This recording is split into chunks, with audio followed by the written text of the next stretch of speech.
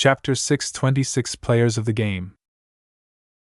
The Vril task force was about to reach the Remos system in one more day. The Remos system was a popular stopover point for treasure hunters and pirates traveling back and forth between the frontier and the Harkinson system. The Remos system offered nothing interesting to any visitors. With a big neighbor like the Harkinson system, it lacked the ability to offer anything worthwhile to tourists and outfits. Its domestic industries was rather anemic as they were forced to produce low-value bulk goods that sold for a pittance in Harkinson. While Remos didn't station any garrison forces in the outer system, they nonetheless maintained a small but capable defense fleet. Since the upcoming battle would likely take place in the outer system, the local defenders likely wouldn't intervene. Though the relationship between the Reanald Republic and the flagrant Vandals had soured, it shouldn't have come to the point of provoking them into action. Even if the local garrison is compelled to act, they're too weak to challenge the Vandals. He focused most of his attention on preparing the Vandal space-borne mechs for battle. He first read up on the Masters of Combat in order to see whether he missed something crucial. The Masters of Combat turned out to be a few decades old, the same as the flagrant Vandals. That was sufficient for them to develop their own unique culture and mech tradition, but not to the point where they had reached the ranks of the elites. Battling them won't result in a repeat of the battle against the Frosty Meteors. VS recalled the desperate circumstances of that fight. Though the Frosty Meteors only managed to intercept the Vril task force with 3 or 4 companies of spaceborne mechs, they practically have the Vandal mech roster with their near-unyielding charge. He scratched his chin while he processed the extra data. The Masters of Combat excel on land, so we definitely have to catch them before their mechs make landfall. This is a rare opportunity to take out one of our competitors before they become 10 times harder to dislodge. He could already imagine the horror of trying to stem the tide of Vision mechs on the surface of the super-Earth. In such an extreme environment where their power-hungry gravitic backpacks formed their only means of succor, the best asset was experience. It makes sense to force the Masters of Combat off the board. If they're one of the participants of the game, their prowess on land is too scary to contemplate. This also explained why the flagrant Vandals and Lydia's sword maidens went to bed with each other. Though the two had little in common, it also meant their interests didn't collide. Besides chasing after the same prize, they had little else to fight over. I wonder what Lydia's sword maidens are good at. They sound like they're a bunch of melee maniacs. Diving into the records revealed sparse details. Because they operated entirely in the frontier, detailed records was hard to come by. Nonetheless, VS stitched together various scraps of intelligence and formed a decent impression of their fighting style. He snorted at the result. They're a bunch of robbers. Just like any other pirate outfit, the sword maidens earn their living by robbing others. The main distinction with the swords maidens was that rather than intercepting fleets in transit in space, they favored attacking ongoing expeditions on land. This required a lot more effort than sitting in wait at the edge of a random star system. Pirates generally lay in ambush near popular transit points. In practice, the huge distances involved and the inherent lack of precision of FTL technology made ambushing fleets in space exceptionally hard. If the incoming fleet of ships ended up several light hours away from the ambushers, the pirates would never be able to close the distance in time. Even if the pirates predicted the route and vector of their targets, they still let too many victims slip from their grasp. The pirates couldn't help it. Space was simply too big. Compared to ambushing fleets in space, ambushing an expedition that was chained to the ground was a lot easier. The sword maidens knew where they could find their targets, and as long as they enjoyed orbital superiority, they could drop as much mechs as necessary to subdue the forces on the ground. The only challenge with this method was that Lydia's sword maidens depended upon tip-offs and their own intelligence-gathering efforts to sniff out juicy treasure-hunting expeditions. Still, it seems they'd become quite good at it over the years. This meant that the sword maidens had become very formidable in this aspect. They had fully taken root in the lawless society of frontier space. Maybe the flagrant Vandals could easily demolish the sword maidens in civilized space. Yet, if the battle took place in the frontier, the sword maidens would easily be able to gain the upper hand through various means. In general, their focus on robbing treasure hunters had turned them into formidable land-bound combatants. As their name suggested, they highly favored swordsman mechs. This mech archetype offered a flexible balance between mobility and protection under challenging environments. The best part about swordsman mechs was that they offered a high amount of offensive power that enabled them to overwhelm guard mechs in the flashiest manner possible. Most treasure hunting expeditions surrendered on the spot at that point. As a gang of robbers, the conduct of the sword maidens turned out to be rather mild. They never killed the treasure hunters after they surrendered and never demolished their means of escape. Crueler pirates either slaughtered or enslaved every single captive. If they were lazy enough to do so, they could still drive the expedition members to despair by stealing their mechs and ships. With no way out of the wild and untamed planet, they lost every hope of returning to civilized space. In fact, the frontier wasn't made up a vast stretch of unpopulated or alien-occupied star systems. A small but critical portion of planets hosted humans that had gone native over the years. Either willingly or not, they managed to persevere where others had fallen and erected functional, self-sufficient settlements, some of which turned into fiefs for the brutal pirate gangs that held sway in those regions of space. Compared to those hardcore pirates, the conduct of Lydia's sword maidens is positively angelic. The sword maidens only attacked targets they knew for certain they could overwhelm. They picked their targets wisely and backed off from any threats beyond their means to defeat. Over time, they steadily grew their numbers from a collection of women to a formidable outfit that became a mainstay in the frontier.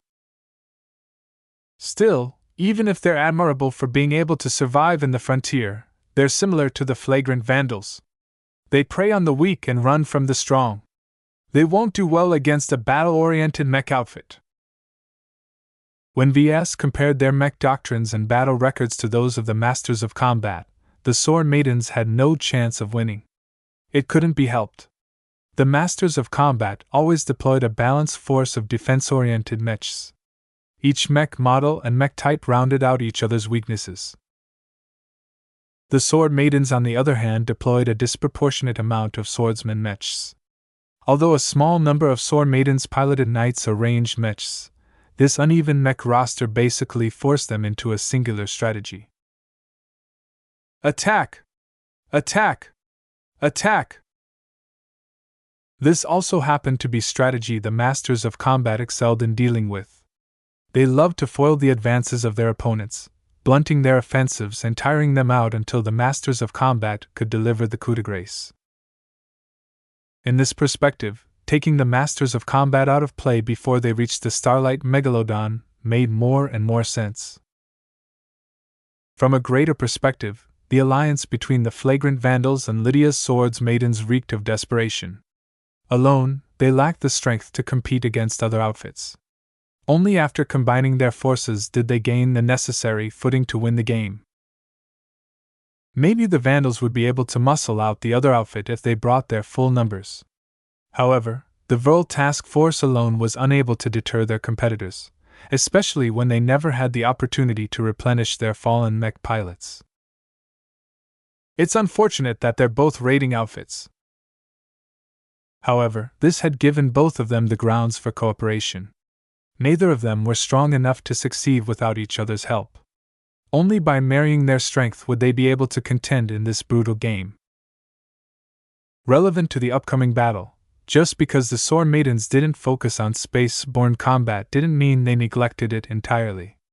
Without adequate space-borne forces, they wouldn't have been able to wrestle orbital superiority from the expeditionary fleets. Their space-borne battle capabilities didn't seem exceptional, but different from the Vandals, the sword maidens cultivated a strong and formidable boarding force. Just because they didn't strangle the lifeline of their victims didn't mean they disregarded the value of starships. A capable boarding force was necessary to take over high-value starships without risking any shenanigans. The Sword Maidens earned as much money from selling their prize ships to selling the expedition's spoils. The only ships they left behind were low-value rust buckets such as old cargo haulers or decrepit converted carriers. It still seemed rather strange to VS that Lydia's Sword Maidens expressly cultivated an elite boarding force while slightly neglecting their space-borne mechs. It sounded incongruent to their strategy. After all, it took a lot more effort to capture a ship intact than to blow it out of the skies. VS shrugged. Oh well. We'll soon come into contact with each other, so I'll probably find out the truth behind the matter. He couldn't forget that Lydia's Sword Maidens possessed a backer. VS hadn't been able to dig up any accurate information about the power behind the scenes besides the fact that they were a part of a more moderate faction. Reinaldan politics was rather polarizing. One faction sought to expand their influence in the Komodo Star sector, and they weren't above using force. They wanted to push the Frozen Leaf Alliance from a defensive alliance into a greater union that would allow them to push their weight around. The other faction advocated for maintaining the status quo. If it ain't broke, don't fix it. This was pretty much the essence of their motto. They liked the fact the Reinald Republic had grown into an unofficial trade hub that carved out its own niche. Not everyone from the military fell into the aggressive camp. Neither did every merchant believe the Reinald Republic would be able to remain safe. Lydia's Sword Maidens was a tool that extended the reach of the moderate faction to the frontier.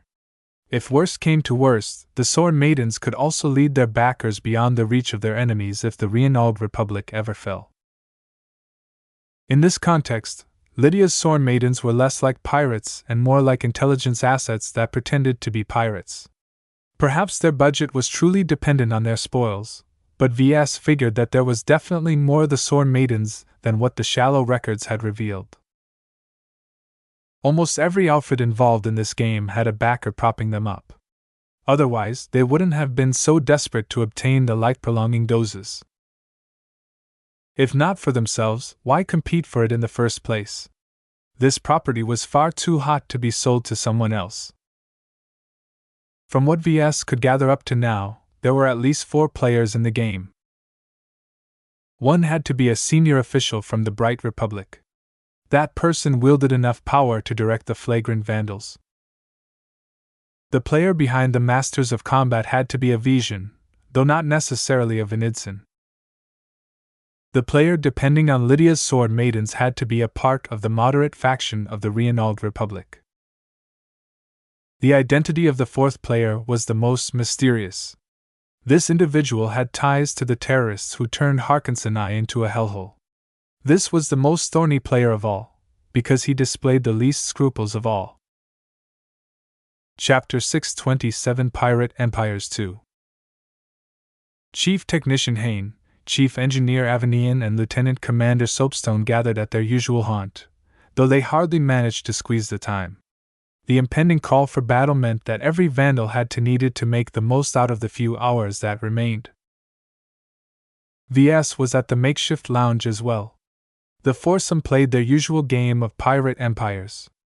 The semi-virtual board game spiced up the growth of their 4 chosen outfits with lifelike miniature graphics and a melodramatic music score.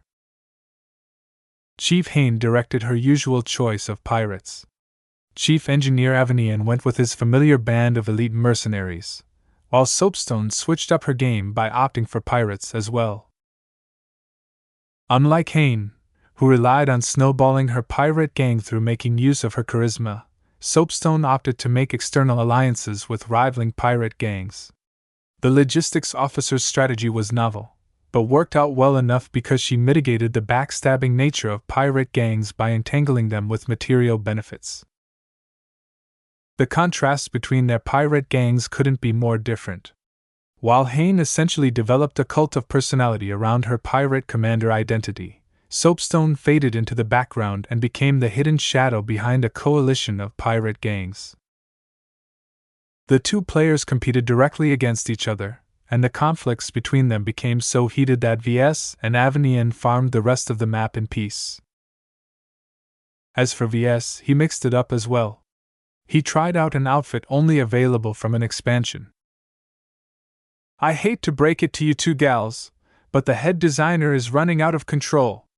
In 20 turns, he's about to topple the rulers of an entire province, Avenian warned. Hain and Soapstone diverted their attention from their catfight. VS had been laying low all this time, spending most of his time by raiding factories for mechs and gear while training up the volunteers who wanted to fight for the cause. All of it looked boring in comparison to the high-profile moves of his fellow players, but once he brought everything together with his most recent moves, his true strength couldn't be hidden any longer. Hain sputtered as she swigged a drink. Damn it, VS, rebel movements are broken as hell in this game. I have to work my butt off to recruit new pirates, while you only need to sit back and rake in the suckers who bought into your stupid cause. VS laughed as his plan came together. I can't help it if the government is run by a bunch of nincompoops. They're not flexible enough to keep up with my changes. Pirate Empires was a board game that modeled after the management of various outfits and groups in the frontier. It allowed average people to role-play as someone with power at their fingertips. Though the gameplay was nothing like the real thing, VS nonetheless found it useful to experience the mindset of different outfit commanders. Playing as a rebel movement mostly meant VS played on a different field than the other players. The goal of a rebel movement was to wrest control over the province. Achieving this difficult objective would put all of the province's military mechs at his disposal. Even if the game limited the amount of mechs that could be reassigned from garrison duties, the forces would be enough to crush any player. Only the best players with endgame level ships and mechs stood a chance of surviving such an onslaught. Getting there will be difficult, though. Rebel movements started small and pathetic. With untrained fanatics as foot soldiers and only a single wad of cash as starting funds, rebel commanders needed to build up their movements step by step. Each raid not only had to inspire the local citizens, but also turn a profit. During this endless struggle to acquire more funding and manpower, the provincial government wasn't sleeping. The larger the rebel movement grew, the more pushback it received from the government. Crack anti-terrorist units constantly sniffed out his cells and confiscated his supply caches. Trying to survive under this constant hounding meant that VS had to learn to be adept at risk management. He was going to lose men, equipment, and funding regardless. What he needed to do was to keep the rebel movement growing so that it could easily sustain the losses. Both the gains and losses was subject to chance. Perhaps everything went perfect in one match. The anti-terrorist forces only managed to destroy some inconsequential cells while the rebel movement succeeded in taking down facility after facility. His luck might turn out to be awful in the next match. His key cells were being hunted down one after another while his raids bumped into stiff opposition. Traitors emerged among his ranks and sold out the positions of his supply caches, or worse, split off into a splinter movement that competed directly against their parent movement. The intervention of a rival player could easily tip the balance against his favor. For example, Avenian's elite mercenary corps built up a formidable force based around excellent carriers and a small but high-quality company of mechs. The mercenary corps could easily accept a contract to hunt down the space-borne assets of the rebel movement. Without ships, the rebel cells couldn't reinforce each other. Neither would VS be able to trade his gains for additional funding and gear. Too bad it was too late now. VS had quietly overcome the weakest period of any rebel movement. His force now numbered hundreds of spaceborne and land-bound mechs. Though currently his mechs were spread throughout more than a dozen different cells, once he gathered them into a cohesive force, he gained the ability to contend for the provincial capital. TCH. Soapstone spat. My pirate coalition has gained too much infamy. The border patrol will shoot my pirates down if I send them into civilized space. Chief Hain's pirates suffered from the same problem. neither of them had taken the route of Lydia's sword maidens. With not a single backer from civilized space to vouch for their good conduct, it was virtually certain that they would be hunted down by military mech regiments, or several mercenary corps on contract. Only Avanyan's mercenaries possessed the opportunity to halt V's momentum, but he was busy on a long-term contract himself. This was why he called VS out. If Avanyan broke off his current mission, his mercenary corps would have received a black mark. To any mercenary corps, a black mark on their record meant an end to lucrative missions. This would certainly stall the growth of Avanyan's forces, putting him out of contention by the time the match progressed to the endgame. So in short, none of his rival players interfered as VS called for his rebel movement to begin their uprising. As everyone did their own thing, VS began to ask a question, partially to distract the other players but also because this might be the only time he could get an answer. Does everyone know about what's in store for the Vandals after we complete our mission at the frontier? Everyone nodded. According to the boss, we'll be sent to the rear. The days of pitched battles and high-risk operations will soon be over for us. I wouldn't be so reassured if I were you, Hain, Soapstone cautioned. If the stalemate at the front line tips in Vija's favor, headquarters won't hesitate to break their promise. They're going to need mechs at the front, and they won't care about their own guarantees. The words of warning highlighted the unpredictable nature of war. Many times, the Vijans succeeded in punching through the defensive lines of the Bright Republic. This allowed them to advance to the interior of Republic space. Once they got into striking distance of Bentheim, the Mech Corps really started panicking and would pull out all the stops. VS followed up this thread with his real question. Verl informed me that I might be reassigned at that point. Something about my talents being wasted in a rearguard unit. The only thing that's nagging me is that he's being too coy about it. He simply won't say where they'll station me next. Can any of you help me out? The logistics officer and the two chiefs looked at each other. The familiar behavior indicated to VS that they weren't ignorant about the matter. Eventually, the chief engineer spoke up. I think we have a good idea where you are heading next. The problem is that they're rather prissy about confidentiality. They won't like it if they find out that we spilled the beans. After that, they all shut their mouths like clamps. No matter how much VS attempted to pry open their mouths, they took their duties seriously. This was too large of a secret for them to casually leak, even to a known friend like VS. All right, I get it. He sighed and gave up. He turned to another matter. What do you think about hitting the Masters of Combat? I don't like it, Chief Hain responded. Sure, they're Vijans, but the Major wants to hit them after we've taken only a single step away from the Harkinson system. That's practically taunting the Reinaldans in front of their doorstep. Chief Avanian agreed with the chief technician. The Masters of Combat aren't pushovers. While it's true that we can crush them if we combine our forces with Lydia's sword maidens, can those witches be trusted? They're pirates, after all. Who's to say they aren't already in bed with the Masters of Combat, and are just waiting for us to walk into their trap? Lydia's sword maidens don't have many betrayals on their record, VS added.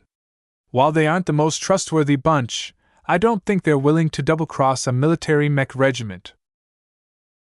He had read through their history, and while the records were very spotty, they had a history of cultivating long-term relationships. They couldn't have survived so long in the frontier without befriending some of the locals. Lieutenant Commander Soapstone added in her own thoughts. The Masters of Combat will get in our way sooner or later. They need to be wiped out regardless of what everybody thinks. Out of everyone in the lounge, VS knew for certain that Soapstone was a part of the inner circle. Only she knew for sure why her superior insisted on attacking the Venidsan mercenary corps. Even then, I can't imagine why Lydia's sword maidens are joining in. Chief Haines scratched her head. As far as I know, they don't have any grudges with the Masters of Combat. While their gear is fairly expensive, They can earn more if they do their usual shtick of robbing treasure hunting expeditions. Nobody could explain this questionable point. Nobody except Soapstone, the only insider among their gathering. Lydia's sword maidens are serious about this alliance, and so are we. Our cooperation is quite extensive. They've already passed along critical information about the frontier to us. Without this intel, our task force could have easily blundered into a pirate stronghold or a Sandman settlement. The frontier was home to many dangers. While most pirates roamed the frontier independently, the most threatening ones reached a scale that wasn't any weaker than a small third-rate state like the Reanald Republic. The alien Sandmen formed another major threat to human intrusion. These silicate-based lifeforms were a pain to fight against. The worst part about them was that almost nobody earned a profit by fighting the Sandmen. When their sand constructs blew apart, all they left were worthless sand particles. Have we secured any guarantees from the pirates that they won't betray us once we're out of civilized space? VS probed. No, but we don't need to. They need us just as much as we need them. All will be made clear in the future. VS heard what he wanted. He received another clue that matched with his guesses. He quietly sighed to himself and looked at the game projected by the table. The senior officials backing the outfits aiming to retrieve the light-prolonging medicines must have been playing their own version of pirate empires. Instead of playing with virtual lives, they played with actual human lives. Chapter 628 Unorthodox. The Vandal fleet emerged at the edge of the Remos system in a flash. FTL transitions couldn't be hidden because the entries rippled through gravitic space. Pulse the surrounding space. Major Vril ordered with force. Launch patrol mechs and secure the perimeter. If there's anything hiding nearby, I want to find it out yesterday. Yes, sir. The officer in charge of sensors implemented a pre-planned arrangement. As the starships of the task force recovered from their stint in FTL travel, a large number of inheritors launched from their hangar bays. Some of them hadn't been worked on since the Vandals got them back from the repair businesses. The mech technicians only had time to upgrade the sensor arrays of only a handful of inheritors. Still, this small change was more than enough to make a difference. We've detected a cold sensor pod several light seconds in system. Shoot it down. Sir, considering its position, the sensor pod likely belongs to the local garrison fleet. Shoot it down regardless. Major Vol repeated, throwing a menacing glare at the sensor officer for doubting him. The Reanaldans are as dirty as anyone. I don't want anyone receiving up-to-date telemetry on our movements. A precise laser took out the distant sensor pod. Though it was challenging to destroy something so far away when it moved, the sensor pod possessed no mobility at all. It was as immobile as a floating piece of rock orbiting around the sun, so its trajectory was a cinch to predict. A few more seconds went by as the sensors of the ships and mechs started to resolve the vicinity in an expanding range. We've detected several unknown fleets. One has been identified as the Masters of Combat. The other is broadcasting their identity as Lydia's sword maidens. The third fleet claims to belong to the Caged. They expected the first two fleets. They did not expect the presence of the Caged. That Rapongan gang! Vril shouted as he slammed his fist against his armrest. Tactical, analyze their movements. Tell me why they are here. When the various outfits involved in assaulting the spaceport departed from the Harkinson system, they supposedly split in every direction. Now, 4 of the outfits involved had coincidentally ended up in the Remos system. Worse, because they all jumped from the same starting point and emerged at the same exit point, every fleet was a stone's throw away from each other. While that still amounted to countless kilometers in absolute terms, it only took a couple of hours to close the distance, and that was if one fleet tried their best to run away. VS watched on from his observation seat in the command center. The amount of aid he could offer at this point was limited, but the preparations he drafted beforehand had already shown their fruits. At this point, his analyses of the enemy mechs would be of limited use, since the masters of combat had a tendency to employ high-quality mechs with all-encompassing defenses. Mech designers and mech technicians contributed as much to a battle as mech pilots. The former two made a difference before the battle even started. The latter contributed to victory once the fighting commenced. Therefore, even if his presence wasn't entirely useful, VS still earned the right to witness the battle from the command center. Still, the presence of the cage might change all of that. While the Vandals had done their homework on the masters of combat, they couldn't say the same for the caged. VS immediately pulled up every scrap of readily available intelligence on the gang.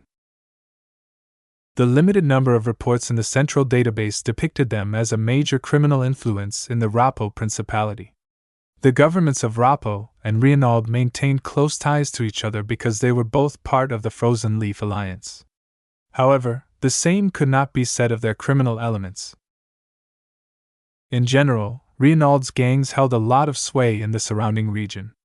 The massive amount of commerce and trade in Reinald had empowered the gangs and pirates overseeing the underground markets. This turned them into bullies who weren't afraid to throw their weight around. This little fact immediately explained why the Rapungan fleet adopted a defensive position against the Reinald backsword maidens. The pair's backers might have been allies in public, but their outfits were definitely rivals. The communications officer spoke up. "Commander Lydia is hailing our ship. Do you wish to accept her comm request, sir?" Major Vo sighed. "Accept her hail, but put it on my console. I'll be taking this call in private." A privacy screen emerged around the Major's command chair. Nobody could eavesdrop on their conversation unless they brought a high-tech listening device. VS really wanted to hear what the two commanders had to say to each other. Obviously, they hadn't expected the cage to tag along. He dove back into the archives and tried to figure out what their mech doctrine looked like. As a gang that held a lot of territory in the Principality, they'd put more emphasis on their land-bound mechs than their space-borne mechs. However, they hadn't neglected the latter to a great extent. Whereas the Masters of Combat went all in on beefy armored mechs, the Rapangans opted to base their space-borne mech doctrine around the concept of hit and run. They employed large numbers of long and medium-range mechs that might not be very tough, but could always be counted upon to move quickly in space.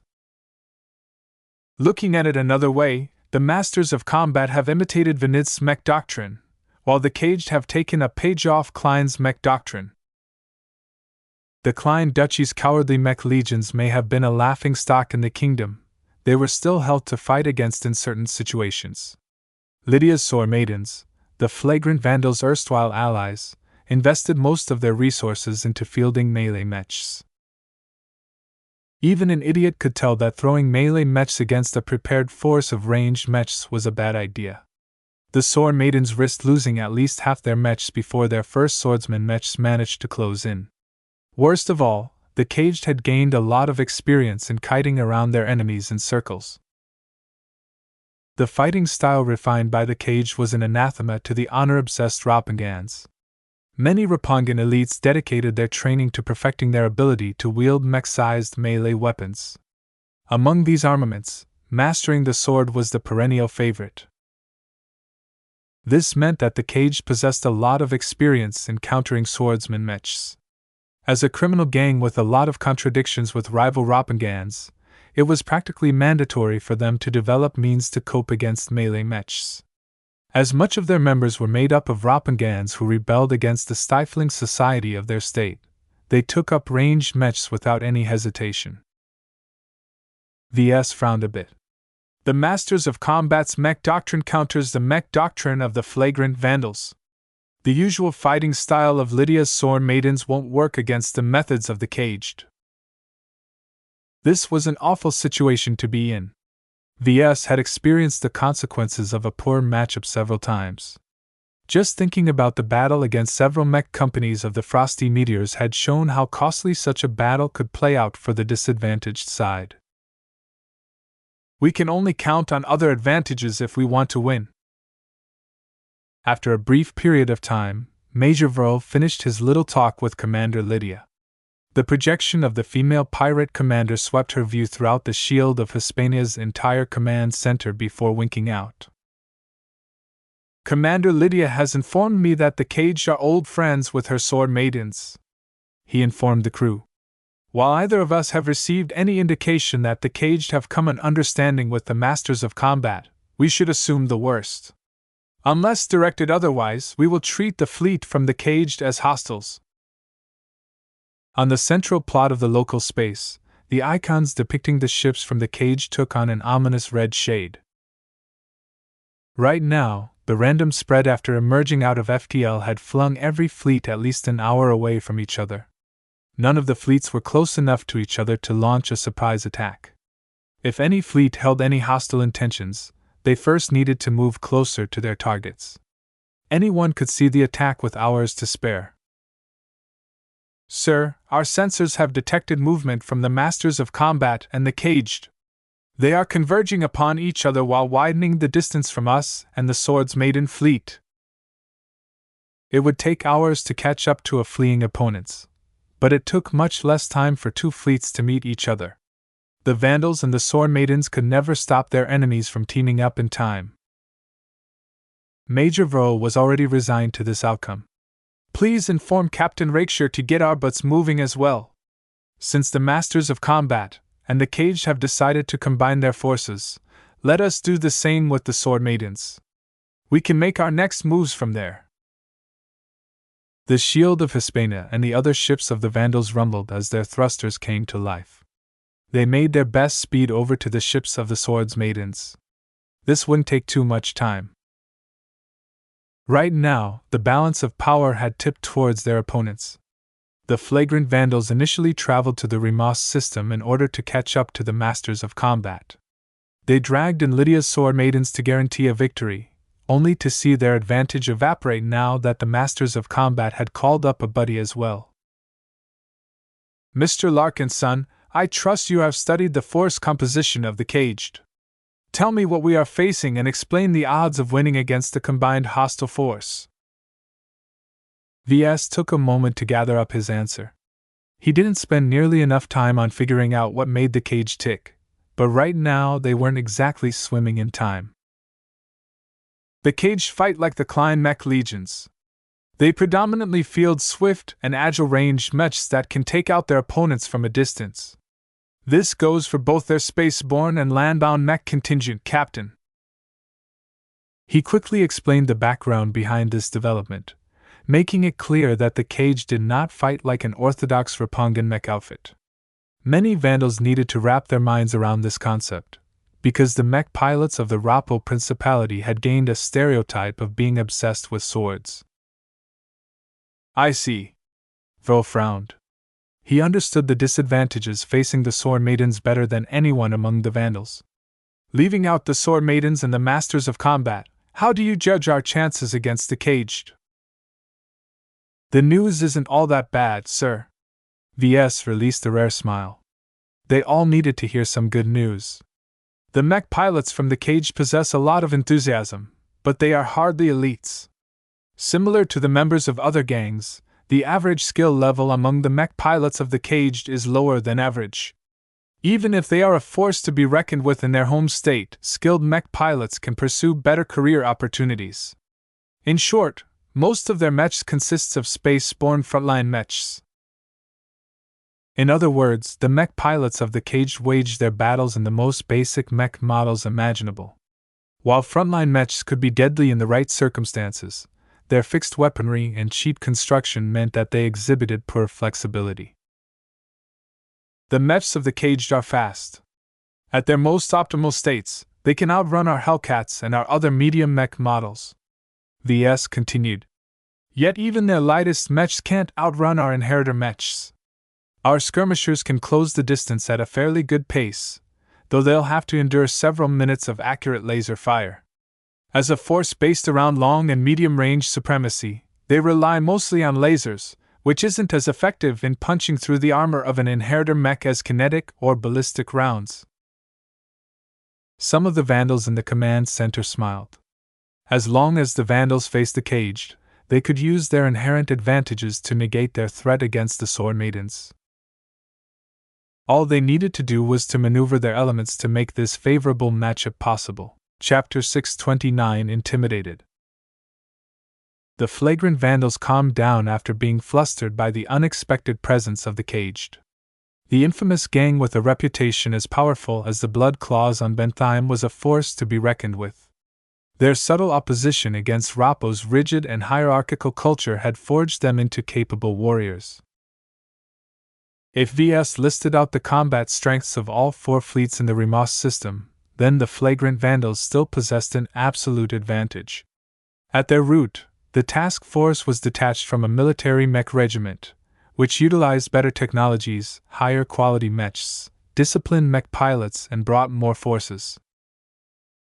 Even if they hadn't brought their entire mech regiment, even if they lost half their mech pilots due to attrition, their strength was simply incomparable to any private outfit. The Vandals possessed another advantage. Unlike the other 3 outfits, they had been raised as a mixed combat force, but their emphasis lay on their space-borne assets. They possessed abundant battle experience in space and didn't shy away from increasing their advantage in this area. Their battle credentials had also been strengthened through their recent engagements. Though they lost a lot of mechs and mech pilots, the survivors gained valuable experience on how to tackle a tough defense-oriented mech force. Lydia's sword maidens were robbers masquerading as pirates. Though they possessed some tricks when it came to space-borne combat, most of their focus lay in their land-bound assets. The Vandals valued the sword maidens for their land-bound fighting capability, but placed modest expectations on their ability to fight in space. Both the masters of combat and the caged excelled in land-bound battles as well. Naturally, they possessed enough space-borne mechs to safeguard their fleets, but their bias in favor of land-bound combat worked against them now that the nearest terrestrial planet or moon was at light hours away. Now that we've linked up with the Sword Maiden fleet, we will be engaging the Masters of Combat and the Caged in combat. Ready yourselves for battle, Major Vol announced. The Vandals appeared ambivalent at this aggressive move. The higher-ups who attended the briefing beforehand all supported ganging up on the Masters of Combat with the help of the Sword Maidens. With an overwhelming number of ships and mechs, they could easily defeat the Vision mercenary corps without paying a bloody price. That equation changed with the surprise appearance of the Caged. The gang from Rappo might not possess any advantages, but just the fact that they could throw a bunch of mechs on the battlefield posed a significant hindrance to the Vandals. The Vandals expected to win a battle for free. Now that they faced the prospect of a slightly more even fight, some of the Vandals became discontented. Opportunism and exploiting weaknesses had been baked into their DNA. The upcoming battle threw them out of their element.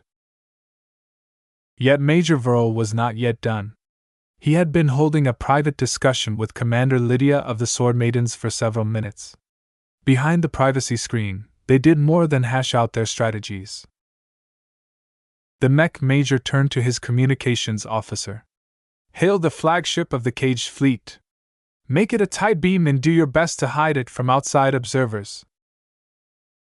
"Sir, the enemy ships are following a constant evasion pattern. At our current distance, the beam won't hold."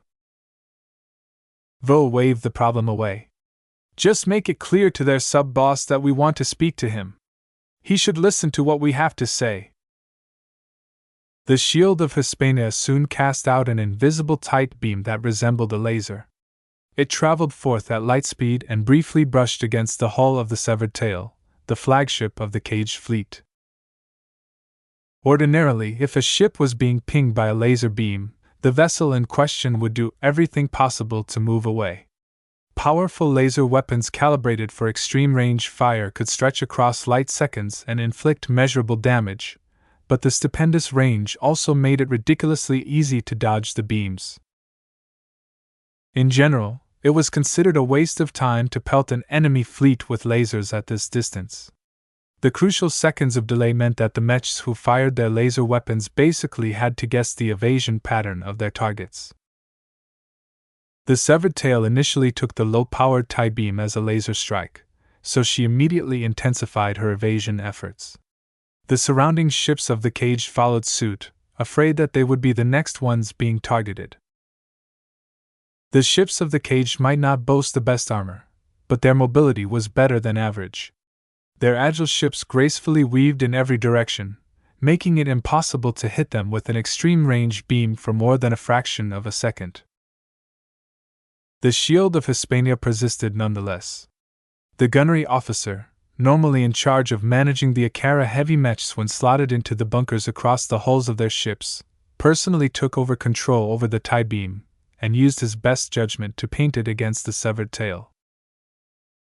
After a minute of intermittent hits, the severed tail finally did something other than attempting to dodge the beam.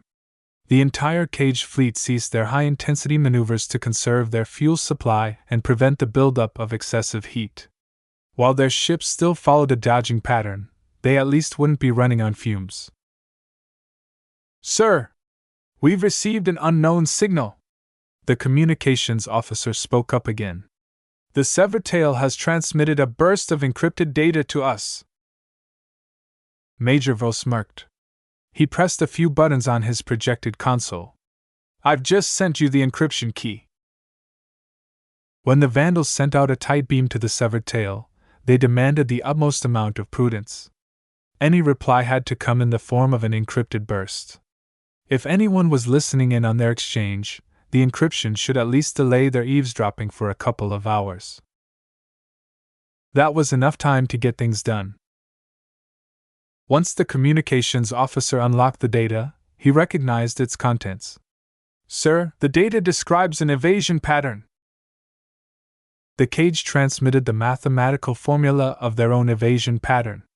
Normally, this was top-secret information that was only shared among a single fleet to coordinate their movements. Leaking it to an outsider could potentially be disastrous. Now that the gunnery officer received the data, he loaded it into the targeting system and activated the tight beam transmission.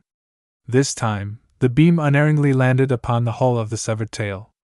The transceivers of the ship read the transmission and sent out their own tight beam transmission. A continuous connection formed between the two vessels. Though the Vandals and the Caged went through a lot of trouble to establish this channel, it was almost absolutely secure. While it was easier to establish a channel through their quantum entanglement nodes, this form of communication was not entirely secure. The biggest problem was that it went through too many stops.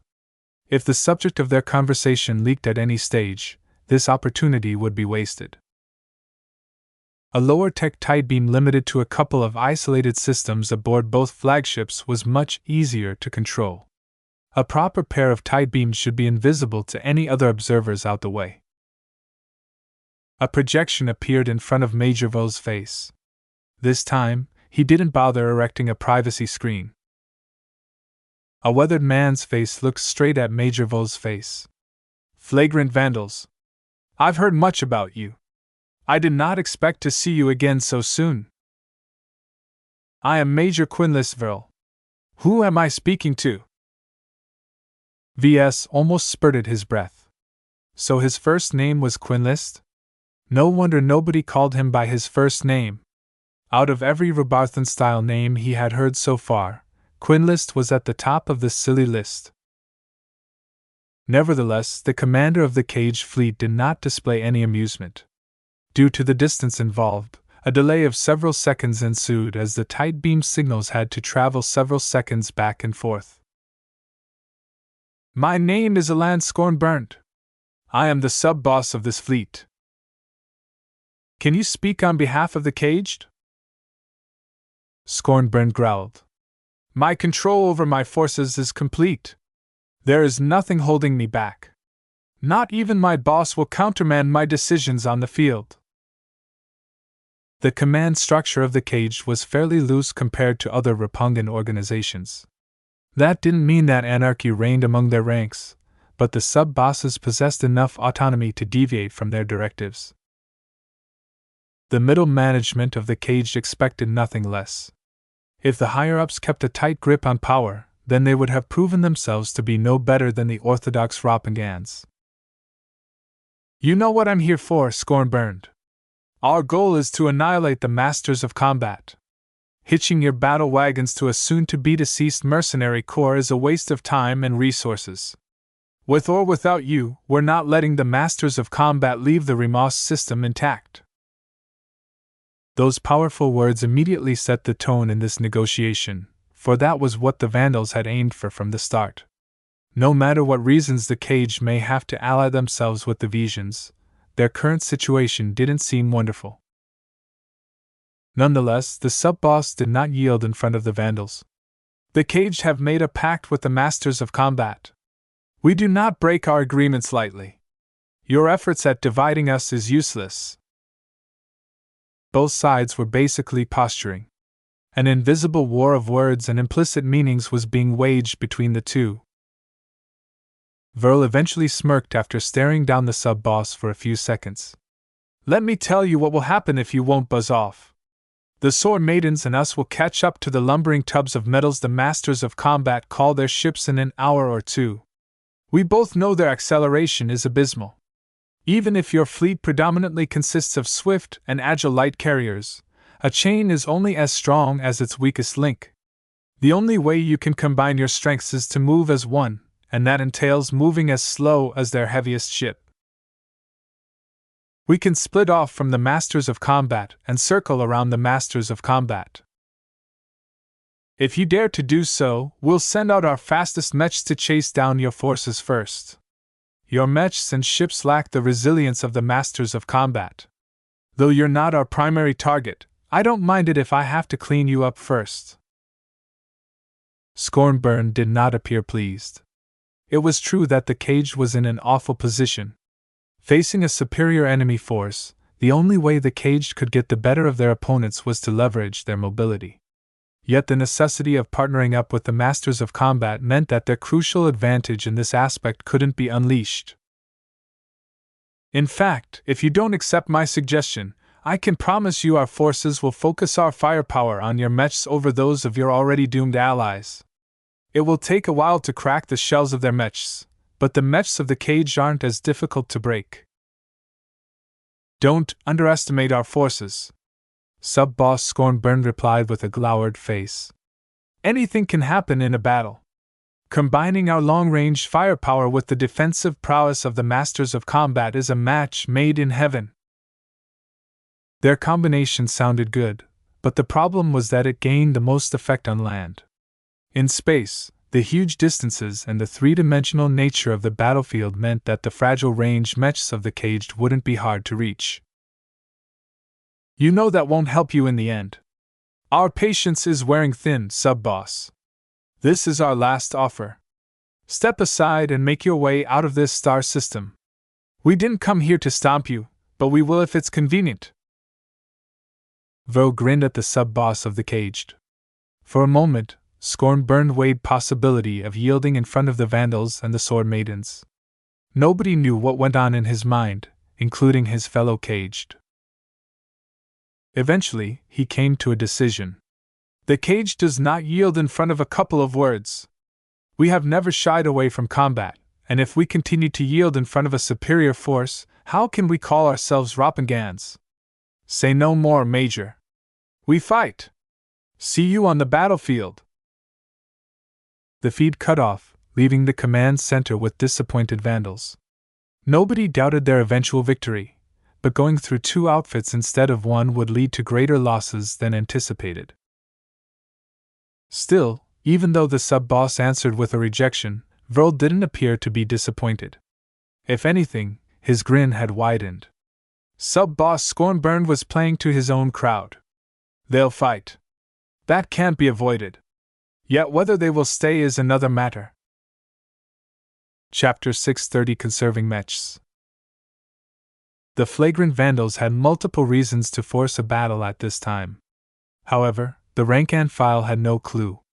If anything, they would rather let the masters of combat go now that the mechs of Cage backed them up. Yet turning back now meant that the Vandals might be facing the full might of their formidable land-bound forces in the future. To prevent such an awful outcome, the Vandals truly had no choice but to go through with their aggressive intentions. VS reflected on the conversation he just witnessed. Major Vril appeared to have failed in his attempt to intimidate the caged. Yet Vril's reminder informed them that there was more to the conversation than what appeared on the surface. First, Sub-Boss Scorn Burned indirectly informed them of a couple of crucial points. They were under orders to cooperate, and couldn't simply place them aside in order to ensure their survival. Second, they were under the obligation to put up a fight. Running without unleashing a single shot would certainly lead to backlash. Scorn Burned couldn't afford to burn his bridges with his organization. Had the two made some sort of implicit agreement? VS got the sense that the two came to a compromise. Would the cage stab the masters of combat in the back? Would they simply exchange a couple of shots and split from their ally? Or did VS just imagine something that wasn't there? He found it difficult to make a confident prediction of what was about to ensue. If there was anything he had learned from watching the Vandals to go war, it was that something went wrong in every battle. The masters of combat aren't pushovers. They can do a lot of damage before they go down. The frosty meteors traumatized the flagrant Vandals a few months ago. The scars from that battle had never faded. Facing a mercenary corps from the same duchy and the same Mech doctrine opened up all of those scars. VS realized that the Vandals needed to overcome this challenge. Their rest and recuperation in Harkinson had been interrupted. Many Vandals that had been stuck on Harkinson I were unenthusiastic about fighting another battle. They lacked confidence in themselves. Therefore, one of the reasons Vril prioritized this battle was because he saw it as a way to heal everyone's scars and restore their confident demeanor. Over the next hour, VS and the higher-ups planned out their strategies and tactics according to the information they had on hand. Commander Lydia of the Sword Maidens brought in her own cadre to help with the planning. Right now, they had plenty of time before the fleets came into battle range. The ships of the Masters of Combat and the Caged had engaged their sublight propulsion and attempted to accelerate away from the Vandals and the Sword Maidens. Of course, they were only delaying the inevitable. The best the lumbering Vision ships could do was to buy more time for them to prepare their own plans. The Sword Maiden officers all possessed a wild quality that couldn't be hidden through the projectors. While the Vandal officers reeked of professionalism, the strong and unsophisticated Sword Maiden officers didn't look out of place in the frontier. Lydia recruits most of her Sword Maidens from the frontier, a Vandal officer quietly informed his fellow Vandals. She routinely visits the small and isolated settlements among the untamed stars and picks up stray young girls who aren't resigned to becoming breeding objects. In civilized space, gender inequality was a thing of the past. The differences that separated men and women had been solved by technology. A female foot soldier was just as deadly in battle as a male foot soldier. When it came to mech pilots, their mental and physiological differences had a minimal effect on their combat effectiveness. These rules didn't necessarily apply in the frontier. The primitive settlements were deficient in development. Setting up a facility that hosted artificial wombs was beyond their means, so women had to stay home and ensure the continuation of the next generation, sometimes under duress. The frontier isn't a pleasant place to live, especially to women. According to the intelligence VS had accessed, Lydia's Sword Maidens offered a way out to the more rebellious and adventurous young girls. While Commander Lydia didn't have the means to force the settlements to halt their uncivilized practices, she could at least take advantage of the situation. Every frontier girl that Lydia inducted into her gang became fanatically loyal to her. VS recognized the similarities between Lydia's recruitment practices and Chief Haynes' favorite strategy in pirate empires. They both build their organization around themselves. They demand absolute loyalty from their subordinates. One of the most precious resources in the galaxy was loyalty. All the money in the world couldn't necessarily buy the dedication of another person. Humans were emotional and irrational, and did not necessarily behave as predicted. Grooming those that sought salvation from young was one of the best ways to raise a completely loyal force. Though it took a lot of time, VS had to hand it to Lydia. Her investment had definitely paid off, seeing that she grew her sword maidens into a formidable force in the frontier. All of these analyses are well and good, but at the end of the day we need to smash them into pieces. The middle-aged woman spoke. Lydia may have aged past her prime, but her athletic body and striped gray and black hair conveyed a ferocious image. Her Amazon-like appearance alone deterred most people in the frontier from starting any trouble. Since you Vandals are shaking in your boots whenever you think about the masters of combat, leave their thick mechs to us. My sword maidens will carve out their mech pilots from their protective shells. Commander Lydia, we don't wish to doubt your capabilities, but the masters of combat can inflict a ruinous amount of damage to us. Major Vol replied. Their mechs are tough to fell without committing our mechs, but if we do so the ranged mechs of the cage will box us in from the flanks. What are you suggesting then? Ignore the masters of combat for now and chase down the mechs of the caged. That won't work. They'll turtle behind the masters of combat. We'll have to get through the visions in order to strike at the Roppengans, which puts us back to the beginning. We might as well aim at the masters of combat first. The Vandals disagreed. If they didn't put any pressure on the Roppengans, they would be free to leverage their superior firepower. Getting pelted by an unending stream of lasers was not a pleasant experience. It made no sense to throw their mechs to a force whose best aspect was defense. While they possessed a fair amount of firepower, their first emphasis meant they had made a lot of trade-offs that had weakened their offensive firepower. On the other hand, the ranged mechs of the cage possessed a lot of offensive power but possessed few defenses. They mainly relied on their mobility to evade attacks, but that wouldn't help them very much if the enemy closed into knife-fighting range. There are ways to force them away from the masters of combat, Vril said. We can play the long game. Though the mechs of the cage are deadly at range, they haven't brought too many space-borne mechs. Major Vol proposed a battle plan that demanded patience. Though the sword maidens showed some dissatisfaction, Commander Lydia eventually agreed to the plan. If she had an opportunity to minimize her losses, she would take it over the objection of her sword maidens. My sword maidens will follow your lead this time. She nodded before the projections of the sword maidens winked out. An hour later, the two combined fleets had caught up to each other. The servicemen aboard the Shield of Hispania already started referring to the combined Vandal sword maiden force as the Flagrant Sword Maidens. As for the opposing force, the Vandals all racked their minds for a suitable moniker and eventually settled on calling them the Caged Masters. VS had a laugh when he heard those names.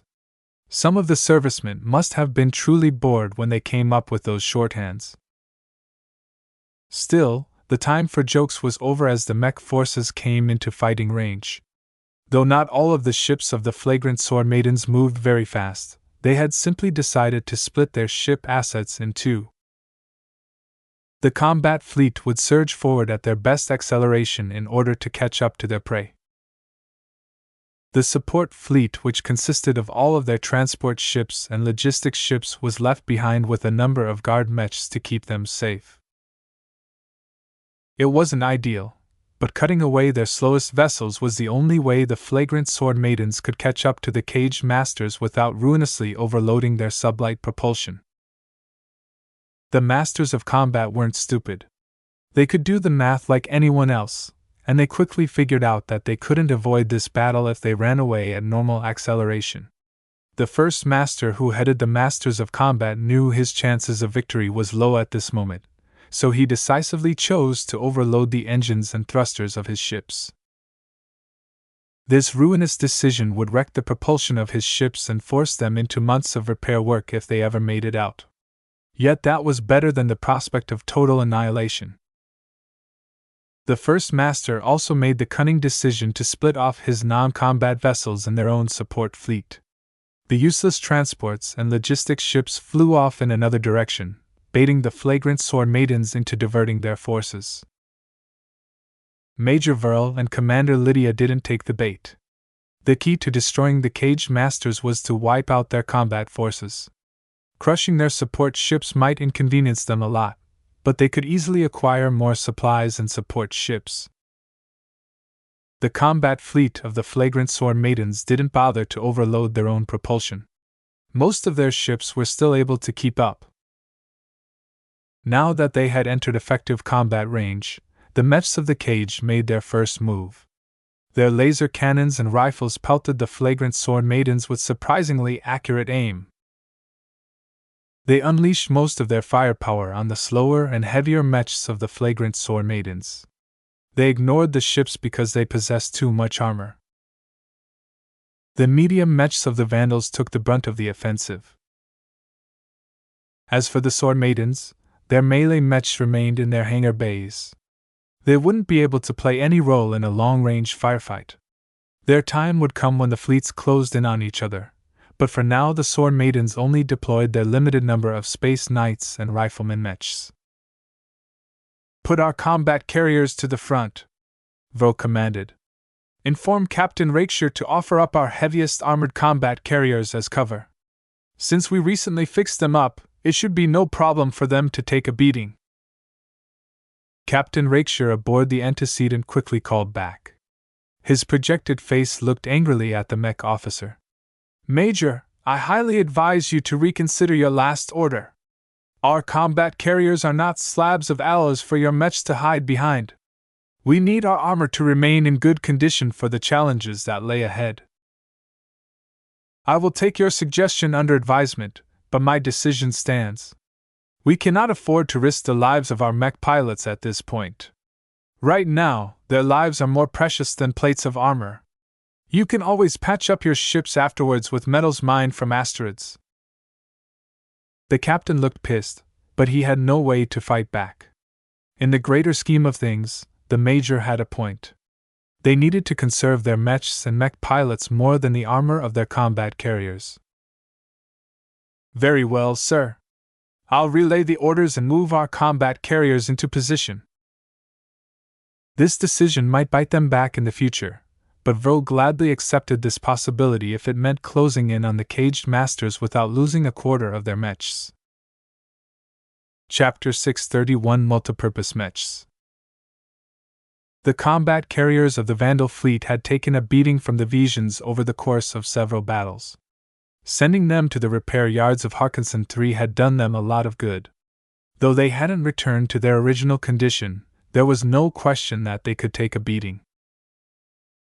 The ranged mechs of the caged and soon after the masters of combat tried their best to whittle down the incoming force of Vandals and sword maidens. The ranged Vandals mechs deployed in space didn't particularly excel in long-range combat. They half-heartedly fired their laser rifles at the distant enemies, and hit perhaps about 1 out of 15 shots. Those armed with ballistic weapons didn't even bother firing yet. Anything other than a railgun or a weapon that fired rounds that traveled at relativistic speeds had a chance of hitting the targets. However, that would soon change as the range between the two forces decreased. The ranged mechs of the caged and the masters of combat predominantly relied on laser weapons. The caged went for accuracy while the masters of combat emphasized staying power. While some of their mechs were capable of firing shells or kinetic projectiles, their influence in the battle could be ignored. The Vandal ships getting raked by long-range fire absorbed the laser beams like champions. The combat carriers spun around like a drill as they followed evasive patterns. This made it difficult for laser beams to penetrate through the armor plating and reach inside the compartments. By spreading the damage around in this manner, the combat carriers with the thickest armor lasted several minutes against a sustained barrage from the caged masters. The only reason why this interval was so short was because the enemy deployed over 3 companies of ranged mechs. "Our ships can't sustain this beating for long," Captain Rakeshire said over the comm channel. The senior ship captain never forgave Major Verl after he ordered the carriers to be used as shields. By the end of this battle, the cost of replacing the damaged armor plating will reach more than several billion credits. And that's if we assume we can afford to send our ships back to repair yards. The mech commander dismissed the complaints. The price is worth it if we can injure the caged and take out the masters of combat. Don't forget what we are fighting for, Captain. Resources are meant to be used. That put an end to Rakeshire's objections. The captain turned his attention to micromanaging the formation of the combat fleet. Though VS was not a specialist in ship maneuvers, their current formation wasn't hard to understand. Lydia's sword maidens needed to be protected. Their only combat carrier was their flagship, and the vessel happened to be an aged, second-hand rust bucket. The remainder of their vessels consisted of a mix of light carriers and converted cargo haulers. In other words, tin cans in space. It wouldn't take the riflemen mechs of the caged a very long time to burn through the scrap that posed as their armor plating. Only the combat carriers of the flagrant Vandals possessed the bulk to absorb all of the laser fire. They flew in front, each combat carrier taking up the vanguard position for a couple of minutes before falling back. This was a very clever arrangement, as it was meant to handle the heat transferred through the laser beams. Therefore, even if the battle looked as if the Vandals took a beating for no reason, the actual damage amounted to using up a lot of expensive armor plates. The same can't be said for the caged masters. VS shook his head. He felt pity for the enemy for getting caught up in a battle where they were outclassed in almost every aspect. The Vandals basically bullied their opponents, having caught them when they were unable to display their specialization. No matter how strong they performed on land, no matter how many land-bound mechs they could field, the Vandals would never fight a battle at an environment of their choosing. The Vandal space-borne mechs consisted of a mixed bag of mech models centered around a trio of internally developed mech models. Right now, the Vandals put the Akara heavy mechs on reserve. The land-bound mechs had already slotted themselves into the bunkers placed along the hulls of the combat carriers. While their firepower was prodigious, their impact was best at close range. Their other ranged mechs steadily put pressure on the thickly armored mechs of the masters of combat. The Vandals couldn't get at the fragile mechs of the cage once they decided to hide behind their bulk. However, the well-armored masters of combat mechs couldn't never outmatch a combat carrier in armor. The Venidson mechs are straining against our barrage. Half a dozen mechs have already sustained heavy damage. They're pulling back from their formation. VS inspected the sensor readings of the damaged mechs. He had already pulled up the mech model from the central database. The mainstay mech model of the Masters of Combat consisted of Niven-Scrot multipurpose space knights. In general, any mech type with the multipurpose prefix was just a way of saying that it carried a mixture of weapons. Similar to hybrid mechs that sought to marry several weapon systems in a single frame, these multipurpose mechs attempted to offer a high degree of flexibility on the battlefield. They didn't pop up that much in the galactic rim because technological, material, and financial limitations prevented them from reaching their full potential. A minimal degree of investment was necessary to make them viable against single-purpose mech types. Evidently, the Masters of Combat ignored this rule. The elite mercenary corps fielded the Niven-Scrots in great numbers. They took advantage of scale to simplify their logistics and unify their training. The Niven-Scrots featured 4 different weapon systems: a sword and shield, a laser rifle, a warpick grate for piercing armor, and a pair of missile launchers embedded in the torso. All of these options turned the Niven-Scrots into a souped-up hybrid with plenty of options that could react to many different situations. Only extremely well-rounded mech pilots would be able to pilot them proficiently. This didn't hinder the Venidson Mercenary Corps, as they predominantly recruited veterans from the Vision mech legions. The Masters of Combat had a reason to adopt this arrogant name. Each of their mech pilots were combat obsessed and spent most of their time on polishing their piloting skills. However, a jack of all trades was a master of none. Compared to the dedicated rifleman mechs of the Caged, the masters of combat fell short in both power and accuracy. The Niven Scrots also needed to conserve their energy levels, so they didn't fire as frequently as they should. Entering medium range in 30 seconds. Once the fleets entered medium range, the mechs armed with kinetic or ballistic weaponry entered effective range. 30 seconds flitted by and a significant amount of Vandal mechs lent their fire to the constant barrage. The battle formation of the Caged Masters physically buckled. Shell after shell exploded against the durable armor plating of the mechs. Powerful kinetic rounds impacted the Niven Scrots with force, cracking their resilient shells and crippling some of their more vulnerable components when hit. Mr. Larkin's son, what is your judgment on the Niven Scrots? Major Verl suddenly asked. I want to hear options on how to defeat them as economically as possible. VS had studied the multipurpose Space Knight model just enough to come up with an analysis backed by his professional judgment. Sir, the Niven Scrots sound impressive if you list out their capabilities, but when you dig into their construction, they are riddled with holes. Multipurpose mechs aren't very popular for a very good reason. The sheer amount of compromises in their design choices has led to many internal flaws. The only reason why the Niven Scrots are viable is because they carry enough armor to qualify as knights. So only their outer shells are tough? Correct, sir. While that doesn't make it easy to get at their weak points, our job is mostly done once we can accomplish. The Niven Scrots feature two major weak points. First, the integrated missile launchers are placed in their pectorals.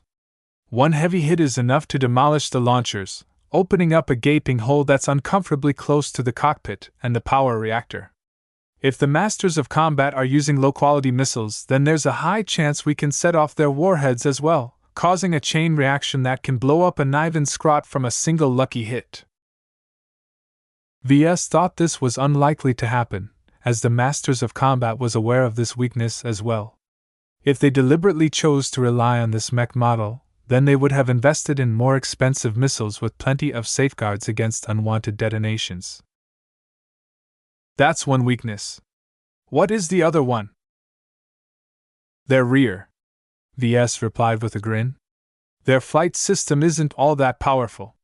Its only merit is that it's plated with armor, but they can't withstand a determined attack. The rear armor of the Niven Scrots is also thinner compared to a regular knight. Volume management is a very huge issue with this multipurpose mech. It has stuffed too many systems in a single frame, and there's only so much you can stretch it out without going through the upper bounds of what defines a medium mech. Though the Masters of Combat focus on defensive tactics, their most complex tactics demanded enough mobility to react to various situations.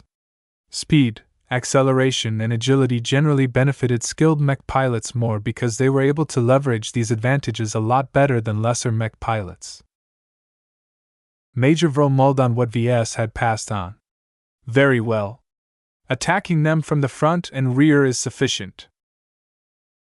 Their armor is highly resilient against both laser weapons and ballistic weapons. Melee weapons can carve through the weak points of their armor, but multiple attacks may be needed to punch through, sir. For now, the Vandals hadn't managed to wreck more than a handful of Niven Scrots. Even at medium range, the mechs put forward their resilient tower shields and let them take the brunt of the incoming fire. The shields didn't last very long against sustained volleys, but the most unnerving thing about the Masters of Combat was that they brought spares. Tho grunted in annoyance. The Niven Scrots are impervious from the front. A flanking force is needed to pressure the Masters of Combat from the rear. With the fleets coming ever closer, the firefight in space heated up. By now, he judged that the combat carriers had served their purpose. It wasn't worth it to risk greater damage than a couple of scorched and molten armor plates. The Vandal fleet pulled back a bit while they deployed their full complement of space-borne mechs. The sword maidens followed suit. With both fleets putting out their full might, they accelerated ahead and lessened the distance in rapid tempo. VS did not recognize the mech model utilized by the sword maidens. Neither the central database or the galactic net contained a record that mentioned anything similar to the space-borne swordsman mech racing towards the enemy. Do the sword maidens have a mech designer? VS instantly recognized the homebrew quality of their swordsman mechs. Some of their parts looked crude, while their overall level performance indicated that the quality of their components was rather inconsistent. Despite all these flaws, the sword maiden mechs did have one thing going for them.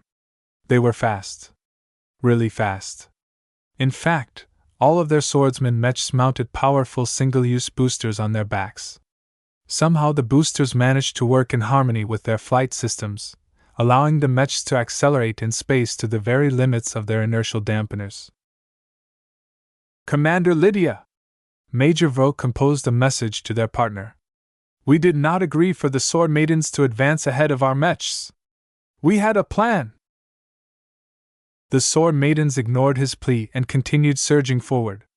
VS figured this wouldn't be the last time the sword maidens followed their instincts rather than their orders. Chapter 632 Misty Slasher. Willful pirate mech pilots aside, the sword maiden mechs that had left the Vandal mechs in the dust accelerated extremely fast. The booster packs mounted to their rear must have put a heavy amount of pressure on the mech frame, yet they all somehow managed to hold together. That took skill. Not any mech designer could produce a mech that could withstand these forces. The sword maiden mech designers are pretty good, VS softly muttered. His eyes penetrated through the design and recognized it as a collaboration work. This space-borne swordsman mech design combines multiple specialties in a single frame. Though it fell short in many aspects, when it came to its strengths, it could truly compete against proper commercial mech models. This was not some amateur work from a bunch of inexperienced novices. He sent out a data request to the Sword Maiden flagship. A couple of seconds later, his control panel displayed a very brief spec sheet of what the Sword Maidens called the Misty Slasher. Fast and powerful! The spec sheet confirmed most of the guesses that VS had made about the design. The Misty Slasher was designed as a peak performance mech. It was capable of delivering a powerful burst of performance, excelling in both mobility and offensive power. Their booster packs and oversized flight systems allowed them to maneuver fast in space, while their huge broadswords allowed them to overpower most defenses through sheer brute force. Though these mechs didn't have the staying power to last more than half an hour in a high-intensity battle, most space-borne battles in the frontier never lasted that long. Only rarely would pirates become engulfed in a lengthy battle or a long campaign. The Misty Slashers happened to excel in short skirmishes. While the battle taking place at this very moment went beyond a simple skirmish, for the moment they possessed a definite advantage. The riflemen mechs of the caged instantly split off from the mechs of the Masters of Combat and tried to widen the distance. The thin and agile mechs moved faster than the Misty Slashers if they hadn't activated their boosters. However, the latter still stood a chance of catching as long as they didn't run out of fuel for their boosters. Commander Lydia! Your mechs are focusing on the wrong target. We agreed to take out the riflemen mechs first. My apologies, Major. Commander Lydia has just deployed in the field. Major Vo growled. Though the Vandals treated the Sword Maidens as an equal partner in this team-up, the truth was that they were very different mech outfits. Both of them maintained very different standards of discipline. A more resplendent space-borne swordsman mech emerged from the bowels of the Sword Maiden flagship. Commander Lydia herself had entered the battlefield. VS quickly figured out that Lydia's mech was a custom job. It carried over the same principles of the Misty Slasher, but performed much better as it made use of much more expensive exotics. That's basically throwing money at the mech to forcefully uplift its performance. This was considered to be a wasteful exercise. Design choices that made sense with cheaper materials might not be the most efficient solutions when replaced with higher quality materials. Support beams didn't need to be as thick, and armor plating can be thinner as well. The weight distribution of the mech had shifted its balance and other properties. Basically, VS thought it was better if Commander Lydia piloted a mech that was designed to be expensive from the start. Nonetheless, these gripes did not detract from the custom Misty Slasher's excellent performance. Its supercharged boosters closed the distance to the enemy mechs more than twice as fast as the regular Misty Slashers. It descended on the ranks from the Masters of Combat and stabbed forward with the full force of its momentum behind the blow. The Niven Scrot in the way sensed a threat and opened its launcher ports. A small volley of rockets whipped from the chest launchers and impacted the custom mech as it charged with indomitable courage. Too weak, Lydia howled. The madness that made her such a force to be reckoned with in the frontier came to the fore. Come! Baptize my mech! The rockets impacted her mech, causing its frontal armor to crack. Nonetheless, only the uppermost layer had been affected. Her mech continued to boost forward without any sign of stopping. A huge soundless impact scarred the Niven Scrot in the way. Lydia's broadsword ran straight through the heavy chest armor of the Masters of Combat mech. With a hefty jerk, the sword sliced its way out of the chest, conveniently gouging the broken mech until it became unrecoverable. The initial stab had been precise enough to pierce through the cockpit. The mech didn't have the time to offer any resistance before its mech pilot bought the farm. The other sword maiden mechs weren't able to replicate Lydia's feat, but their heavy broadswords posed a very real threat to the Niven Scrots. The multipurpose mechs weren't able to utilize laser rifles at this range, and they had already emptied out their missile launchers at the initial stage. Though the missiles and rockets took out a handful of unlucky sword maidens, the rest of them weathered the bar range and began to engage the Masters of Combat in melee. Both the sword maidens and the Masters of Combat were proficient in melee. The mechs belonging to the latter outfit predominantly utilized their swords and shields, recognizing that they needed to depend on their tower shields to withstand the heavy sword blows of the pirate mechs. Lacking in both mobility and reach, the Niven Scrots did not fare well against the Misty Slashers. In general, swordsman mechs predominantly countered knight-type mechs because their advantages allowed them to strike at the weak points of the sluggish knights. Numerous sword maidens grouped up and focused their offensive on a designated Niven Scrot. The multipurpose knight was able to fend off the Misty Slasher hacking mindlessly from the front, but that left its rear without any defense. Two Misty Slashers dove in to take out its vulnerable rear, only for another Niven Scrot to position itself in front of its vulnerable counterpart. The twin sword chops dug a deep groove in the tower shield of the rescuing Niven Scrot, but it managed to hold. The Masters of Combat mech even took advantage of the recovery period of the Misty Slashers and inflicted a deep blow in the sides of one of the sword maiden mechs. The sword maidens have the advantage in mechs, but the Masters of Combat are much more skilled. This difference played out just as the Vandals had feared. No matter how well Lydia's sword maidens trained her mech pilots, it was a well-known fact that they did not particularly excel in space-borne combat. They showed more enthusiasm than skill in this battle. The Masters of Combat was different. Their highly trained and versatile mech pilots were able to pull out the full strength of their multipurpose mechs. Even when they faced a bad matchup, they still managed to halt the deadly momentum of the sword maidens. Their current disadvantage wasn't a function of their skill, but rather their insufficient numbers. They invested too much in their land-bound mechs, and didn't acquire enough space-borne mechs to defend their fleet from threats in space. Bunch of ill-trained pirates! Major Vo cursed. They've fallen into the trap of the Venitsans. Right now, the Masters of Combat managed to turn around their disadvantage by adopting a defensive posture. They rarely went for the kill, instead opting to focus at least 90% of their efforts on defense. This was the appropriate strategy to adopt because the feral sword maiden mech pilots became engulfed in their bloodlust. Presented with an attractive punching bag, they threw all their considerations of strategy out of their minds. The only priority in their minds was to vent their fury on the stoic masters of combat. Sisters!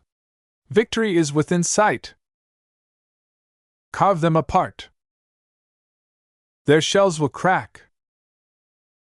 Pah! Those smelly Vandal brutes are no help at all! The only mech pilot worth a damn was Commander Lydia herself. None of the others accomplished anything other than battering the tower's shields of the Niven Scrots.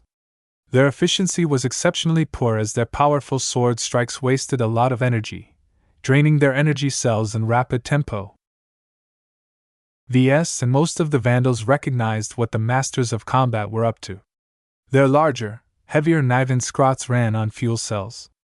Though this didn't enable the Niven Scrots to deliver any powerful blows, the multipurpose mech became quite frugal in their energy expenditure when it defaulted to defense. After all, the Misty Slashers needed to build up their momentum and exert maximum force in delivering their heavy blows. The Niven Scrots, on the other hand, merely had to brace their shields against incoming attacks. They also had to engage their flight system to stabilize their posture and prevent them from spinning once the blow connected. What a huge mess! VS shook his head. From what he understood, Major Verl initially came up with a battle plan to take the caged out of the equation as fast as possible. Their hit-and-run style attacks worked best over time. If the flagrant sword maidens became preoccupied with cracking the tough mechs of the masters of combat, then the flanking caged mechs would have plenty of time to rain down their laser beams on the Vandals and the sword maidens. Vandals, stick to the plan. If the sword maidens want to entertain the masters of combat, then that's their business. The offensive might of the cage needed to be taken care of regardless of this unanticipated change. In the original plan, the mobile mechs of the Vandals and the sword maidens should have overwhelmed the ranged mechs right at the point of contact. After the cage lost dozens of mechs at once, Sub-Boss Scornburned would be able to seize upon the shock inflicted upon his subordinates and call for a hasty retreat. This effectively put an entire outfit out of play within the span of a single minute. This was a plan straight out of Major Verl's playbook. The mech officer constantly sought to boost the morale of his allies while attempting to break the morale of his opponents. VS sighed from his observation seat. Too bad that doesn't work now. The sword maidens aimed their powerful offensive power at the wrong mechs. Many Vandals in the command center gritted their teeth at the brain-dead behavior of Lydia's sword maidens. They had never expected these savvy pirates that have managed to survive in the frontier for decades to be this impulsive on the battlefield. Then again, their usual opponents weren't much better. Waves of Vandal inheritor mechs descended upon the rifleman mechs of the caged. The cunning Rapongan mech pilots saw the skirmisher mechs coming, and most managed to dodge the twin dagger strikes at the last moment. It turned out that the ranged mechs incorporated miniature boosters along its frame that easily allowed it to evade incoming attacks. Though VS predicted that these mini boosters wouldn't be able to displace the rifleman mechs more than half a dozen times. Yet their impact on the battle was profound. The mech pilots of the cage utilized this initial boost to accelerate out of the reach of the confounded inheritors. The confusion among the Vandal mech pilots didn't last very long. Now that they knew what they were dealing with, they adjusted their strategies and formed groups that attempted to gang up on the caged mechs from multiple directions. Still, all of this cost time, during which the Rapongan mechs steadily chipped away at the lightly armored inheritor mechs. At close range, it wasn't easy for the caged mech pilots to track the swift and complex movements of the skirmisher mechs, but they did manage to score some fatal hits, disabling more and more Vandal mechs. Fortunately, the inherently inferior penetration power of a laser weapon granted the inheritor mech pilots enough leeway to eject their cockpits in time. Tens of them had ejected in the first minute. Their cockpits soared towards the Vandal combat carriers without interruption as their opponents didn't wish to drive the Vandals over the edge. "Come on! This is taking too long!" Those riflemen mechs need to be taken down this instant. The longer the battle went on, the more the sword maiden mechs exhausted themselves. While the Vandals still believed they held the upper hand, the losses became increasingly more severe. They could not afford to incur heavy damage at this point. Chapter 633 Costly Add-on. Space became littered with mechs and debris. Over a stretch of tens to hundreds of thousands of kilometers, the trail of wrecks unceasingly grew as the battle raged on. The death toll grew as well, particularly on the side of the caged masters. The lethality of melee weapons surpassed the deadliness of rifle weapons. Laser weapons especially harvested the least lives, as mech pilots were usually able to eject in time. When faced with swords or daggers, a single well-placed hit could easily pierce through mech armor meant to withstand hardy kinetic rounds. The Vandal Inheritor mech pilots might not be the best representatives of their mech regiment, but their rigorous training and discipline quickly pulled them through. While the riflemen mechs of the cage managed to survive up to now with the help of their mini-boosters, their less sophisticated cousins didn't fare so well. The genetic aptitude of many mech pilots of the caged was rather poor. Putting them in humanoid mechs was a waste, so they piloted frontline mechs instead. These cheap, disposable machines incorporated mini-boosters as well, but their mech pilots weren't skilled enough to evade the determined Inheritor mechs. The Vandal skirmishers soon figured out the evasion pattern of the frontline mechs, and teamed up to place another teammate in the direction of the automatic activation of the mini-boosters. The frontline mechs fell in quick succession. The riflemen mechs of the cage moved to rescue their brethren, but before they could move to help, the rest of the Vandal space-borne mechs arrived. Hellcats! Get right up in their face! The Inheritor mechs weren't meant to destroy the mechs of the caged on their own. Their primary goal was to entangle the enemy ranged mechs and force them to slow down in their flight. This granted the Vandal medium mechs the opportunity to catch up to the battle. The Hellcat hybrid space knights made their presence known, leading a formation of many different Vision mech models into the fray. Commence chosen shock charge! Missiles darted out from their shoulder launchers, each of them forcing the caged mechs into a defensive posture. Once the Hellcats neared the riflemen mechs, they fired their wrist-mounted nail drivers instead.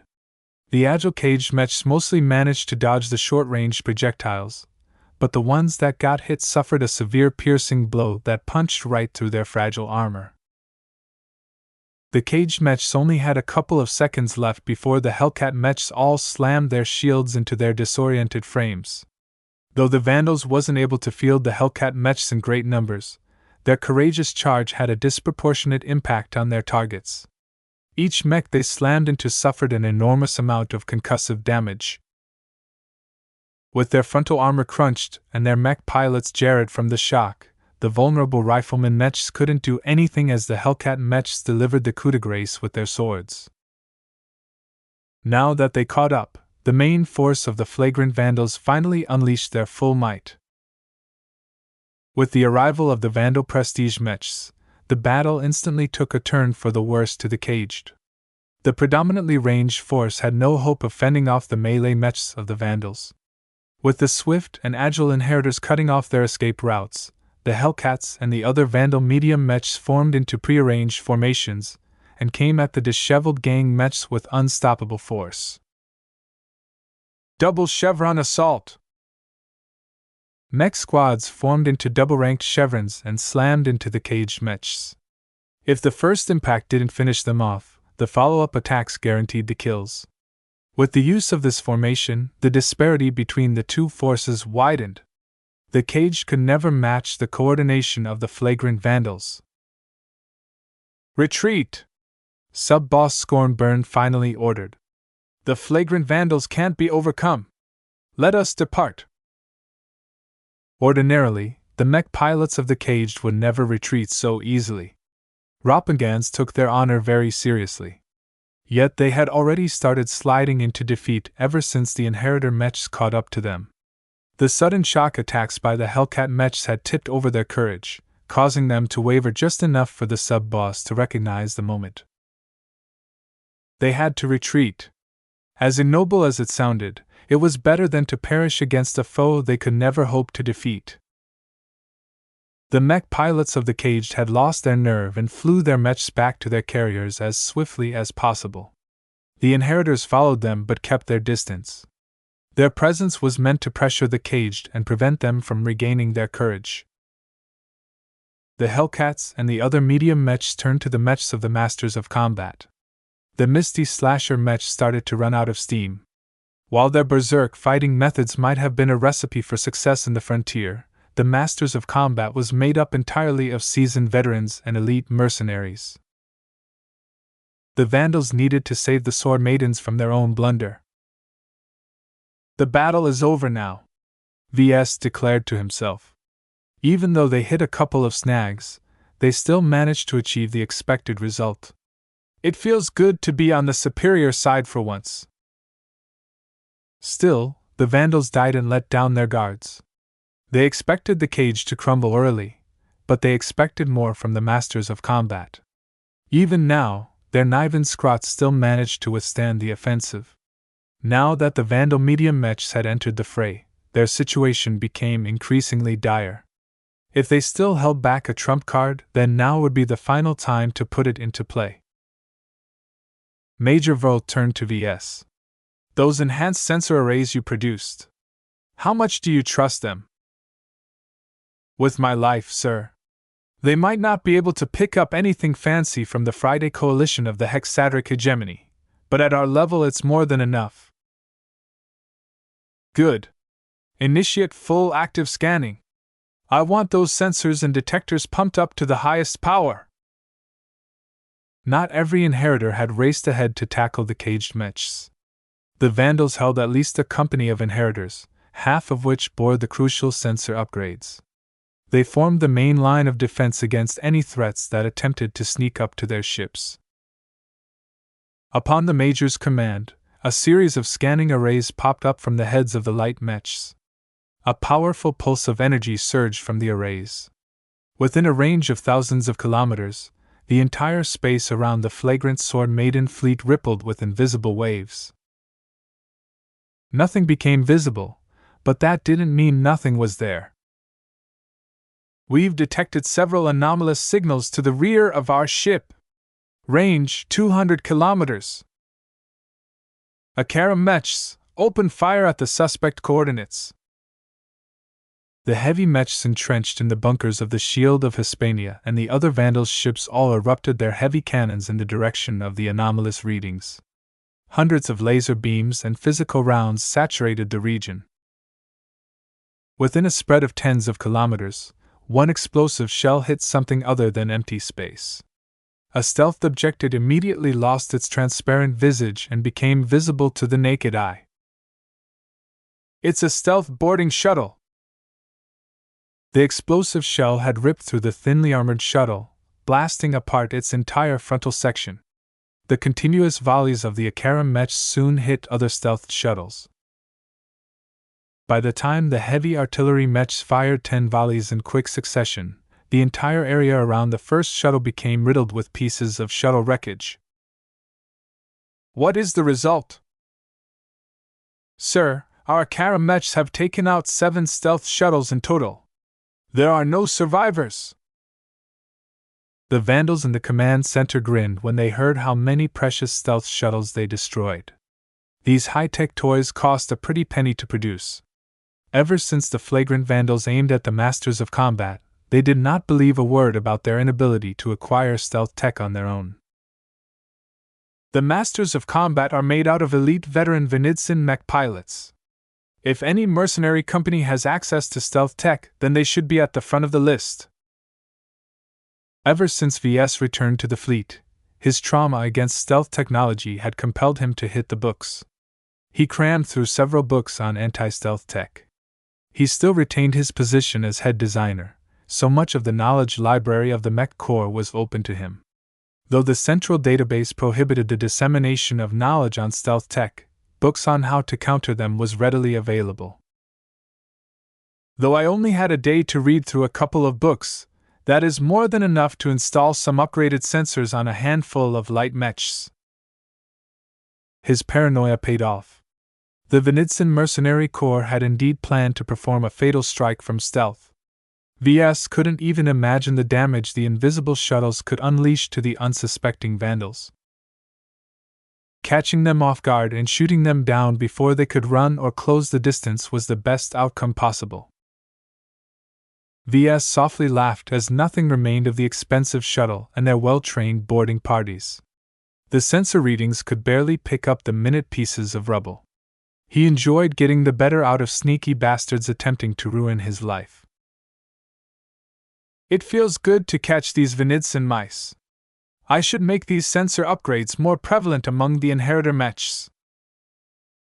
The only reason why he couldn't upgrade all of the light skirmishers was because it was a fairly expensive upgrade. VS had made a conscious decision as head designer to deviate from Professor Velton's standard design templates. Though he could justify his decision if it only affected a small portion of the Vandal mechs, if he insisted on making it a standard feature, then he would violate a bunch of rules, the most important of which was budget stipulations.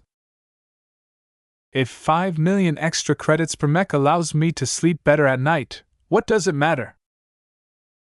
This didn't sound like a lot, but it increased the costs associated with the inheritor mechs by 25%. The powerful sensor arrays were also very delicate, requiring frequent servicing in order to keep them functioning at their optimum states. It's not economical to arm 100 inheritors with this upgrade. The inheritors were meant to be cheap and disposable. Turning them all into expensive detection platforms was a step too far to the Vandals.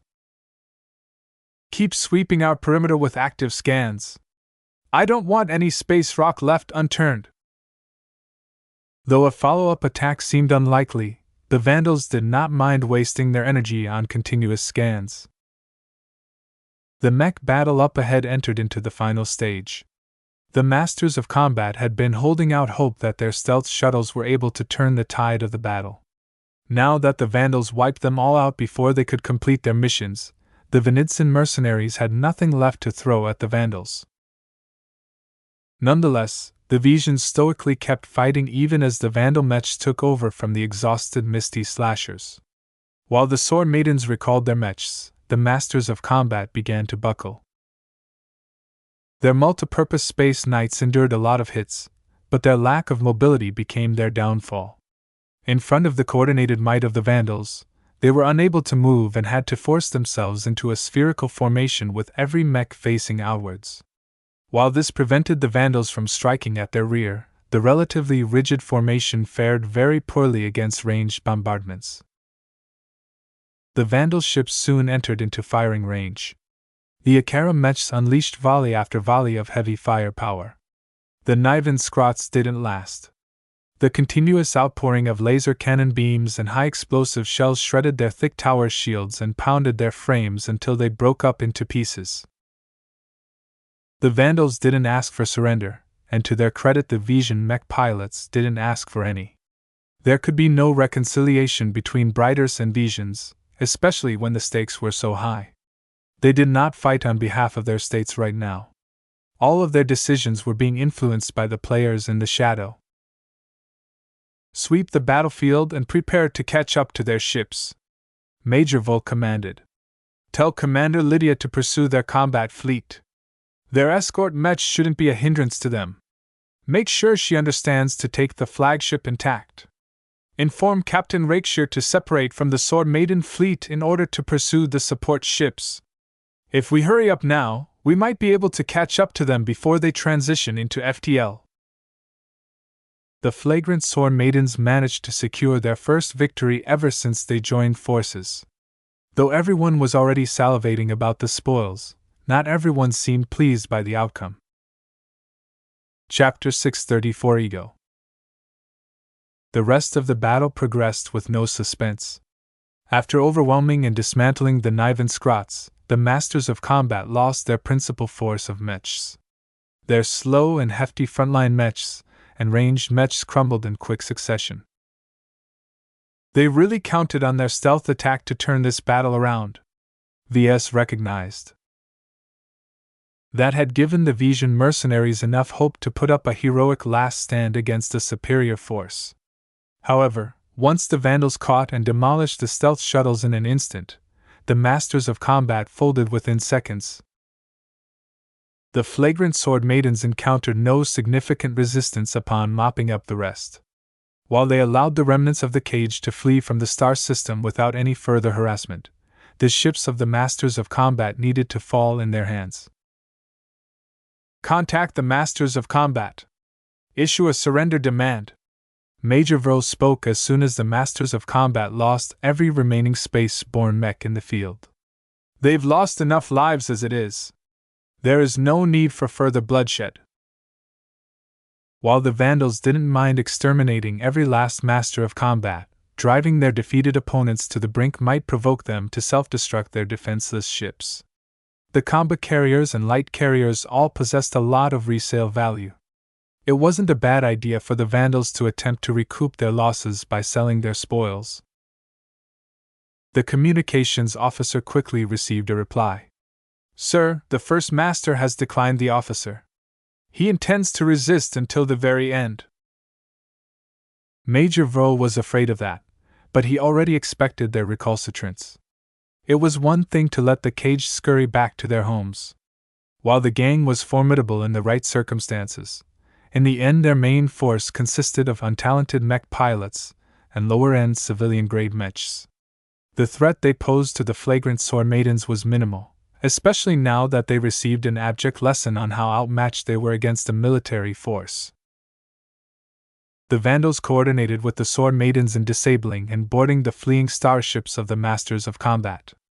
Vandal marksmen surgically struck the thrusters and engineering bays of the vulnerable ships, leaving them wide open to the sword maiden boarding parties entering the crippled vessels.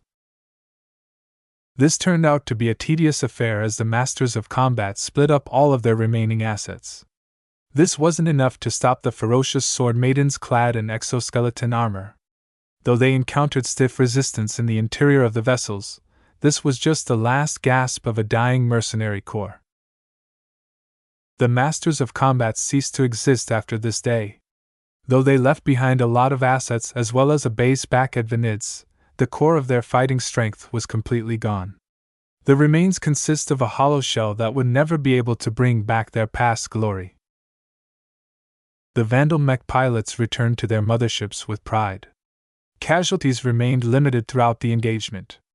Besides a few unlucky pilots, most returned without a scratch.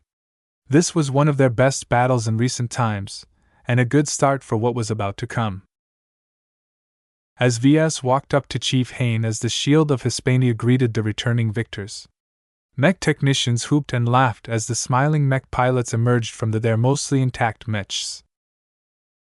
If there was one thing VS was glad for, it was that the battle hadn't been too strenuous on their side. With an advantage in numbers, training, discipline, coordination and more, the only way the alliance between the caged and the Masters of Combat could eke out a victory was if their stealth shuttles succeeded in their surprise attack. Though the desperate move ultimately failed, the attempt reminded VS that he should never underestimate any opponents. Even though the Vandals retained the upper hand throughout the battle, it only took a single mistake to turn the tide. There are too many risks involved with battles. If he hadn't taken the time to upgrade the detection capabilities of the fleet, it might have been the Vandals who would be running with their tails between their legs. VS felt apprehensive about the fickle nature of combat. His overactive imagination revisited the key moments of the battle and modeled alternative outcomes. In hindsight, many things could have gone wrong. He had overlooked so many aspects that he admired the mech officers for keeping a cool head throughout the engagement. The measured leadership of Major Vril and the other mech officers had been crucial in responding to changes in the battlefield. I'm not cut out to lead men into battle. He shook his head.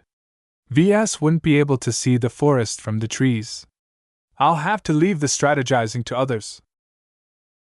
Once VS reached Chief Hain, he watched on as she hollered at some celebrating mech technicians to pick up their tools and go back to work.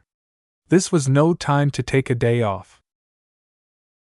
Vandals will be Vandals. VS commented to the chief.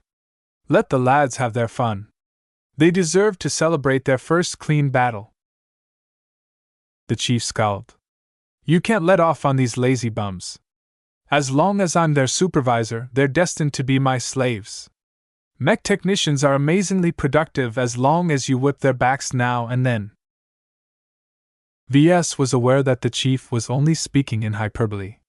She didn't literally treat her mech technicians like slaves. However, out of every chief that VS had met, Hayne was the most serious about maximizing productivity. They both observed the returning mechs in silence. VS mainly wanted to observe the condition of the mechs. From what he saw so far, the Vandal mechs mostly incurred surface damage to their exterior and armor plating.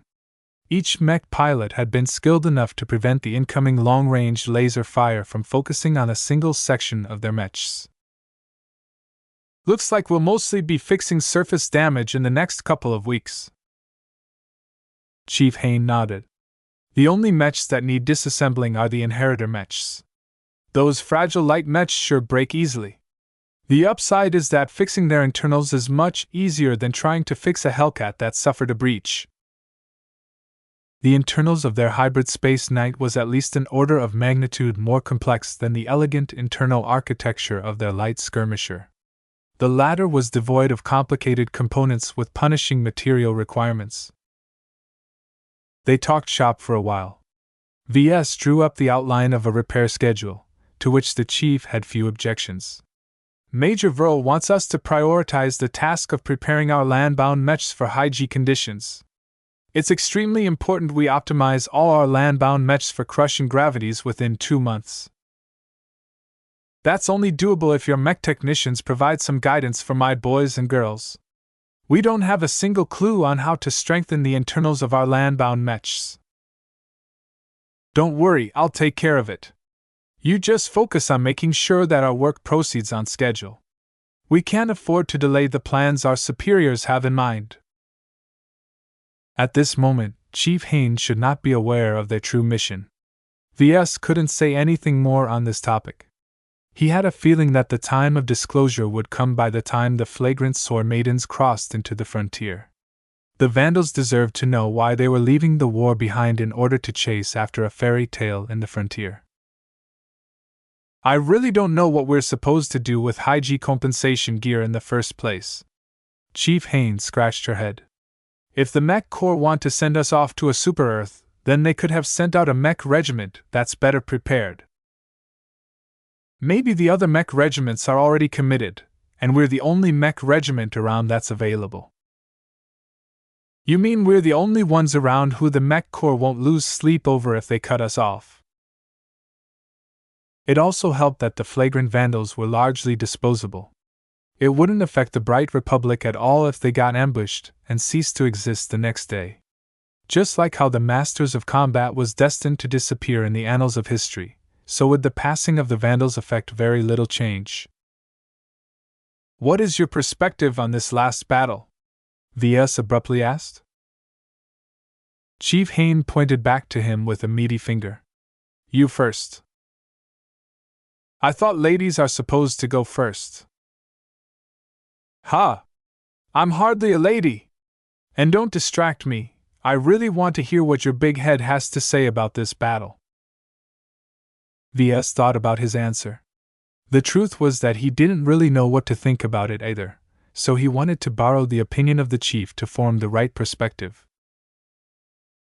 Well, it's clear that the higher-ups hadn't decided to annihilate the Masters of Combat just because they were conveniently close. There's a definite intention to do more than inflict a military defeat. I just hope our gains have paid off. Whatever the reason, I'm glad we fought right out of the gate, Hayne remarked. Ever since you folks returned from Harkinsenai, you guys acted all stoic and depressed. No offense, but you needed to be loosened up. Now that everyone has returned to normal, I'm ready to dive headfirst into the frontier. Everyone pretty much knew that their next destination was somewhere deep in the frontier. The gravity compensation gear took up too much space and couldn't be hidden under the observant eyes of the mech technicians. This first battle was just an appetizer to the challenges that lay ahead of the flagrant sword maidens. They would likely compete against other rivals along the way. Not all of them were despicable or had too much blood on their hands. Perhaps they might even bump into a mech outfit from their home state. The thought of running down brighter citizens just because they competed over the same prizes left a sour taste in his mouth. VS had fully figured out why he felt so discomforted by the recent battle. Something fishy is afoot. If our opponents weren't Visions, then there would have been a lot more discontent. Can we even say that we are still involved in the war? This issue had been bugging him ever since Miss Calabash shed open the veil of secrecy that shrouded this game from prying eyes. The thought of working his butt off for some elderly official who should have left his job for the younger generation rankled his mind. Was the hunt for the Starlight Megalodon really about the light-prolonging doses? VS blinked and shoved away those thoughts. Thinking about these doubts only increased his discontent. Right now, this did not fit with the celebratory mood of running through the entire fleet. Perhaps the Vandals would mistake him for a Vision who mourned for the loss of the Masters of Combat. Pirates are your favorite outfits in pirate empires, right? Uh-huh. Why did you bring that up? Oh, I figured you know how pirate outfits are run. Do you know why Lydia's sword maidens ignored our battle plans? Chief Haynes smirked and crossed her arms. That's easy. It's all about showing who's boss. From what I know about pirates, they don't like to play second fiddle.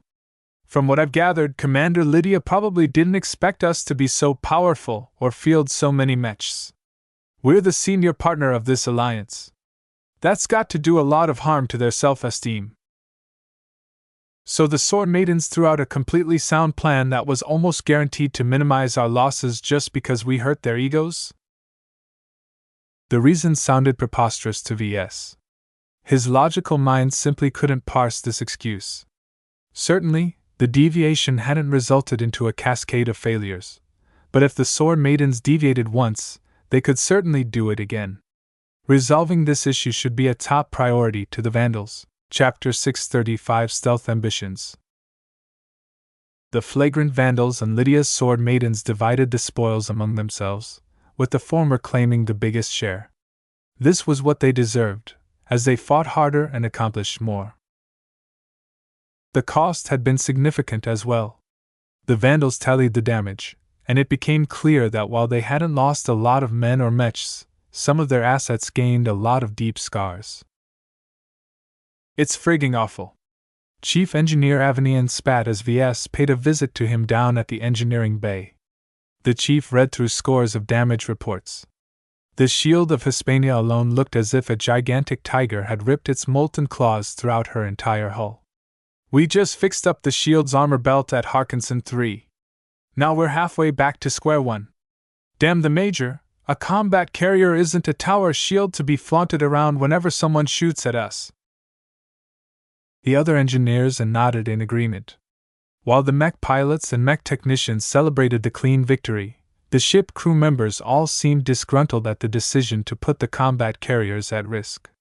Just because they had been designed to take a beating didn't mean they needed to be deployed as supersized night mechs.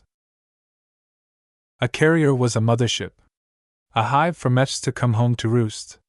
Conventional doctrine called for carriers to stay as far away from the fighting as possible. Heavily armored combat carriers provided some exceptions to the rule, but they only applied in special situations. Well, it's better to lose some armor plating than some lives, VS replied. Though he sympathized with the enormous workload the ship caretakers had to go through, he was on the side of Major Verl for once.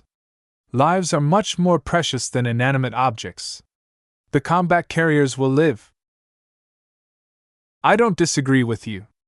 Avenian waved his hands in emphasis. It's just that fixing this battle damage is going to take another stint in a dry dock. Will the higher-ups agree to that? According to what I know, that's extremely unlikely. We are bound for the frontier and we won't let anything hinder us.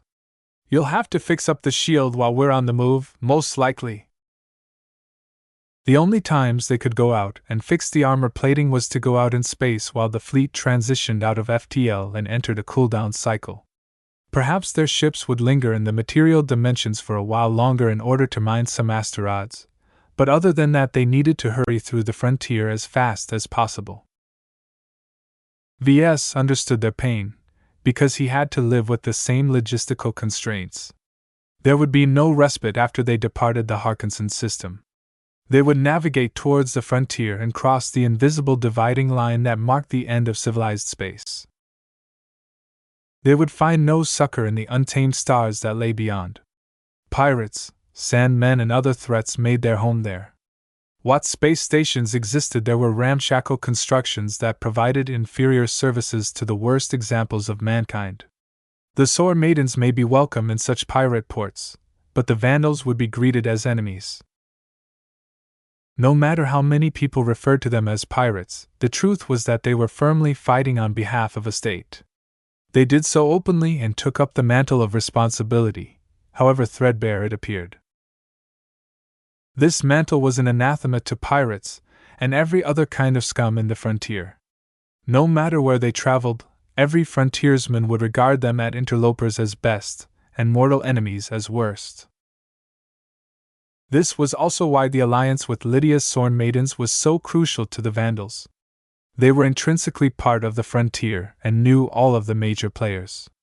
Their connections with the pirates and other organizations that made themselves home at this chaotic region of space would save them a lot of grief. They say that a delegation of Lydia's Sworn Maidens are on their way to our ship soon, Avenian remarked.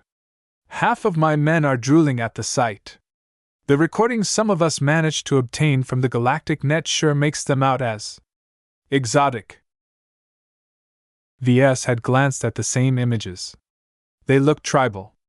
As if humanity has regressed by a dozen ages. They sure like to show off their martial prowess. Their clothing revealed much about their culture. It was undeniably based around personal strength. Commander Lydia stood at the top, while the ranks further down were based on which Sword Maiden had the biggest fist. Such a crude method of determining their hierarchy worked up to a point. If the Sword Maidens consisted more than several thousand women, then the limitations of this method became increasingly apparent. Not that it mattered. The Sword Maidens seemed content at their current numbers. By the way, Larkin son, I appreciate the social call, but you didn't drop by just to chat, right? I know you. If you aren't working, you're doing something that's related to your work. You have to learn to ease up, man. VS chuckled a bit. This wasn't the first time someone accused him of being a workaholic. I'm hardly the mech designer you are making me out for. Don't I join your little game sessions every once in a while? That doesn't count. We all know you're only present because you can squeeze some secrets out of us. We don't mind, of course. We do the same to you. Hey, it's not all about that. I'm having fun as well with the game. Pirate Empires has taught me a lot. Even though it was just a silly game, it had given him a taste of what every kind of outfit had to struggle with. Pirate groups needed to keep themselves afloat at the edge of civilization. Treasure hunters dug up at least 9 duds before they came across something good enough to pay off their debts. Mercenary corps had to deal with the fickleness of the battlefield, sometimes choosing to abandon the mission despite receiving a black mark on their record. Rebel movements only grew when a state was in discord. If the government was too competent in ruling over their territory, then the rebels had no choice but to inflict their own brand of terror. A game is just a game. It's not an accurate reflection of reality, Avenian stated. Look at Lydia's Sword Maidens, for example. Even though they look like a bunch of pirates gone native, it takes a lot of talent to grow them to their current heights. Commander Lydia is not a simple person. VS nodded in agreement. Someone who survived and thrived in the frontier for decades had to be exceptionally savvy. That reminds me, I need your assistance in a number of side projects of mine. Have you heard about the upgraded sensor arrays I've installed in some of the inheritor mechs? Yup. Impressive work, from what I heard. It's amazing that you managed to design this module that's completely compatible with the inheritor model. Others need at least a week to come up with a viable prototype. I'm used to working in a hurry, and the sensor arrays aren't exactly my best work. I'll have to tweak their design and optimize them so they'll be able to last longer than a couple of weeks. However, that's something I'll take care of myself. What I want you to do is to install similar sensor arrays across the hull of our ships. The more, the better. That isn't something I can decide on my own. Avenian frowned. I heard they're fragile and cost a lot. They only work against some categories of stealth technology, and they're practically sending out a beacon in space when they are active. VS dismissively waved his hand.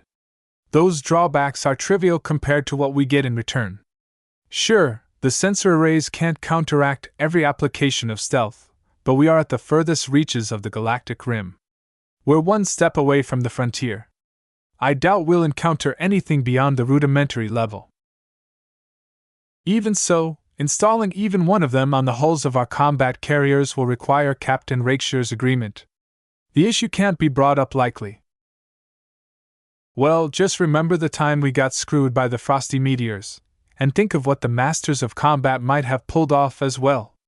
Stealth technology is much more ubiquitous than we think, and I can't rest easily unless our ships gain some new eyes. I'll do my best on this matter, but Captain Rakeshire and Major Verl have the final word. I understand.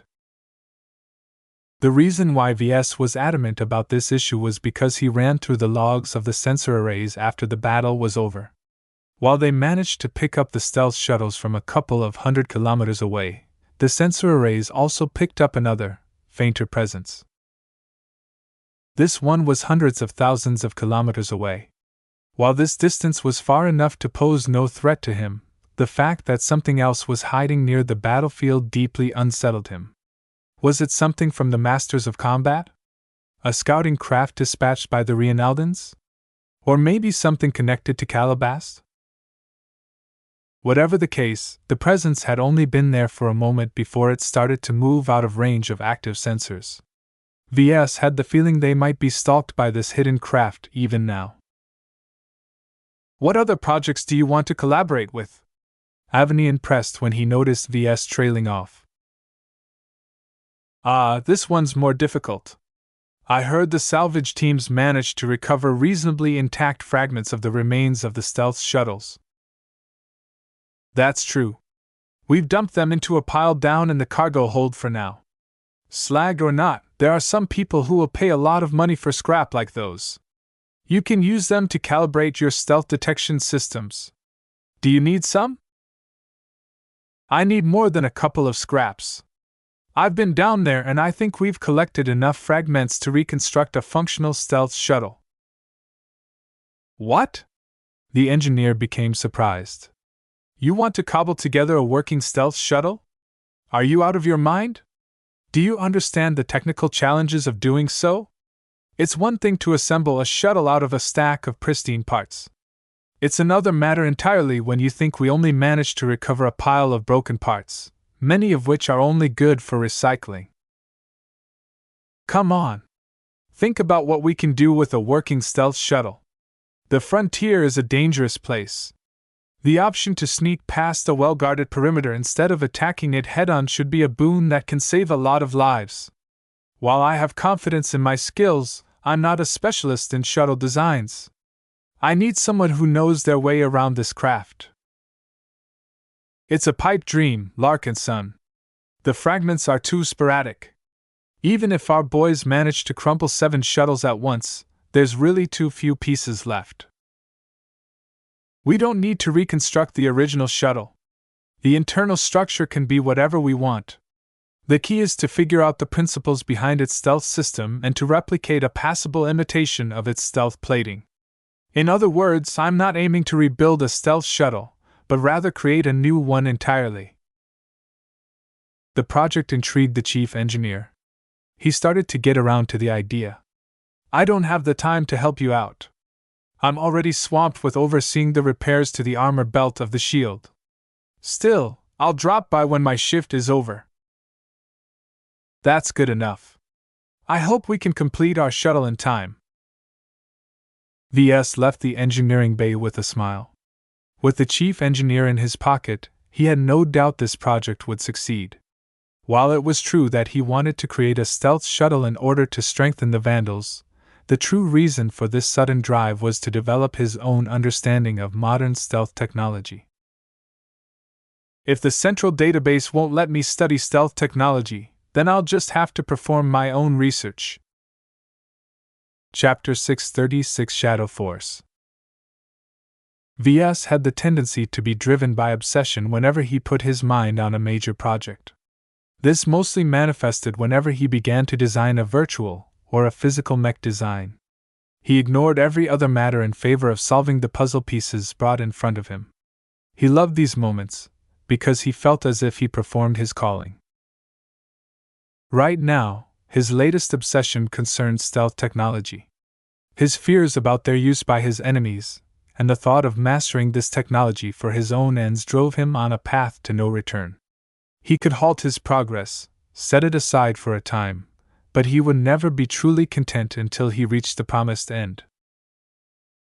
As VS stepped back inside his office, he sat down behind his desk and unlocked the top drawer. 2 crude hand-sized gadgets rested inside. VS retrieved both of them and placed them on top of his desk. VS smirked at his handiwork for the last couple of days. He had gone through a lot of trouble to construct these 2 gadgets.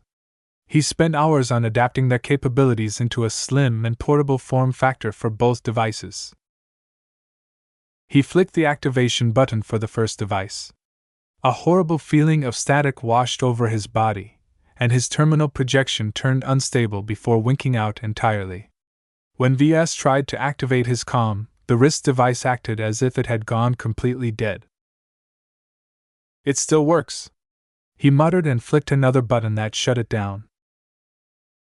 The gadget was an inspired creation of VS. Inspired by Calabast's jamming device, VS wanted to obtain something similar.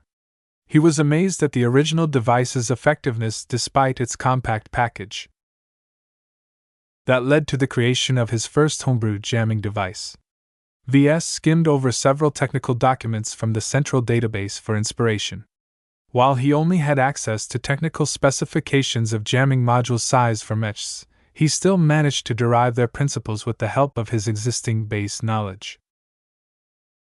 Once he understood the principles, it wasn't hard for him to design an imitation scaled for humans. The result was a working jamming device that was smaller but much less powerful than the real deal. It could effectively block all manner of signals within a range of a couple of meters. It was a passable first attempt. While it hardly matched Calabast's more refined jamming device, it still did the job. VS had no doubt that he could refine his initial attempt into something smaller and better if he spent enough time on this project. Still, this isn't the only project on my mind. The jamming device was useful, but the utility of his next creation was much more valuable to him. He carefully placed the jamming device back in the drawer and shoved the second device to the center of his desk. He pressed its activation button, causing its surface components to unfold into an array of antennas. Another wave washed over his body. Compared to the jarring sensation of being shocked by static electricity, this one was more subtle. The output of his second gadget wasn't meant to disrupt signals and transmissions. Instead, it was meant to detect invisible presences. VS stood up from his desk and pulled out his multiscanner from his tool belt. He activated his scanner and held it out towards his second gadget. He started off pointing his multiscanner right in front of the active device, and slowly stepped backwards until his back bumped against the bulkhead of the compartment. Damn! It's worse than last time. This meant his second device had degraded due to its shoddy construction. After studying the readings from his multiscanner, he figured out its effective was no more than 5 meters. 5 meters of effective stealth detection. While it's better than nothing, That won't help me if an infiltrator is aiming a gun at me from a distance. The second device was his attempt at creating a compact human-sized stealth detector. The original mech-sized sensor array was already delicate and finicky. Shrinking it by at least 2 orders of magnitude introduced many complications. Its effective range dwindled from thousands of kilometers to only a handful of meters. The main problem with these gadgets was that their power supply was woefully insufficient. The larger mech-sized modules could tap into the mech's central power supply at any time. These handheld objects wouldn't be able to do so because VS wasn't in the habit of carrying a portable power reactor everywhere he went. He had to fashion some batteries for the devices, and what power they eked out was woefully insufficient to the task at hand. Without access to better batteries, VS wouldn't be able to upgrade the capabilities of his 2 latest gadgets. It's fine, though. After some refinement, they'll be good enough to earn a permanent place on my tool belt. He pursued these pet projects while he thought about his approach to reconstructing a stealth shuttle. Compared to the challenge of creating a jamming device and a stealth detector, figuring out the principles of stealth technology was a much larger challenge. The chief engineer was right to doubt the viability of this project. Both of them were burdened with a huge workload, and sinking so many free hours into this pipe dream may not be the best use of their time. VS didn't care. The mech designers and mech technicians don't need any hand-holding by this point. While it was true that he could always solve the problems the others had difficulty with, they needed to stand on their own. VS increased his dependence on Delegation to take care of mundane matters. He became proficient at figuring out which issue needed his personal attention and which problems could be left to his subordinates. If VS delegated hard enough, he could easily create some holes in his schedules that he could devote to his pet projects. I'll certainly need a lot of time to figure out how to build a stealth shuttle. It helped that VS had worked with a primitive iteration of stealth technology. Some of his old virtual mech designs incorporated very real instances of stealth plating. Back then, the principles behind this technology was crude but understandable to any apprentice mech designer. Hundreds of years of ceaseless progress and refinement had left these crude applications of stealth tech in the dust. The difference between old and modern stealth tech was as vast as comparing a horse-drawn carriage to a modern flight-capable air car. The leap is too big. If the evolution had been smaller or more gradual, then VS could still leverage his old knowledge to construct a new framework in his mind. That was out of the question now. The differences between the generations was so vast that it might as well be a new development field. Modern stealth technology accomplished more than fooling the eyes and ears. It could suppress a much wider range of signals in the electromagnetic spectrum. It could block sound and vibrations. It could counteract gravitic sensors, basically fooling even gravity itself in a limited fashion. Hiding a multi-ton mech or shuttle from powerful sensors and scanners can't be done by snapping your fingers. It takes a huge amount of ingenuity and cross-discipline collaboration to come up with something that actually works on mechs. The technical challenges to develop a working example of stealth technology was enough to fill the storage of a data chip. It was a good thing that the salvaging parties recovered some debris of the stealth shuttles. Even if not a single component was complete, VS could still scan their composition and derive the underlying principles from what remained. It was like possessing an encrypted textbook on stealth technology. Cracking the code required a lot of work, but that was infinitely easier than trying to reinvent one of the most complex wheels that VS had ever encountered. Pulling in Chief Avenian as his unwitting assistant allowed VS to draw strength from the chief engineer's considerable knowledge base. With more minds at work, the decryption process would go a lot faster. His ultimate goal wasn't to create a working stealth shuttle. His ambitions was much more encompassing than that. Even though stealth technology was restricted knowledge, who could blame him if he figured it out without anyone else's assistance?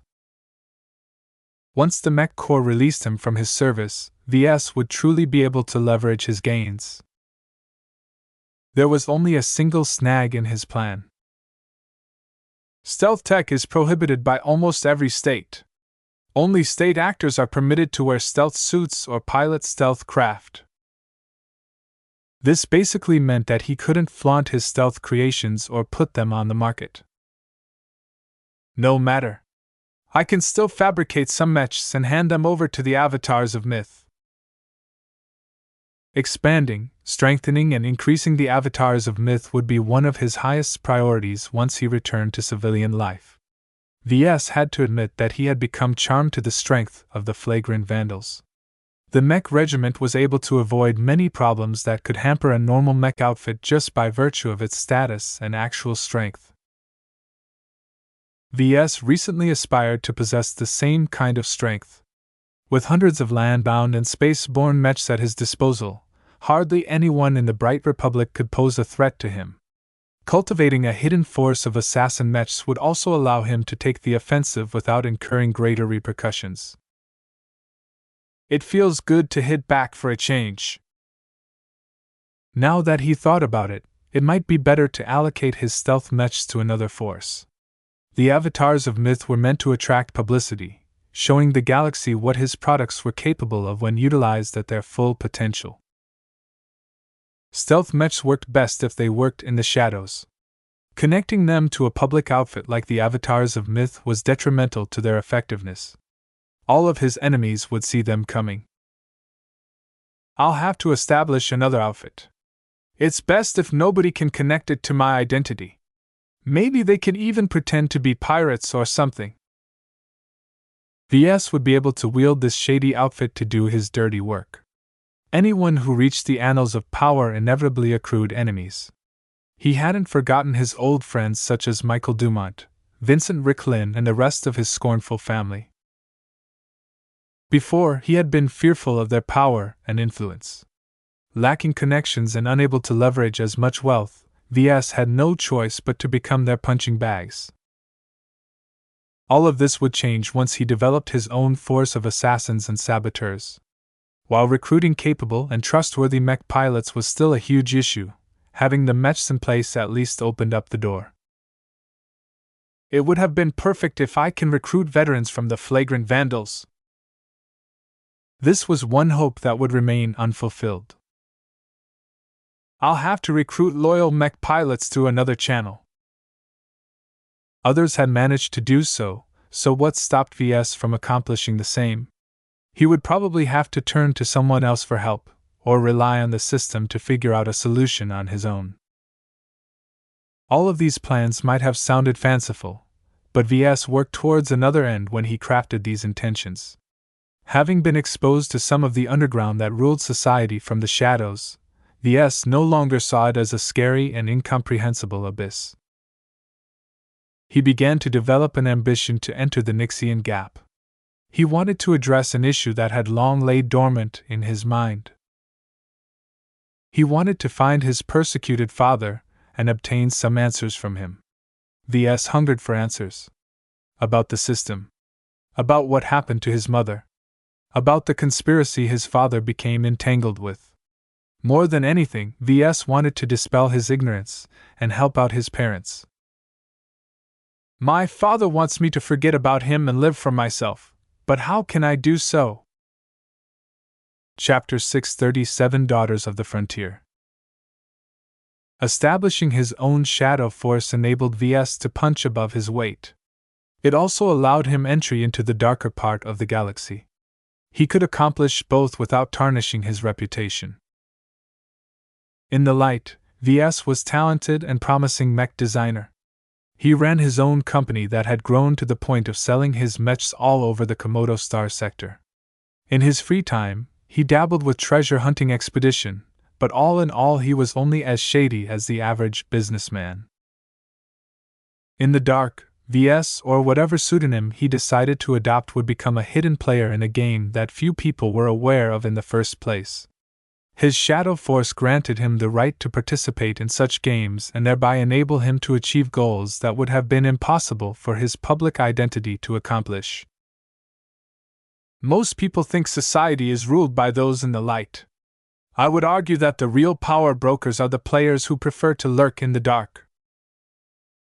VS couldn't offer any solid proof to his assertions. However, the events he witnessed so far had been so impactful that his perspective of human society couldn't be divorced from this dualistic perspective. At the heart of it all, the power brokers are all competing in pursuit of longevity. Nothing else mattered compared to living a couple of 100 years longer. Doubtlessly many people went through untold extremes in order to obtain such a chance. Well, enough dreaming about my ambitions. While it's important to know what I'm aiming for in my life, I still need to get back to work. The engineers had it worse this time. Fixing the combat carriers of their surface damage was a monumental endeavor that could never be completed in a month or two. This made their journey into the frontier more precarious, but VS would rather ride with a damaged ship than to have less mechs at his disposal. As VS returned to his work, he tallied the damaged mechs and drafted individual repair plans for those that needed them. He delegated responsibility for fixing up the lightly damaged mechs to his deputies. Patching up the spaceborne mechs is only a secondary priority at this point. Our first priority remains readying our land-bound mech for high-G deployments. VS faced a lot of issues with this responsibility. The Vandals utilized so many different mech models with their own unique customizations that VS practically had to draft an individual modification scheme for over 250 land-bound mechs. Every single attempt was like designing a variant. Even if he was a pretty good mech designer, designing that many variants in the span of a month was inhuman. Still, just because the problem sounded daunting didn't mean VS had no way of solving it. The first solution was to simplify the matter and categorize similar mechs into their own subcategories. VS would only have to put his full efforts on developing a modification scheme for only one of the mechs. He would then dump the scheme in the laps of his deputies and order them to adjust them to the other mechs that shared the same base model. I've been hogging so many duties that Mercator and Trozen are having it easy. It's about time for them to sweat on my behalf. This wasn't an easy decision to make. VS held the utmost confidence in his own skills, and he was never truly satisfied with the work of his lessers. Their current capabilities simply didn't garner any respect from him. Yet if VS wanted to complete his work in time, he had no choice but to lower his standards and spread the workload to his lessers. Maybe they won't be able to produce the best work, but it should be good enough for the Vandals. That was what mattered the most right now. Necessity and lack of time forced VS to loosen up from his constant refrain of delivering the highest quality possible. The approach went against his instincts. VS would never tolerate such sloppiness in his own company. Unfortunately, reality wasn't so kind to grant him the time to slowly work his way through his problems. Speaking of problems, the Sword Maiden delegation is about to arrive. VS didn't know what to think about Lydia's Sword Maidens. Were they pirates or intelligence operatives masquerading as pirates? They certainly acted the part during the last battle. According to Chief Hain, much of their actions could be chalked to posturing. They didn't really put their mind on this battle, but instead acted to improve their standing in front of the Vandals. Pirates thrived on reputation to a much greater degree because they couldn't depend on the law to protect them on their behalf. Frightening or intimidating their peers was a survival mechanism to them. Just like how VS relied on building up a reputation for quality to survive in the market, Lydia's Sword Maidens relied on their reputation for ferocity to fend off any bottom feeders with ill intentions. VS couldn't lie to himself. He was curious about the Sword Maidens. For all intents and purposes, they were probably the most amiable pirates he would ever encounter. He arrived at the shuttle hangar bay at the appointed time. The majority of the servicemen aboard the Shield of Hispania already arrived early and stood at ranks. The Vandals decided not to roll out the dress uniforms because other threats could always pop up in the Remos system. This is just an attempt to get a feel for each other, Chief Hain commented as VS found his way to her side. It's no secret that some bigwigs forced us to work together with the Sword Maidens. We don't have anything in common, so everyone is in a hurry to get to know each other. VS nodded. This marriage is a little too forced. What happened in the last battle can't happen again. A shuttle coated in the outfit colors of light green and blue slipped through the energy screen covering the open hangar entrance. The craft looked beaten but robust, and VS instantly spotted the marks of frequent patchwork repairs. The side of the craft carried a faded emblem of the Sword Maidens. It depicted a screaming woman in knight's armor holding a two-handed sword aloft against a backdrop of stars. The image it conveyed was as simple as a rock. Nobody would be able to mistake their identity or ideals. When the shuttle touched down on the deck, the hatch slowly opened up. First to leave were 4 serious-looking sword maidens in semi-powered heavy combat armor. Though not as strong as exoskeleton armor, these suits performed much better in confined spaces. They all looked like they had plenty of experience in boarding enemy craft or invading enemy bases. The second wave of women consisted of what appeared to be their officers. Every woman looked tall and strong, unnaturally so but not unusual in this day and age. Body modification was so ubiquitous in this day and age that even pirates had access to these kinds of services. Plenty of hackjob doctors made themselves home in various pirate stations. These ones looked like they went the extra mile though. Some replaced their eyes with those of a cat, while others exhibited subtle scales over their skin. Many Vandals held their breath in shock. Hybrids. VS would have mistaken them for citizens of the Common Federation with their embrace of alien genes. While genetic modification was something to be frowned upon, he had long shed his naivete about the matter. Those in power needed to be better than the common man, and mixing your own genome with superior alien traits was the most expedient way of stretching or breaking the human limit. Even so, most people in the upper class had the decency to hide their modifications and retain their baseline human appearances. The rare exceptions such as the transhuman crazies from the Common Federation would be kept at a healthy distance in order to avoid polluting the minds of average people. It was a good thing the Vandals had already been warned. Besides the shock of encountering alien features in the flesh, the excitement quickly subsided. It helped that the Sword Maiden officers hadn't resorted to more extreme deviations. They're women, after all, Chief Hain commented. The Sword Maiden officers formed a line of their own and eyed the Vandals with challenging expressions. Compared to the functional burgundy and black uniforms of the Vandals, the Sword Maidens adorned themselves with barbaric-looking garments made out of exhibice pelts. Reptilian, mammalian, covered with fur or scales and accompanied by a riot of colors, the Vandals struggled to find the meaning behind the clothes. VS saw what many others couldn't. His sixth sense rippled when he focused on the clothes. Each sword maiden invested a significant amount of emotion in those garments. Their shapes and colors didn't matter as much as what wearing them represented. Do you know what's going on with those clothes, Chief? From what I heard, the Sword Maidens consider it a rite of passage to hunt an exobeast on an untamed planet, Chief Hain replied. They skin the pelts by themselves and fashion them into clothes. That's why some of them look cruder than others.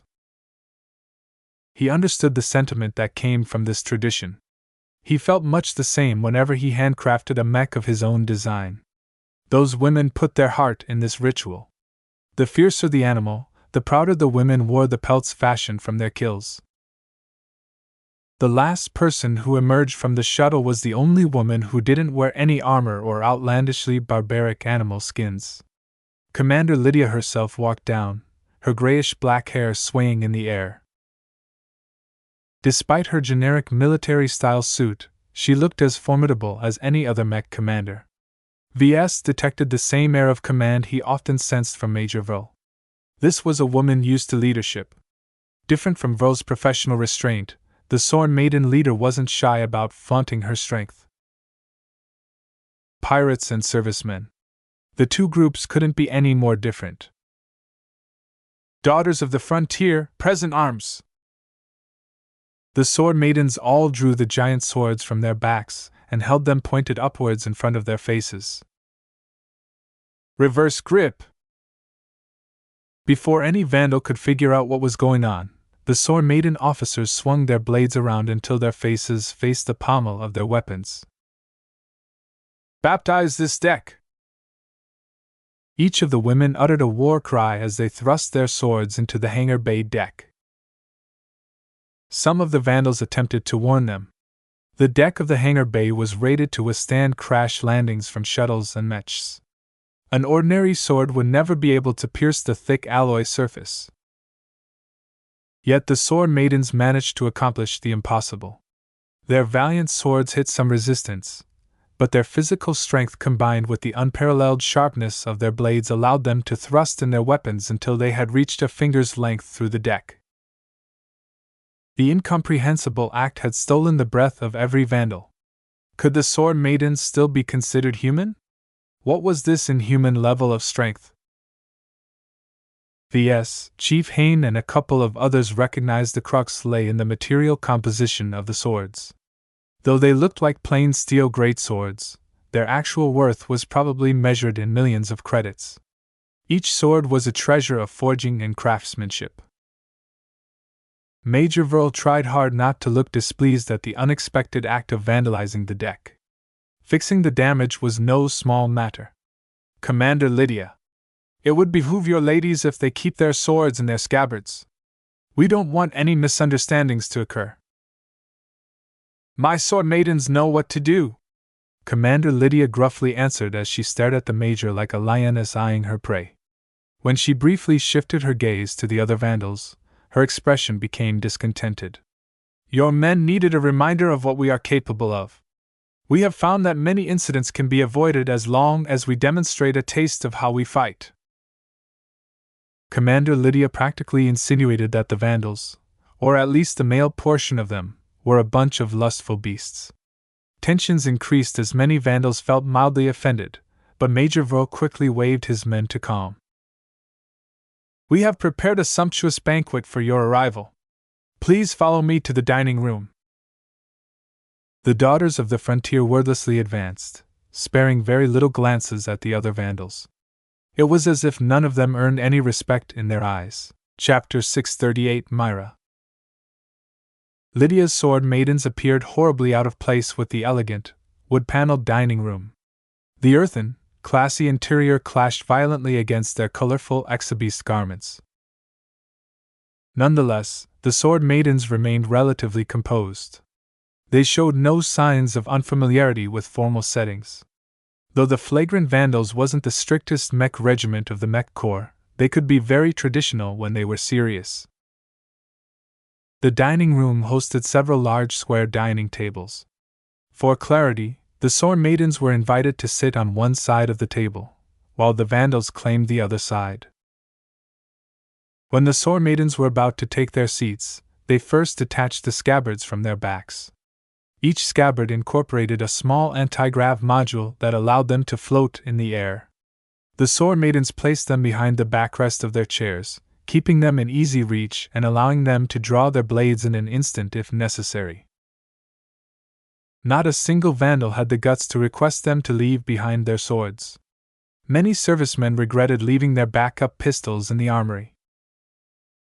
Commander Lydia and Major Verl took their places at the head of the main table. As soon as everyone took their places, the Major stood up. Ladies and gentlemen, Vandals and sword maidens, we appear very different at first glance. Ordinarily, we should be facing each other on the battlefield. Yet circumstances have made us strange bedfellows. While I am aware that many of you have doubts, answers will soon be forthcoming. Suffice to say, I can think of very few combinations that are both flexible and formidable in battle. Together, we have wiped out the masters of combat from history. That gave both of them a lot of pride. If there was anything that lifted up the Vandals, it was a clean victory against a formidable opponent. Even the sword maidens felt pleased at this achievement. Despite our successes, many of you harbor questions. Questions about our mission. Questions on why we are heading to the frontier. Questions why the Sword Maidens and the Vandals need to combine our strength in the first place.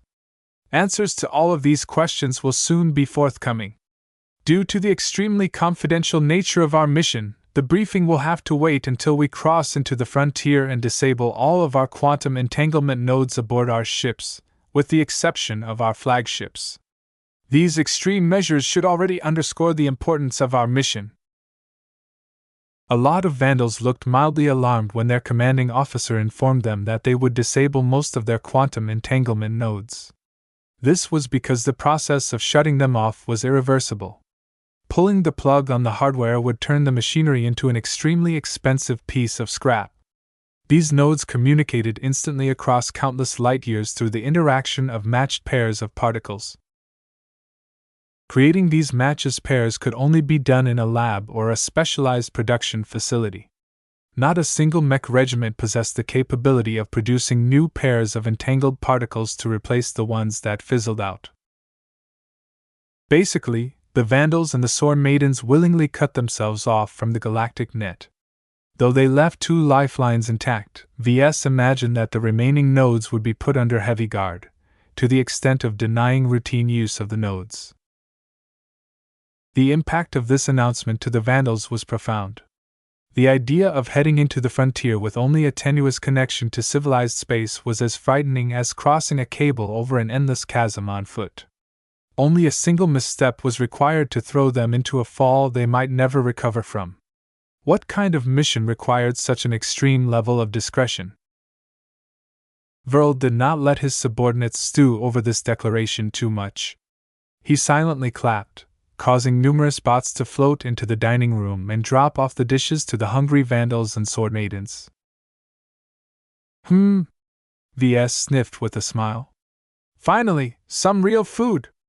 I'm sick and tired of those meals synthesized from nutrient packs. A small piece of lizard-like leg had been served in front of him.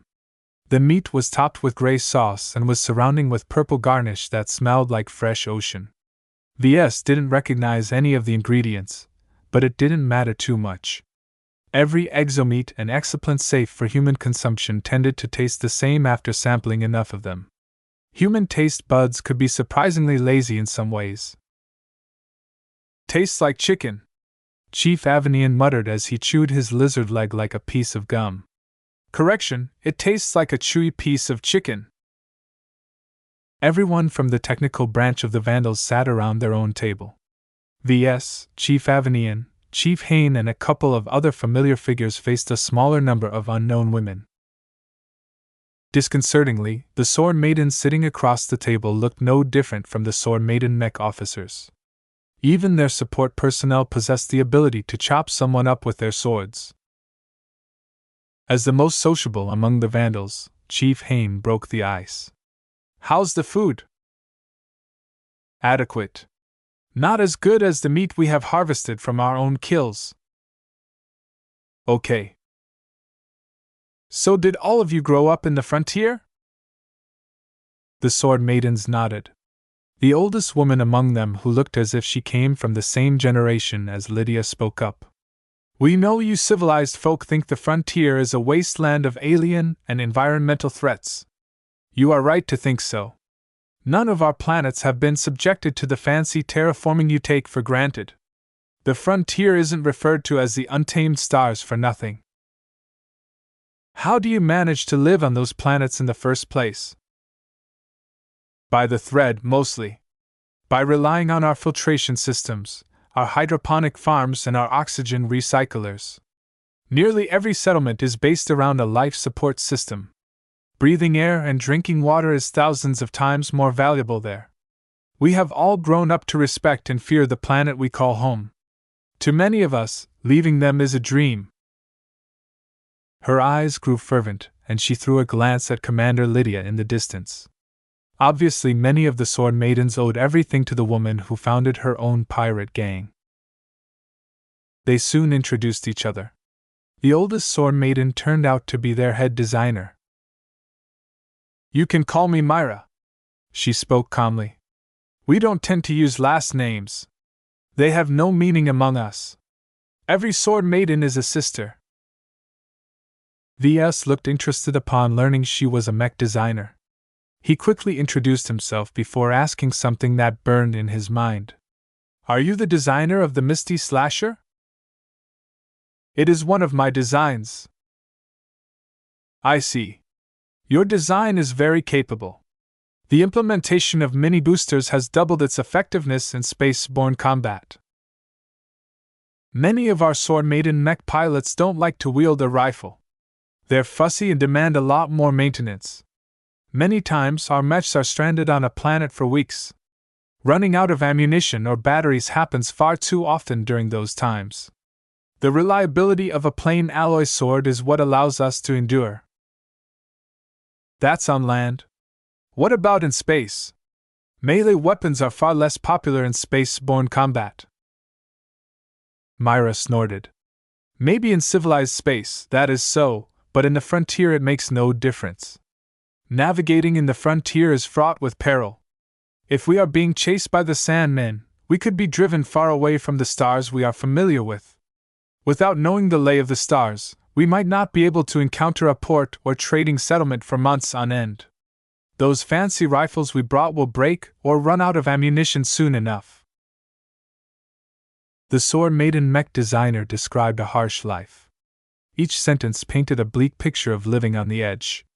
Perhaps their ships were one oxygen recycling system away from suffocating in space. Myra's design philosophy bore the scars of living in a region where safe harbor was non-existent, and where Sandmen and other pirate scum was constantly out to get them. VS widened his eyes at the woman once he realized an important fact. Please excuse me if I'm rude, but could I ask how far you've advanced? I'm a journeyman mech designer. I advanced more than a decade ago. Not only VS, but the chiefs sitting next to him all looked impressed. There were lots of mech designers struggling to make apprentice or journeyman back in civilized space. So many men and women have failed despite growing up in the most prosperous human age, yet one single frontierswoman who probably never attended a school in her life managed to reach journeyman anyway. Was there any justice in life? I see. VS stuttered, having lost control for a bit. His respect for Myra shot up tremendously. No wonder the Misty Slasher is such a stable mech model. I've studied the battle footage several times and I'm amazed at how the mini boosters have never malfunctioned even once. How did you come to be such a good mech designer when you grew up in the frontier? Myra smirked sardonically at VS. Kid, there's more than one way to become a mech designer than attend one of your elitist mech universities. Haven't you heard about mentorships and apprenticeships?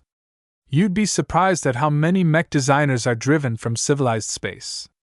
Commander Lydia happened to sponsor my apprenticeship to one of these exiles when I showed a lot of promise in tinkering with machines. Meeting my mentor was the best day of my life. I can't thank Lydia enough for introducing me to the old pervert. As Myra chuckled to herself, VS grew curious about who could have mentored her into becoming a journeyman. From her wording, he ruled out the possibility of her teacher being master mech designer. That possibility would have been ridiculous regardless. Each master was a treasure of humanity. Even Master Null of the Limar Institute of Technology stopped his flight once he reached the Komodo star sector. My mentor is one of the greatest mech designers in our region of the frontier. His talents might not be the equal of your impressive masters, but there is hardly any better mech designer that can design a great mech with so little means. Among the pirates and the outcasts of the frontier, his name ranks among the top of their community. Who is he? VS asked with bated breath. He is Skull Architect Jimenez. This caused another ripple of shock among the Vandals at the table. Skull Architect Jimenez. While his name inspired awe and respect in the frontier, the Komodo star sector mainly associated his name with fear. Isn't he the eccentric who incorporates human bones in his mechs? VS almost called the Skull Architect a man, but thought better of it at the last second. After all, Myra hadn't grown up hearing horror stories about the promising mech designer turned serial killer. Skull Architect Jimenez earned his moniker by his crazy beliefs that mechs inherited a shadow of the soul that lingered in human remains. Supposedly, Jimenez was one of those mech designers that had been driven mad in his relentless pursuit to uncover the secrets behind the X Factor. What would Jimenez think if he got wind of what VS had accomplished? Perhaps his skull would decorate the Skull Architect's latest mech. Myra recognized the expression of fear on his face. She boldly laughed. "Don't be a scaredy cat, kid. The only thing you need to be afraid of old pervert is his grabby hands. It took me years to unlearn my instinct of drawing my sword upon feeling his wrinkled hands brushing against my body. His days of killing people and embedding their bones in his mechs are long past." VS took those words with a grain of salt. Of course his protégé would defend him. It wasn't as if she was one of the many thousands who ended up missing to fuel his mad experiments. Up to this date, the MTA still maintained the bounty issued upon the Skull Architect's head. Chapter 639 Skull Architect. If VS ignored her giant sword and her exhibice clothes, Myra looked and spoke no different from a genuine journeyman mech designer. However, VS simply couldn't ignore what her veneer of civility covered up. She was not only a daughter of the frontier, she also learned her craft from a mech designer that earned the rare privilege of earning a bounty on his head from the MTA. A senior mech designer ordinarily wouldn't be kicked from their membership rolls even if they had some blood on their hands. They were mostly content to leave law enforcement in the hands of the states. Only a couple of exceptions roused them into action. One of them would be to break one of the taboos. Another one would be to violate the tenets of mech design. Skull Architect Jimenez was guilty of the latter. Whatever depraved theory he came up with in his fruitless search for the X Factor compelled him to make use of human remains. It would have been one thing if he killed random thugs or slaves from the frontier. The Skull Architect detested lowlives. The personality of a mech was defined by its soul. Embedding the soul of a thug in his mechs would merely drag them down. Jimenez only wanted the best for his mechs. In that sense, his pursuit for perfection was disturbingly similar to V's insistence for quality. To the Skull Architect, only the bones of mech pilots qualified as valid raw materials. The better the mech pilot, the better his mechs performed, at least according to his fantasy. His bone-infused products never performed any different to his regular mechs. He initially began his experiments with utilizing the bones of dead mech pilots that scavengers picked up from long-abandoned battlefields. These bones usually had little value, so it didn't take much effort for someone like Jimenez to get their hands on them. Sadly, the Skull Architect concluded that rotten bones did not make for good materials. Only the freshest bones satisfied his cravings. Mech pilots in the Vermeer group in the Friday Coalition started to disappear. No one knew where they had wandered off to. However, the kidnappers had been capable enough to clean up their tracks, so the truth behind their disappearances had long been an unsolved mystery. All of this changed once he crossed the line. Unsatisfied with the results of his experiments up to date, he came to the conclusion that his raw ingredients weren't good enough. The souls of basic mech pilots and advanced mech pilots weren't strong enough to provide any measurable boosts to his mechs. Only expert pilots would do. One day, a famous expert pilot ended up missing. The entire Vermeer group panicked and sprung into action. The disappearance of thousands mech pilots didn't matter to a behemoth that was one of the principal partners of the Friday Coalition. Yet the disappearance of a single expert pilot was completely different. With the full investigative might of the Vermeer group brought to bear, it only took half a day to track down the kidnappers, work their way up to the ones who issued the contract, and from there beat out the name of their client from their mouths. To their horror, The one who was responsible for kidnapping and ultimately killing their prized demigod was none other than a respected senior mech designer. It was a wonder he managed to flee the coalition and stay out of reach from the vengeful hunters of the Mech Trade Association.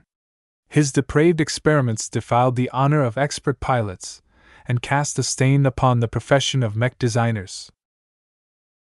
The scandal remained a hot topic for weeks in the entire Star Sector.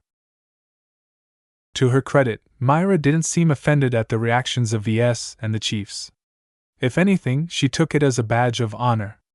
My mentor is extremely dangerous. He has to be in order to survive in the frontier. What kind of status does he enjoy in the frontier? VS asked. The Skull Architect had dropped out of the news ever since he fled from civilized space. Heck, many people thought he was dead. My mentor is one of the main shareholders of Maligan's Pitstop, a medium-sized independent pirate station. His mech industry is based there. Mech sold from the station carries his personal guarantee. His word is as good as certification from the MTA. Ah. VS understood. There's no oversight from the MTA beyond civilized space. In civilized space, mech designers and purchasers of mechs relied on the MTA's long-standing system of validating mech designs and certifying every mech that rolled off the production lines. VS had taken this reliable system for granted. He had never thought of a time where he wouldn't be able to rely on those services. The scams taking place in the underground markets of Harkinson 3 had already given him a taste of how difficult it was to do business without a neutral arbiter. The only way a layman could purchase a reliable product that performed as advertised was to hire a mech appraiser. The problem that came with this choice was that there was little anyone could do if a mech appraiser was biased. During his previous strolls in the gray and black markets, VS witnessed the appraisers discreetly favoring one stall owner's products of another. Who could say if the mech appraiser hadn't already been bought by the stall owners? I gather you play a very important role with the sword maidens. It's different here. Many smaller mercenary corps and other outfits can do just fine without a mech designer on retainer. They can largely trust what they buy from the market. Myra snorted as she took a few sips of the soup that arrived next. Trust is impossible to achieve from where we come from. The only loyalty comes from our family, and the sword maidens do a good job in binding us together. Unless you know and fought alongside someone for years, you can't trust anyone you meet. This is even more vital when it comes to mechs. It's our main weapon and the only way we can defend ourselves. A group without a mech designer will always remain a lackey to others. They continued to talk about the differences mech designers faced in their different environments. In civilized space, mech designers flooded the industry. Millions of them graduated from the Komodo Star Sector alone. The market couldn't possibly accommodate all of them, therefore leading to a situation where competition had reached an increasingly brutal degree. There aren't that much mech designers in the frontier. Myra explained. The floating bots picked up her half-empty plate and replaced it with some kind of gelatinous substance. The education system in the frontier isn't very developed. Most people learn from automatic teaching programs or through browsing free lessons on the Galactic. Genuine teachers are worth their weight in exotics. It's exceptionally difficult to raise engineers and technicians when there's hardly any place to learn. Let alone a higher institution, many places don't even offer high school or elementary school level classes. VS added. To raise a qualified ship engineer or mech technician, you need to educate the students from the very start. The age of 10 was widely used as the starting point of a child's future development. Before the state tested their aptitude, their future was in flux. Anyone could become a mech pilot, and lots of children held out hope even if their odds were small. Once they reached this magical age, the truth would finally emerge. Many received a negative result, which meant their aspirations to become a mech pilot had been dashed. From then on, the children needed to find another calling, and take classes that would bring them closer to their future careers. Children are some of the most precious resources in our region. It is 10 times harder for them to grow up there than in your safe and structured space. When we say that every sword maiden in our group is a daughter of the frontier, it carries a special meaning to us. Myra gazed at a younger sword maiden sitting next to her. VS did not spot any family resemblance. While Myra's genetic modification tinted her skin in a subtle shade of purple, the other girl's modifications had changed, giving her a pair of horns that looked strong enough to impale someone in the way. She looked like a little demoness in a way. There was no telling what other modifications she hid underneath her clothes that consisted of a dragon scale-like pelt that glittered in orange and red. Despite the lack of resemble, the journeyman mech designer obviously cared a lot about the girl. She introduced the young girl to VS. "This Ketty's my oldest student." "I'm your first student," Ketty's growled. The girl looked ready to stare her teacher to death. "Don't mind her. Ketty's hasn't been exposed to the greater galaxy yet. She's barely earned her battle clothes. I slayed a Wistra dragon with my own sword." Myra laughed. "Hunting a single exabeast does not mean you are ready to spread your wings. Mech designers like us are valued in the frontier, but that also means that many pirates want to obtain us, and they don't care how.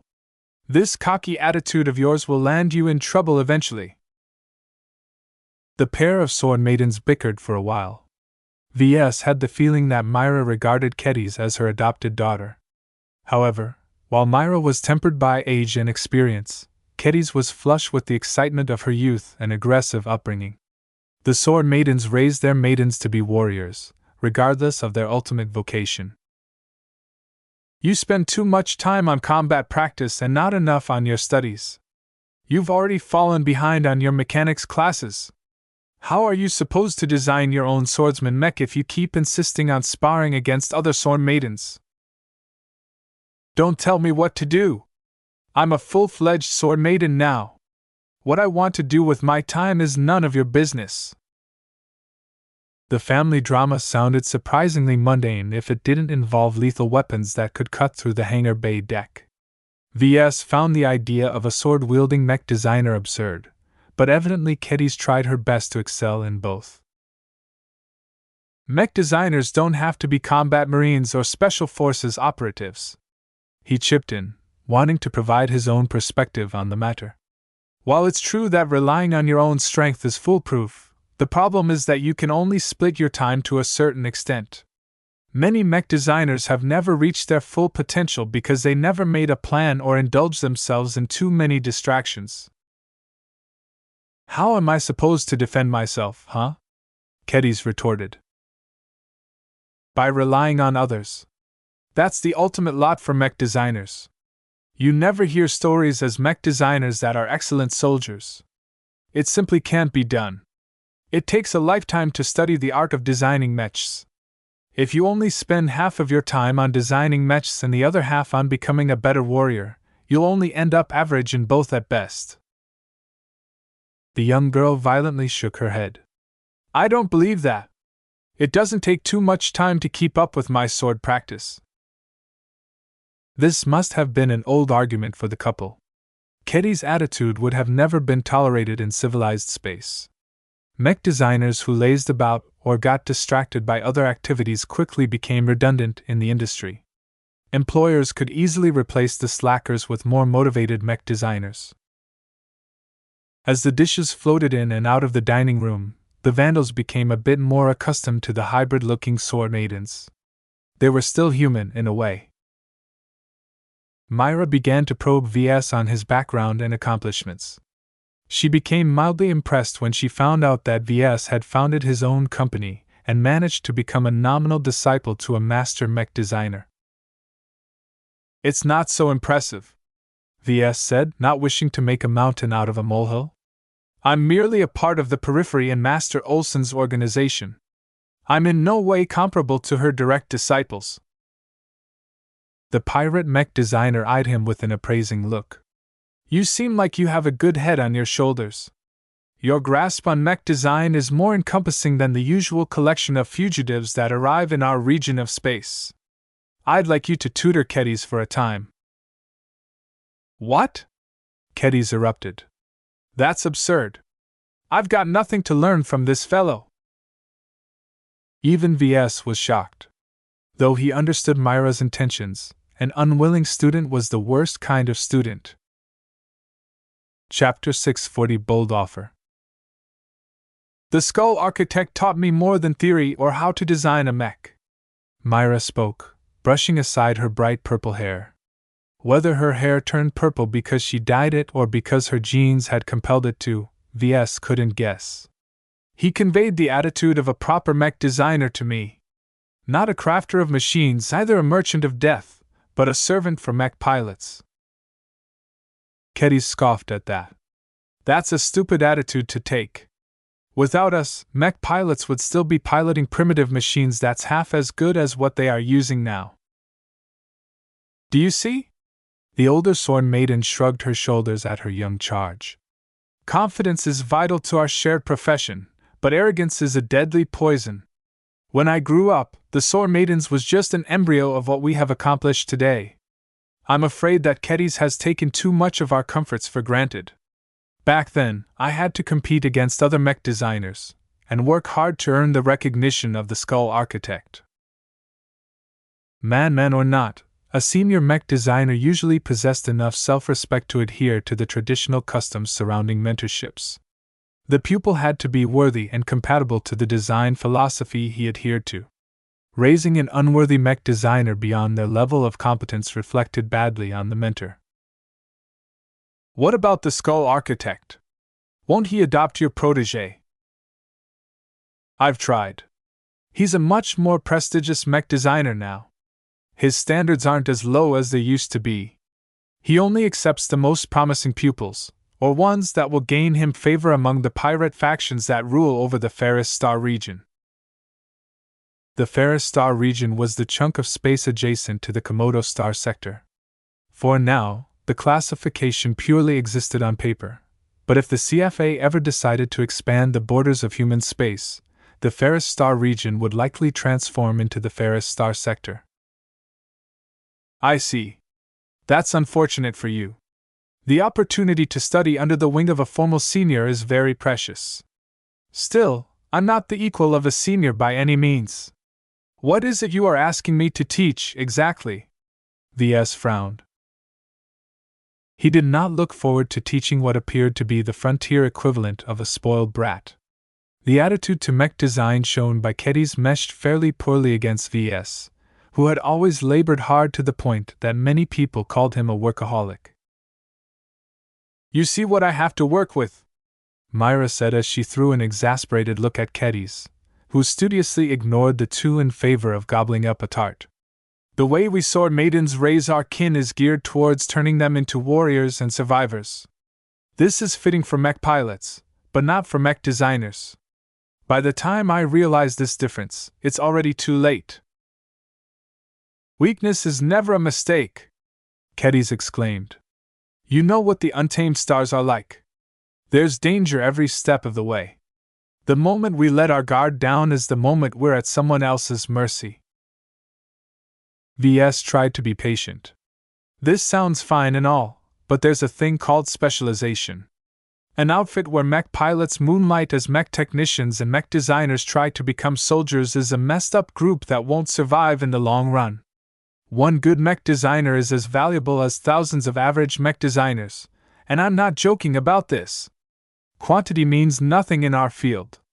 The quality of your sword maiden mechs is directly proportional to the skill level of your best mech designer. What will happen to your group when Myra is taken away from you all? Who will be left to pick up the pieces? In his perspective, Lydia's sword maidens lucked out when they managed to nurture a journeyman mech designers. Countless mercenary corps in the Komodo Star sector would envy them if they heard some lowly pirate gang managed to gain a mech designer that could easily found their own companies and earn billions in revenue within the span of a single year. In fact, it wouldn't be difficult for Myra and Ketty's to change their identities. They only needed to clean up their hybrid appearances, and pretend to come from a secluded planet in a forgotten corner of the star sector, and fake some credentials by bribing some struggling schools and institutions. VS knew this happened a lot, because he'd seen a couple of vendors advertising these kinds of services from Harkinson's black markets. Of course, Lydia had done a good job in binding her sword maidens together. Their bond of sisterhood was of a slightly higher degree than the comradeship of the Vandals. Recruiting them when they were at a young and impressionable age, and indoctrinating them to be completely loyal to the organization had turned them into completely loyal pawns. When he looked at it, Commander Lydia had done everything possible to bind the sword maidens to her cause. The ties of sisterhood, the strange and unique customs, the proliferation of genetic modification, all of these measures isolated them further and further from the general norm and turned them into a separate and distinct tribe of humanity. It was no wonder the sword maidens regarded other people as filth, while those very same people dismissed the sword maidens as barbaric Amazons. Breeding the feelings of isolation and contempt for others was a surefire way of keeping your underlings under control. This realization had upped his regard for Commander Lydia by another notch. VS could learn a lot from her methods. He was already taking mental notes of her methodology. Once he returned to civilian life, he could apply the best practices on the avatars of myth and his yet as unnamed shadow force. So what do you think, Larkin's son? Myra prodded him. I think you have a good point regarding specialization. This is even more dire in the frontier where there is a large shortage in skilled technical personnel and reliable fabrication equipment. When something becomes scarce, it becomes valued. Ketties, the best form of protection is to remain valuable to your sisters. Knowing how to swing a sword may earn their respect, but you will lose your place among them. The sword maidens don't have the room to accommodate a useless sister. This argument shut Ketty's up. The girl might have been brash, but the crux of the matter was that she tried hard to fit in. Her participation in all of these martial rituals allowed her to connect with her fellow sisters, but the more she spent time away from advancing her mech design ability, the worse off she would be at the end. Are you a novice or an apprentice? VS asked. She's a novice, Myra answered for Ketty's when she looked peeved. While she doesn't have the diplomas or MTA certificates to prove it, she's at a comparable level in every way you look at it. It is no problem for her to design a variant of the Misty Slasher or our other melee mechs. She can design variants of other melee mechs if she puts in more effort into her studies, but she's a long distance away from designing her first original mech. Basically, the horned young woman with short green hair and an athletic stature was at the start of her formal mech design career. The status of a novice wasn't very high, but at least it was better than someone who hadn't graduated at all. Ketty's was a couple of years younger than him, so her current achievement was comparable to VS at the start of his own career. VS considered the pros and cons. I'm not sure my superiors will agree to this. I can't teach her very well over the galactic net. She has to intern on the shield of Hispania. Myra waved her hand dismissively. No problem. I'll tell Lydia to convince your boss to let Ketty's be your guest designer. You don't need to hand over any classified materials to her. Just show her what you are allowed to show off. My main concern with Ketty's upbringing is that she hasn't been exposed to the essence of a mech designer's role. She's too familiar with the sword maidens and I, so she isn't able to divorce her feelings from business. I hope that you can bring her in a different environment and open her eyes in a way that can allow her to become independent when she comes back. That's a tall order, you know. Forget about mech designers from the frontier, even a huge chunk of classically trained mech designers in civilized space aren't able to stand on their own 2 feet. For every success story, there are thousands of outright failures. I can't guarantee that Ketty's can climb over this cliff. He hadn't closed the door to this proposal entirely, which pleased Myra a bit. She leaned back against her seat and crossed her arms. I can make it worth your while. What can you offer? Mind you, I'm burdened by many responsibilities right now. I won't abuse my authority. Oh? She raised an eyebrow. I've kept an eye on your salvage parties. Many of them scoured over the debris field strewn with broken stealth shuttle pieces. Ordinarily, these pieces of debris shouldn't garner that much interest, as they're far too disintegrated to piece together a working machine. His eyes grew sharp at the mention. He wanted to keep his interest in stealth technology quiet, but Myra had been too perceptive for that. He might as well spill the beans then. Investigating stealth technology is something of an interest of mine, primarily because I've been the victim of it several times. Who doesn't want to beat these cloaked bastards at their own game? The journeyman smiled. Stealth tech is unfathomable to most mech designers. Only the major factions have a grasp on this field, and they are very jealous about who gets to master it. Building an understanding of stealth tech from tiny pieces of shuttle debris is as futile as attempting to learn an alien language with only 10 minutes of recordings. There are too many gaps that no amount of imagination can fill. She wouldn't bring this topic up without a good reason. What is your offer, then? It's rather a stretch for me to believe you have access to stealth tech? You are correct. She laughed. In the frontier, stealth tech is even more valuable, because it allows you to avoid pirates, sandmen, and countless other threats. The few people who have access to this tech hoard it like a precious resource. It won't be easy to get in touch with someone who has an understanding of this tech, but I happen to know a very good mech designer who does. VS didn't have to think long and hard to come up with a name. You're not talking about Skull Architect Jimenez, are you? Correct. Before the Friday Coalition chased him away, he enjoyed a very high status in the Vermeer Group. He worked for many clients over the years, and as he advanced to senior, the Vermeer Group drew him closer by inviting him to participate in several classified collaborative projects. In one such instance, he became involved with improving the design of a stealth mech. While he wasn't the specialist in charge of working with the stealth tech, he observed many details and is able to recall almost everything. Among the mech designers in the frontier, he is one of the great authorities on stealth tech for that reason. She wasn't exaggerating. The Skull Architect worked on a second-class mech built to the standards of a second-rate state. The stealth capabilities of their stealth mechs far surpassed the capabilities of the stealth shuttles from the Masters of Combat. Despite his recent resolutions, VS couldn't help but salivate for that knowledge. His obsession with stealth technology sparked to life within his body, and were it not for the formal banquet occasion, he might have already bent down to his knees to beg the pirate mech designer for access. Chapter 641 Glory and Ruin. VS understood that he had entered into a negotiation with Myra. The pirate mech designer wanted something from VS. While she could have put Ketty's under the tutelage of any other pirate mech designer, hardly any of them possessed the foundation and experience of a legitimate mech designer, let alone an aberration like him. Before the conversation turned into this direction, VS hadn't obscured his own background. Though he attempted to understate his accomplishments for fear of sparking any suspicions, his meteoric rise nonetheless marked him out as a mech designer with a bright future ahead of himself.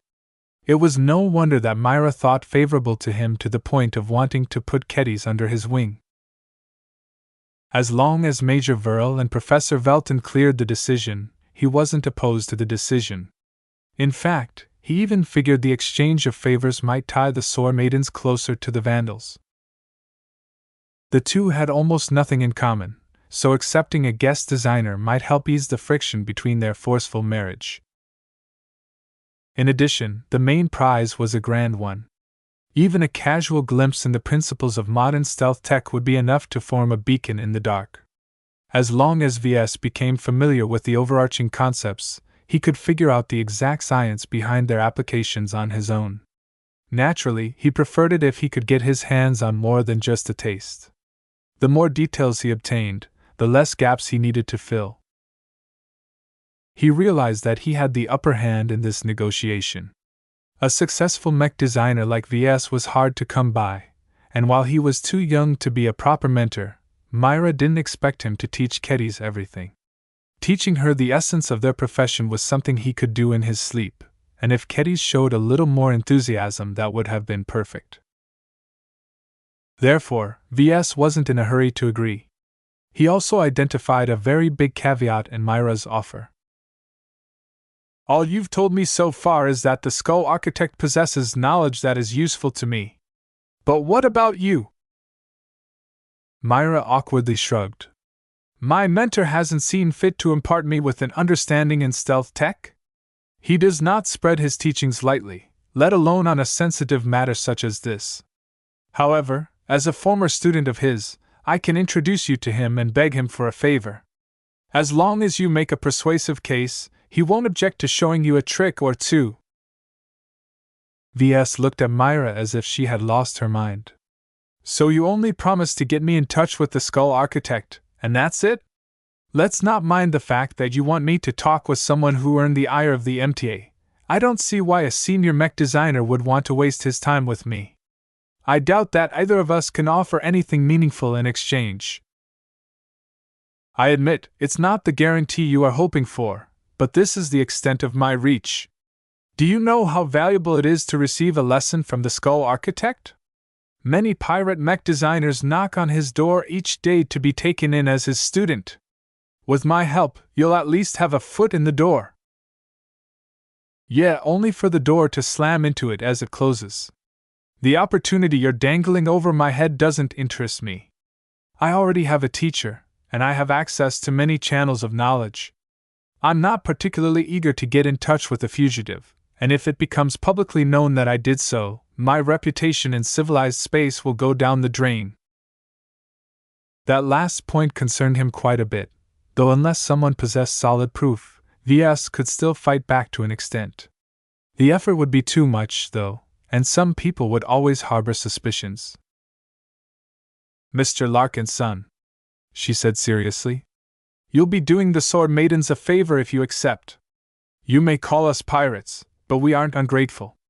Besides that, you don't have to accept my request if you fail to get anything out of my old mentor. That sounded more reasonable, but VS wasn't satisfied with just a single added condition. What if I only partially succeed in prying something valuable out of the Skull Architect's grasp? I can make it up to you. We have much to offer, from connections to other pirate organizations to entry in various black markets. You'll be able to obtain resources there that you won't be able to find in civilized space. The pair discussed the details in hushed tones. While the Sword Maidens had access to various exotics and other resources that was in short supply in any other place, VS had no need for these unique materials. Most of them would only be useful in special applications such as building high-spec components for expert mechs. In contrast, VS was much more interested in her offer to introduce him to various black markets. These were unlike the sanitized versions that did business in the Harkinson system. Gaining entry in these markets represented that VS would be able to obtain much of the bounty from the Ferris Star region as long as he paid a sufficient price. The banquet ended before they could go in on this topic. VS sighed and stood up along with the rest. While Major Vole led Commander Lydia and their inner circle to a confidential meeting, VS shook Myra's hand. It's a pleasure meeting you. I'll think about your offer, he said, hardly straining at the journeyman's surprisingly powerful grip. Likewise. If there is an opportunity, I will explain the matter to Commander Lydia and your superiors. If they assent to my proposal, we shall proceed from there. Myra left the dining room along with half of the Sword Maiden. The junior sisters among them, such as Ketty's, had been left behind. A mech officer stepped up. Do you want to go get a drink? Have a spar or two? Or maybe both at the same time? Bring us to what passes for your sparring ring. A Sword Maiden spoke with a grin. Many of her sisters looked eager to test the mettle of the Vandals. She abruptly reached for her giant sword and unsheathed it from its floating scabbard. If you have weapons that can match our swords, then that's great. If not, I suppose we can spar like our children. The more macho fellows among the Vandals took offense at her boast. For hours they tried to remain polite, while the sword maidens challenged their masculinity at every step. The men wanted to show to these dangerous, exotic women that they weren't pushovers. As for VS, he shook his head and ignored the coming fiasco. The flagrant Vandals was a military mech regiment. Its entire purpose revolved around fielding mechs. If the contest involved a spar between mechs, then VS would put his money on the Vandals. Yet when it came to physical prowess, then he would put every credit on the sword maidens. Their genetic modification was no joke. Subtle ones allowed humans to retain their appearances, but the trade-off was that the effects were weak. More drastic changes inevitably introduced a change in phenotypes. In other words, the alien traits became more dominant to the point where the weaker human traits started to lose ground. The more alien a hybrid looked like, the more their strength and attributes resembled the alien they borrowed their genes from. Naturally, the risks became greater at this point, as hybridization often proved to be irreversible. A poor match of genes could have unpredictable and extreme results. It was the number one source of insanity among the upper class. Lydia's sword maidens are playing with fire. They should take care to learn from the lessons of the Age of Conquest. Hybridization became increasingly prevalent among those who could afford to undergo such treatments. Back then, the enthusiasm for shedding the limited human form had led to a race among exobiologists. They developed radical new patterns without taking the time to understand the repercussions of what they offered. Many of them might grant powerful physical or mental enhancements, but they also introduced radical changes in behavior. These changes required decades of formal trials to identify, but the freewheeling market of genetic modification couldn't afford to wait that long for a new product to be released. What happened next was a disaster. Entire swathes of statesmen and admirals became power-hungry and belligerent. A president of a third-rate state might abruptly declare war against a powerful second-rate state. An admiral might order the annihilation of a highly populated planet because of a perceived insult from its rulers. The Age of Conquest is a time in human history when mankind conquered the aliens. It is also a time where aliens have conquered man. The unsurpassed achievement of conquering half the galaxy, only to suffer genocide of their own making when alien genes turned the ruling class insane, represented the duality of this past era. From the brink of success to the brink of annihilation, many humans who live today often sighed about this complex time in history. What would have happened if regulators reigned in the exobiologists and geneticists? Would humanity end up as the only spacefaring species in the galaxy if they hadn't turned their genocidal instincts inwards? As VS exited the dining room and walked back to his office compartment, he wondered whether this proposal was a good idea in the first place. Associating with someone who's called the Skull Architect isn't exactly the most prudent career decision. He already had the system, the Clifford Society and Master Olson to assist him with mech design-related issues. Though it appeared he was spoiled for choice, all three channels came with caveats, and access to them could be taken away from him at any time. A crafty rabbit has at least 3 burrows. Anything could happen in the future. If VS ever suffered a similar fate to the Skull Architect, then at least 2 of his burrows would collapse while the third one likely couldn't help at all. If nothing else, even if the entire galaxy hated his guts, he could always find shelter in the lawless frontier. Preparing a 4th burrow won't take too much effort. If I can take advantage of the circumstances and establish ties with one of the power brokers of the Ferris Star region, then I'll have a firm footing in the underground. VS received a lot of warnings about dealing with the underground when he studied mech design. Many of his colleagues fell to easy temptations put out by seemingly generous pirates. Once the mech designers found themselves in their clutches, it turning out the sweet offers had been nothing more than a lure. Those unfortunate mech designers became permanent employees of those pirate gangs, and were generally never heard from again. These unsavory stories illustrated the double-edged nature of becoming involved in the underground. Everyone was out for themselves, and the rule of law and the sanctity of contracts held no sway here. Without sufficient strength and cunning, one would always be a victim of one of the sharks that trawled the frontier regions. This was also why he didn't immediately agree to Myra's proposal. Even if he was a mech designer, Skull Architect Jimenez was one of the biggest sharks in the Sea of Stars. A careless gesture might earn his ire, or worse, trigger his obsession. This fugitive killed thousands of mech pilots, and went as far as butchering an expert pilots and pull out his bones to incorporate them in one of his mechs. That particular blend of madness spoke of extreme irrationality that was the bane to any mech designer. Basically, any interaction with the Skull Architect would be fraught with peril. Who knew if he turned some kind of switch in the senior's addled mind? The risks would surely quadruple in his case because of his hidden specialty. What could VS do if the Skull Architect somehow managed to discover the truth behind his work? VS therefore felt leery about contacting the Skull Architect in the first place.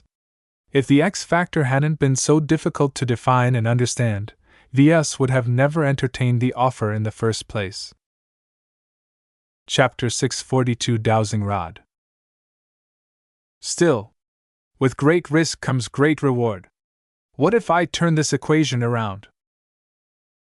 Another way of looking at this risky opportunity was that VS held the key to the Skull Architect's lifelong obsession. If VS wielded his absolute advantage in this poorly understood field with finesse, then he might be able to extract a lot of concessions from the Skull Architect. As an influential mech designer in a region of space where masters didn't exist and capable mech designers were in short supply, the Skull Architect should be one of the region's peak characters. Gaining access to this channel should be a boon to him. It added another contingency option to him should his other channels prove to be useless. Forming a relationship, however faint, to the Skull Architect would enable him to establish a foothold in the frontier. He needed to be exceptionally cautious, of course, and it wasn't a given that he could arouse the Skull Architect's interest. VS had to balance between offering something of interest while keeping suspicions to a minimum. While VS contemplated this thorny issue, elsewhere various people gathered. In the secured conference room aboard the Shield of Hispania, a small gathering of Vandals and sword maidens held their breaths as their leaders brought out a number of hand-sized encrypted data chips from a locked container. For some reason, Lord Javier of House Anekin was there as well. The lone Vision noble's presence should have been a cause for alarm, but right now it appeared he had shed his shackles entirely.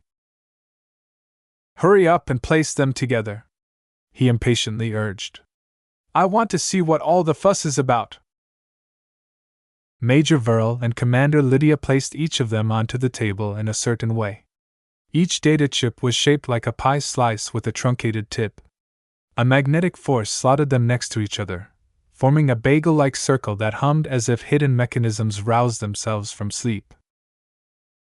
The flagrant Vandals contributed 5 encrypted data chips, while Lydia's sword maidens surprisingly brought out 6 of them. The Vandals labored so long to gather this much data chips, yet the sword maidens seemed to get their hands on them without too much issue. Certain goods were much easier to obtain in the frontier than in civilized space. Something is happening. Glowing purple lines emanated from the circle of data chips. Strange digital sounds beat from the amalgamation, and suddenly the seams between the stupendously resilient housing of the data chips started to melt and fuse together. They had tested the durability of the external housing, and according to their estimations, it was strong enough to survive a supernova. Yet now it easily gave way to each other. It was as if this device had once been whole. The appearance of the fused circular object radiated a sense of completion, enchanting everyone present in this meeting. After a couple of seconds of internal adjustments, a projection sprang into being from the circular object. "What is this?" Myra asked with furrowed brows. Lieutenant Commander Soapstone gestured for calm. "Be patient. The projection may be in a transition state. We have no way of knowing what advanced technology is at work here. Whatever is going on, that sure as hell doesn't look like a star chart, Lord Javier said with a sardonic smile. Maybe it's a giant middle finger from the starlight megalodon. Major Vol furrowed. After all their efforts into gathering 11 encrypted data chips, they did not appreciate any pranks. The projections cycled through incomprehensible geometric shapes. Perhaps they formed lines of codes, perhaps they could only be interpreted through math, but whatever the case, nobody present understood a single piece of what was being projected. Finally, the stream of shapes and symbols disappeared. What emerged out of the fused object was a single shape whose meaning was clear to everyone. It's an arrow. Lord Javier stated the obvious. Where is it pointed at? It's pointed towards the frontier, Commander Lydia stated. This isn't a star chart. It's a star compass. The Vision noble snorted. For a compass, it's rather wobbly. Did you bump the data chips around or something? The only other answers are that the location is in flux, or that the shaking is intentional, Captain Rakeshire said. Everyone took in the implications of these possibilities. The crashed battleship didn't make their hunt any easier. Eventually, Major Vol sighed. The purpose of this star compass is clear. We need to follow its direction and bring it closer to the coordinates of the starlight megalodon. At this point, if the people present recorded the wobbly arrow and extrapolated the direction it pointed at, it would have included an expanding cone of space that was roughly 2 degrees wide. A cone of 2 degrees didn't sound very much if the compass pointed at something a couple of meters away. It was sufficient to pick out a single person out of a small crowd of people. Yet it was a different matter in stellar navigation. The 2-degree cone encompassed an increasingly wider area of space, to the point of enveloping billions of stars as it ceaselessly expanded towards the edge of the galaxy. The limitations of the star compass forced the flagrant sword maidens to wield it as a dowsing rod. Like looking for a source of water in ancient times, they needed to bring it closer and closer to the point of origin. The smaller the distance, the more stars they ruled out. Eventually, they could come close enough to narrow down the exact star the device directed them to go. Nobody questioned the convoluted hoops they had to go through.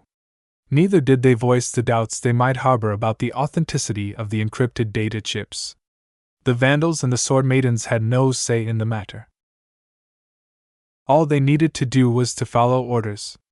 Even if they thought they were chasing after a unicorn, they would do so wholeheartedly because that was what their bosses expected them to do. Out of all of them, the only free agent might be Lord Javier. The cocky young noble smirked at the complex looks of the people attending this meeting. Not what you expected, huh? Just face it. Whoever is in charge of the Starlight Megalodon is playing us like puppets on a string. Enough. Vril spoke calmly. Let us chart our next course. If nothing else, we are no longer blind to where we must travel. As the Vandal and Sword Maiden officers hashed out a route, elsewhere other factions were making their moves. In the Hafner Duchy of the Vija Kingdom, a recently elevated baroness awaited the arrival of an august guest. The person she was meeting stirred up a lot of controversy from her arrival. She disappeared from the radar soon after, and only a handful of people knew who she wanted to meet. Captain Lydia Foster wore her Hostland warrior's uniform as she sat in a secure meeting room several kilometers underneath her mansion. Countless passive and active jamming devices worked their magic, making sure that not a single sensor would be able to resolve anything useful. The heavy door opened, letting in two very different figures. The brown-haired girl who sat at the head of the table stood up. She ignored the major accompanying the meeting and addressed the resplendently dressed blonde noble. Welcome to Betcham 3, milady. I apologize for the drab interior, but there is no other room in my estate that can accommodate your demands. Lady Amalia smiled politely. Nonsense, Baroness Foster. I am aware that my arrival came too sudden for you to prepare. It is no matter. I am not here on a social call. Lady Amalia took one of the two prepared seats. Both the room and the furniture consisted of simple alloy furniture, which looked in stark contrast to the luxurious furnishings of the mansion proper. The simpler the furnishings, the harder it was to hide any spying bugs. Major Jameson pulled out a handheld multiscanner and scoured the entire room, not sparing the noble Baroness either. The device tested the effectiveness of the jammers and sought out any anomalous signals. This room is secure, he concluded after a few minutes, and shut down the device before standing behind his superior. We may begin. Very well, Lady Amalia said. Let us get down to business. My time is short and the Hafners are trying to track me down. It won't do either of us good if we are caught together, Baroness. May I call you that, or would you prefer to be called Venerable or Captain? Relia Foster wrinkled her brow. Please call me Captain Foster. I see myself as a mech pilot first and foremost. Not just any mech pilot. An expert pilot, and a young one at that. Everyone in Hafner believes your future is boundless. The expert pilot shook her head. I lost. There is no glory to be found in my bone. There is no need for you to be so depressed. If it wasn't for the freak chance of those marauding Vandals dropping into the Nova Migalatus system, then your debut battle as an expert would have been in a mech tailored to your ability. I believe the Hostland warriors have recently completed your custom mech, am I correct? My Belisarius has recently finished its trials, Captain Foster replied without qualms. The mech designers require one more week of final adjustments before the Belisarius is declared safe to deploy in limited engagements. It will take months or years before my hybrid swordsman mech is able to match another expert mech. Due to Venerable Foster's ignoble defeat and ransoming at the hands of the vile Brighter hooligans, the Hafner Duchy made a big show out of publicizing the formation of her first custom mech. They invested a generous amount of funding, research, and even allocated a team of 3 senior mech designers to head the project. The extravagant amount of resources and attention put into the design and fabrication of the Belisarius raised everyone's hopes about Venerable Foster's future performance. Her talent had been stymied due to piloting a generic training mech back on Nova Migalatus I. With the Belisarius at her disposal, she would never be limited by her equipment ever again. I find it interesting that your custom mech is named the Belisarius, Lady Amalia prompted. Does it refer to what you wish to attain? I'm afraid your hopes may never be fulfilled. The Hafner mech legions have never been deployed to war against the Bright Republic. The Reanald Republic is much closer at hand, and due to the recent instability in their territory, we must be more prudent than ever against those short-sighted profiteers. Lady Amalia, please be more succinct. As you have said, others are on the lookout for a direct descendant of the Duchess of Emodres. The sooner you leave my premises, the better off we shall be. I have no desire for my loyalty to Hafner to be put into doubt. Very well. The Imidrician noble held out her hand. Major Jameson retrieved a secure data pad from his uniform coat and handed it over to his superior. Lady Amalia passed the data pad over to her host. I have a mission offer for you. The details are sparse, but the importance of this mission is paramount. Please take a look at its contents. Captain Foster quickly perused the contents of the data pad. It only contained a single encrypted document, and it amounted to only a couple of pages of mission parameters. She immediately spotted an alarming detail. This mission is issued by the royal family. This matter goes beyond the interests of Emodres and Hafner. Lady Amalia smiled. While we cannot reveal too much to you at this point, know that our perilous journey to the frontier will not be in vain. If nothing else, the odds of encountering your hated foe is very high. We are competing after the same objectives, after all. We have already confirmed that half of the 6 flagrant Vandals of the 3rd Tari Mech Division of the Mech Corps is on their way towards the frontier. What's even more salient is that this Vandal task force has teamed up with a frontier pirate gang called Lydia's Sword Maidens. The instant Lady Amalia mentioned the magic word, Venerable Foster grew heated. She gritted her teeth and gripped the data pad in a crushing grip. Pirates! We are forming our own task force. It will be comprised of elements of my 2nd Calico Dancer Bats and my 1st Meandering Monkeys Mech regiments. Due to prior commitments and obligations, we are unable to bring our expert pilots. My task force has room for an exceptional expert pilot such as you. Are you interested in taking part in our mission? Venerable Foster offered a grim smile to the highborn lady. Do you even need to ask? Chapter 643 Craft, Art and Science.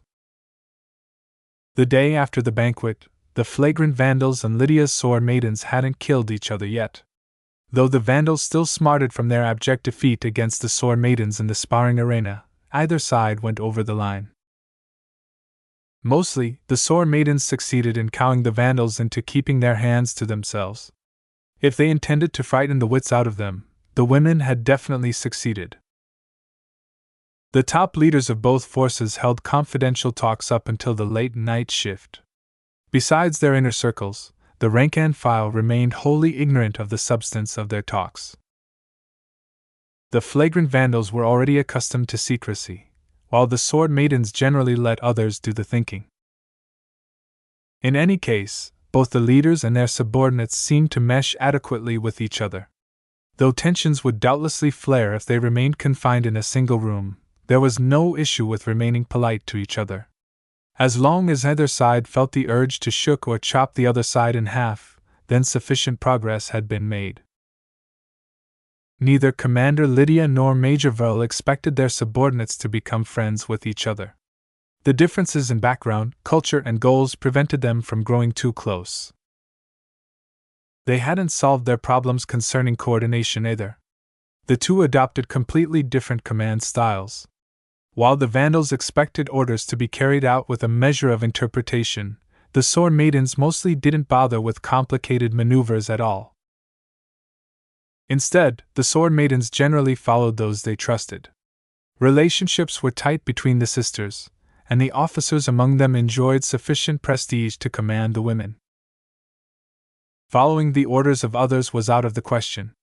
Even if the flagrant Vandals knew what they were doing, the Sword Maidens never placed their trust in others. People from the frontier learned early on to never place their trust in others. When the Sword Maidens departed from the Shield of Hispania, they left a couple of liaisons behind. Myra somehow managed to convince his bosses to leave Ketty's under his care. She promised to get in touch with the Skull Architect as soon as possible, but he was a difficult man to get a hold of, so arranging a meeting took some time. What will I do with you? He sighed as he greeted Ketty's in the morning. Major Verl acted entirely too nonchalant about the liaisons. Besides preventing the Sword Maiden mech designer to get in touch with classified Vandal secrets, VS received broad discretion over how he treated her. Well, at least you're not the first guest designer that I brought under my wings. He still missed the company of Iris Jupiter. The Vision Rebel was smart and tactful to the point where VS regarded her as his equal. Her insights into neural interface technology granted him a crucial inside look in a sensitive field among mech designers. The difference this time was that Ketty's likely didn't know anything useful to him, at least in the area of mech design. As a recently graduated novice, she was at the stage where learned the basics but lacked practical experience. Tell me about your studies, he began. Myra explained to me that you've been tutored by her, right? Ketty's nodded. I didn't go to any fancy school. They don't exist in the frontier. Myra made me go through virtual classes from the Galactic Net. According to her, I've passed enough classes that would make me graduate from respectable mech university. I see. VS did not put much stock in that achievement.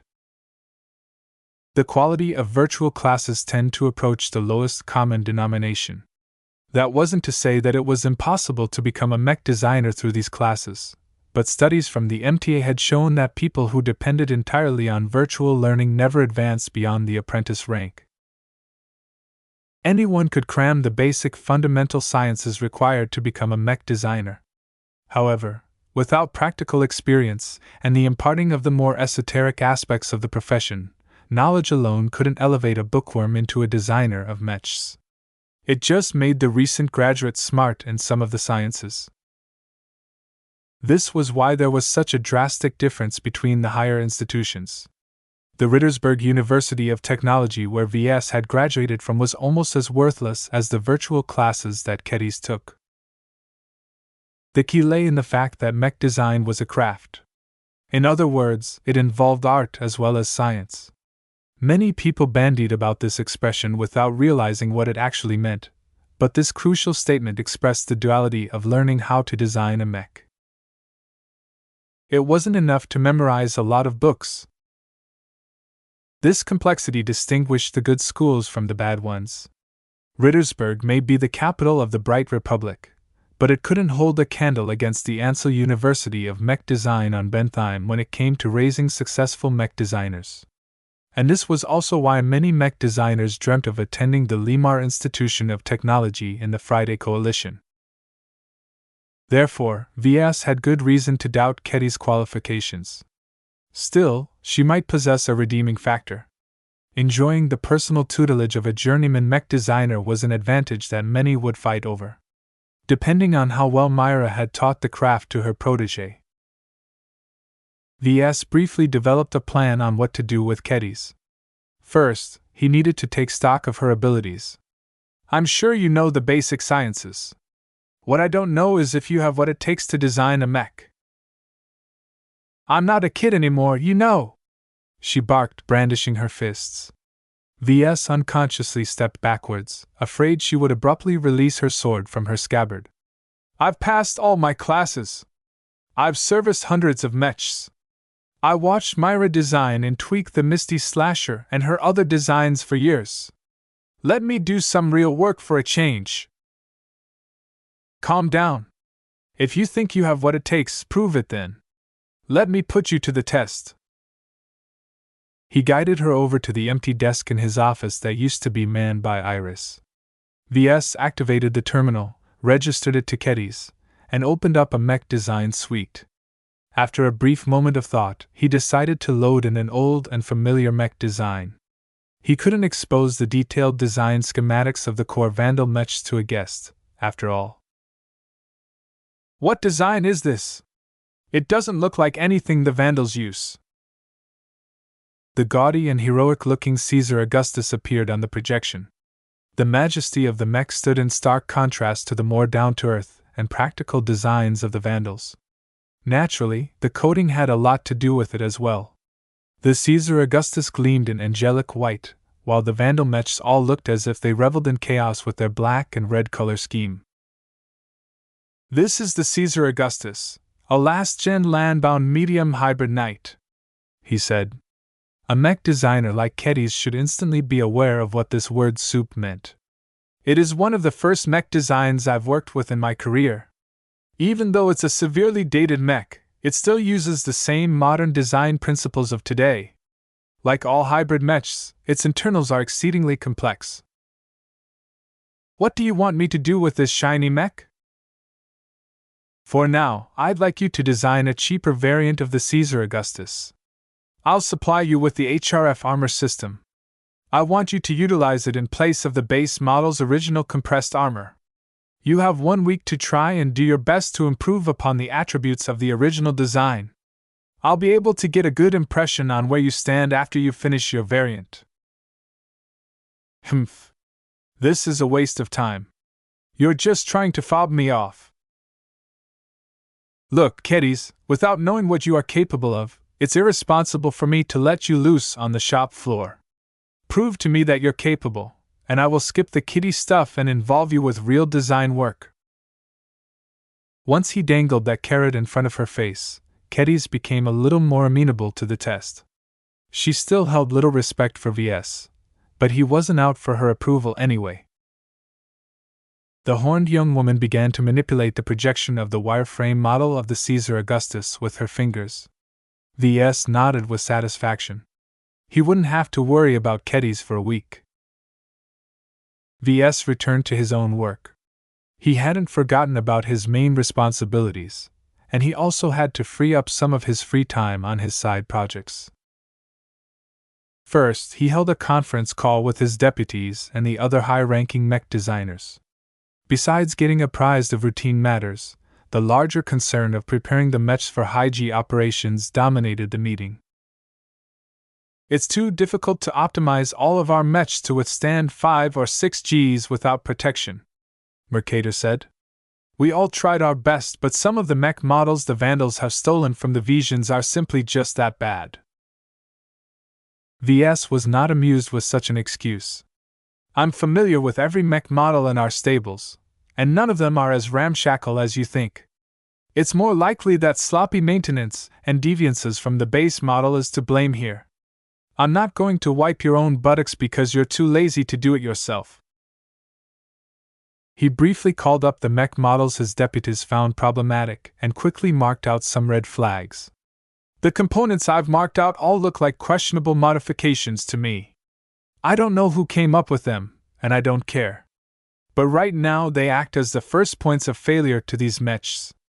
Instead of trying to preserve this sloppy work, why not revert it so the mechs can actually withstand heavy gravity for more than a few hours?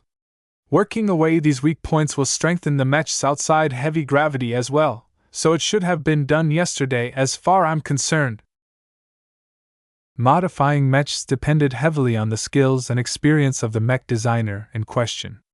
Just as in the case of designing a variant, modifications involved many trade-offs. The key was to pay as little as possible while gaining more in return. Not every mech designer was as adept at juggling this equation. Let me make myself clear to you, he emphasized. Stability is more important than pushing the limits of the mech frames. In an extreme G environment, damage from wear and tear is magnified. It's as if you are carrying 5 times your own body weight for days or weeks on end. This isn't possible for humans, and the only way we manage to do so with mechs is because they are mechanical. As mech designers, we have the luxury of changing its properties. However, the changes we make are situational. What works best in standard gravity might instantly collapse in extreme gravity conditions. If something like this happens, it's okay to revert to an older state. VS felt kind of peeved that he even needed to explain this custom. Some mech designers thought that any improvement in the specs should be enshrined in their own temples. Their improvements to the mech served as a way to validate their importance to the mech regiment. They didn't have access to any other means of comparing notes to each other, since none of them were allowed to design their own mechs. Unlike these snowflakes, VS cared little for their inventive solutions. The Vandal mech pilots deserved better. Someone raised his hand. I have a question, Mr. Larkinson. Go ahead. Why are we moving away from the war? The Vision offensive against our borders has almost run out of steam by now. The perfect time to make a counterattack is close. This question again. VS shook his head.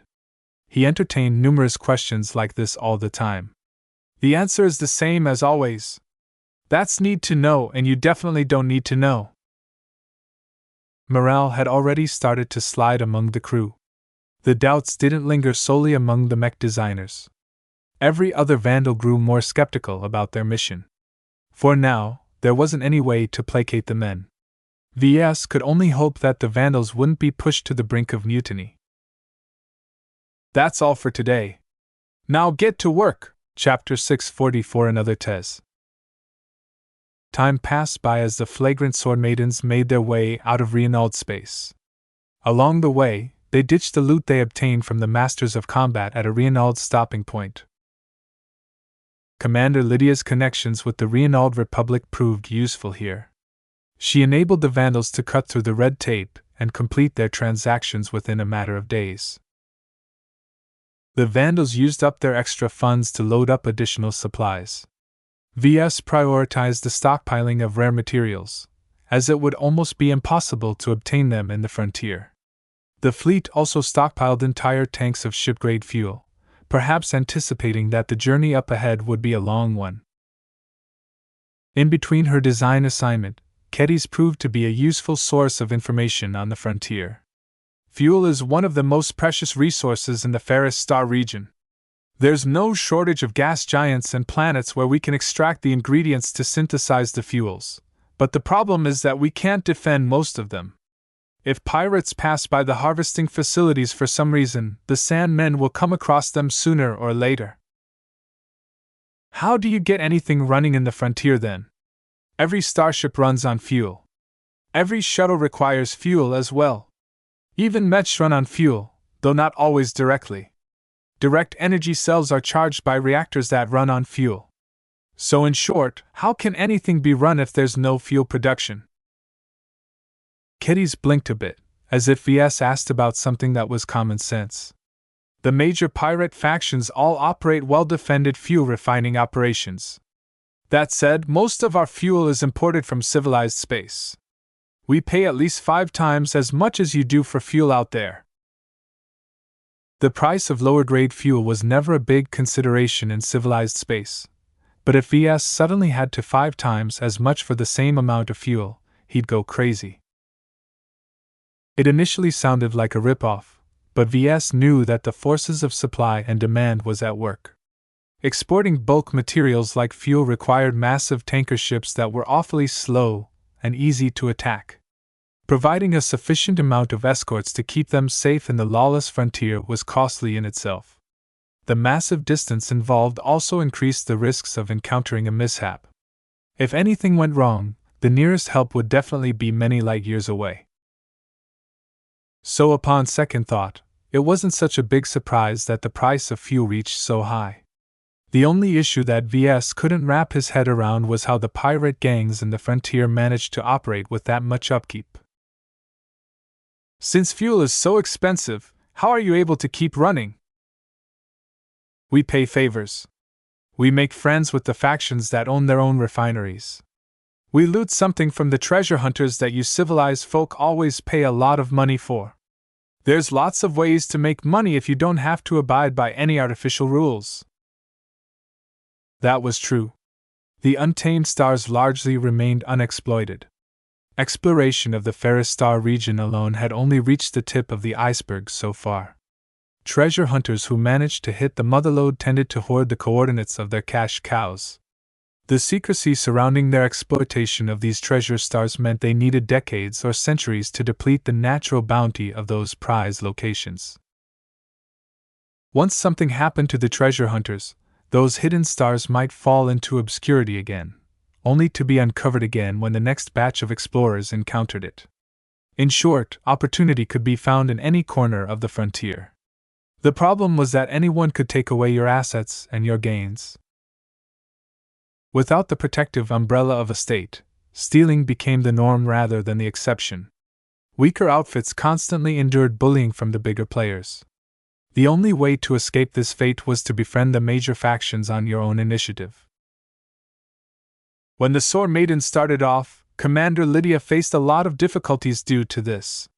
Ketty's explained. It was worse for her because she insisted on recruiting women. So she tried to make friends, I gather. Receiving the backing of a major faction is the way to go. As long as you aren't too useless, you can earn their recognition, which allows us to wave their name around whenever we come across a rival. Does that recognition cost anything? A lot. We have to pay a lot of tribute and give them a hefty cut of our earnings. It's not even worth it, as some of our enemies don't pay any heed to our backers. That's where our strength comes in. The best way to protect ourselves is to be scary enough on your own. We've become quite good at that over the years. This also explained their posturing at their first formal meeting. The dramatic show of strength and aggressive attitude served to deter others whenever they met a new outfit. Over decades of performing the same song and dance, it became an ingrained habit to them. The line between theater and reality became blurred. What is the end goal of the Sword Maidens? VS asked, genuinely curious why the sword maidens risked their lives every day to make a living in the frontier. Ketty eyed him with a sour expression. That's none of your business. If you really want to know, then ask Myra or Commander Lydia. It's not for me to tell. That ended this particular line of questioning. While VS expressed curiosity on the reason that drove the sword maidens to such devotion, he figured he would stumble upon it sooner or later. Later that day, Myra finally contacted him. The Sword Maiden mech designer called him up from Jaded Sword, the flagship of the Sword Maidens. The Jaded Sword was an angular combat carrier that specialized in quick orbital insertions through hostile territory. There's good news, Larkin son. Myra began as soon as they established a communications channel. I've managed to get in touch with the Skull Architect. What did he say? She sheepishly shrugged. Well, he's not pleased with me for attempting to introduce a random apprentice mech designer to him. He's a very busy man, and he's involved in the middle of a major project. He's not even willing to chat with an old student like me. His attitude can be impatient and prickly at the best of times. That doesn't sound like good news. He frowned. Oh, you should see him when he's mad or when he's immersed in an important project. He can shut himself off in his labs for months on end. No amount of pleading can drag him away from his preoccupation. I'm lucky that I caught him at a good time. So what is his response? Well, unfortunately, he's not willing to spend even a single minute of his time to talk to you. You have to realize that many novices and apprentices in the frontier dream of obtaining his favor. Even with my recommendation, he refuses to take the time to give you a chance to make an impression.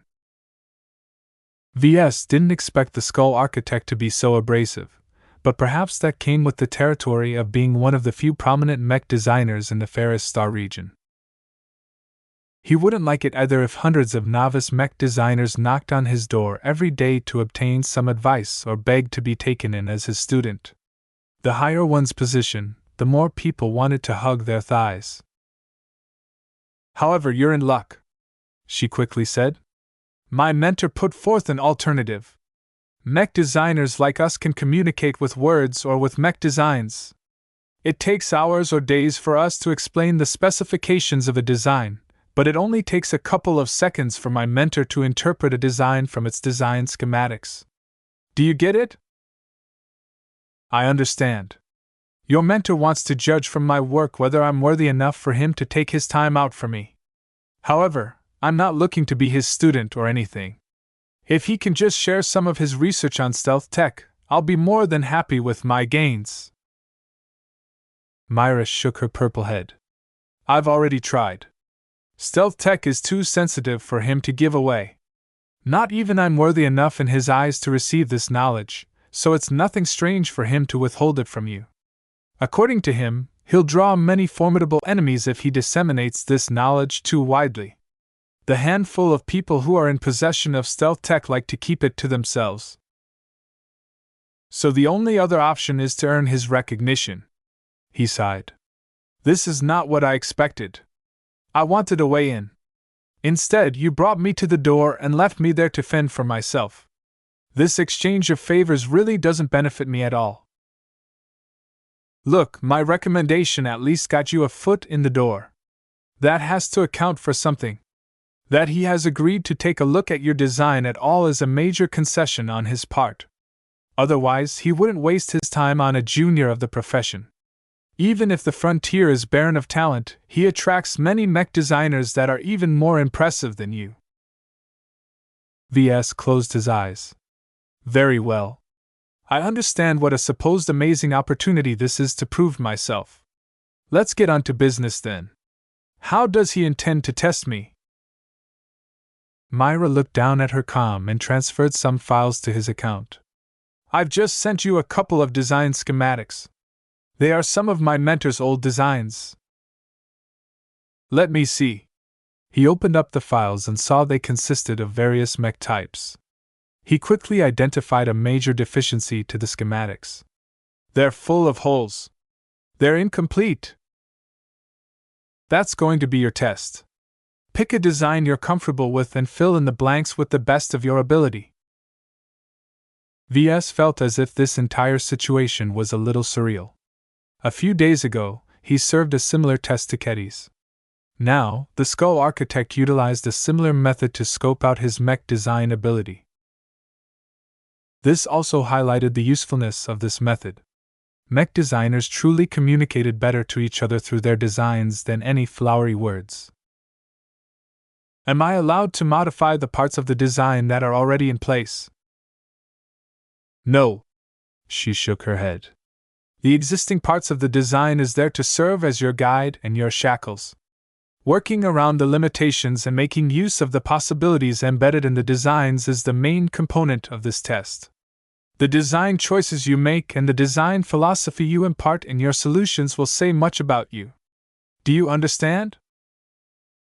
I do. It's quite a convenient way to test a mech designer's ability. VS actually found this test to be ingenious in its focus. He should have subjected Ketty's to the same kind of test instead of dropping a random mech design on her lap.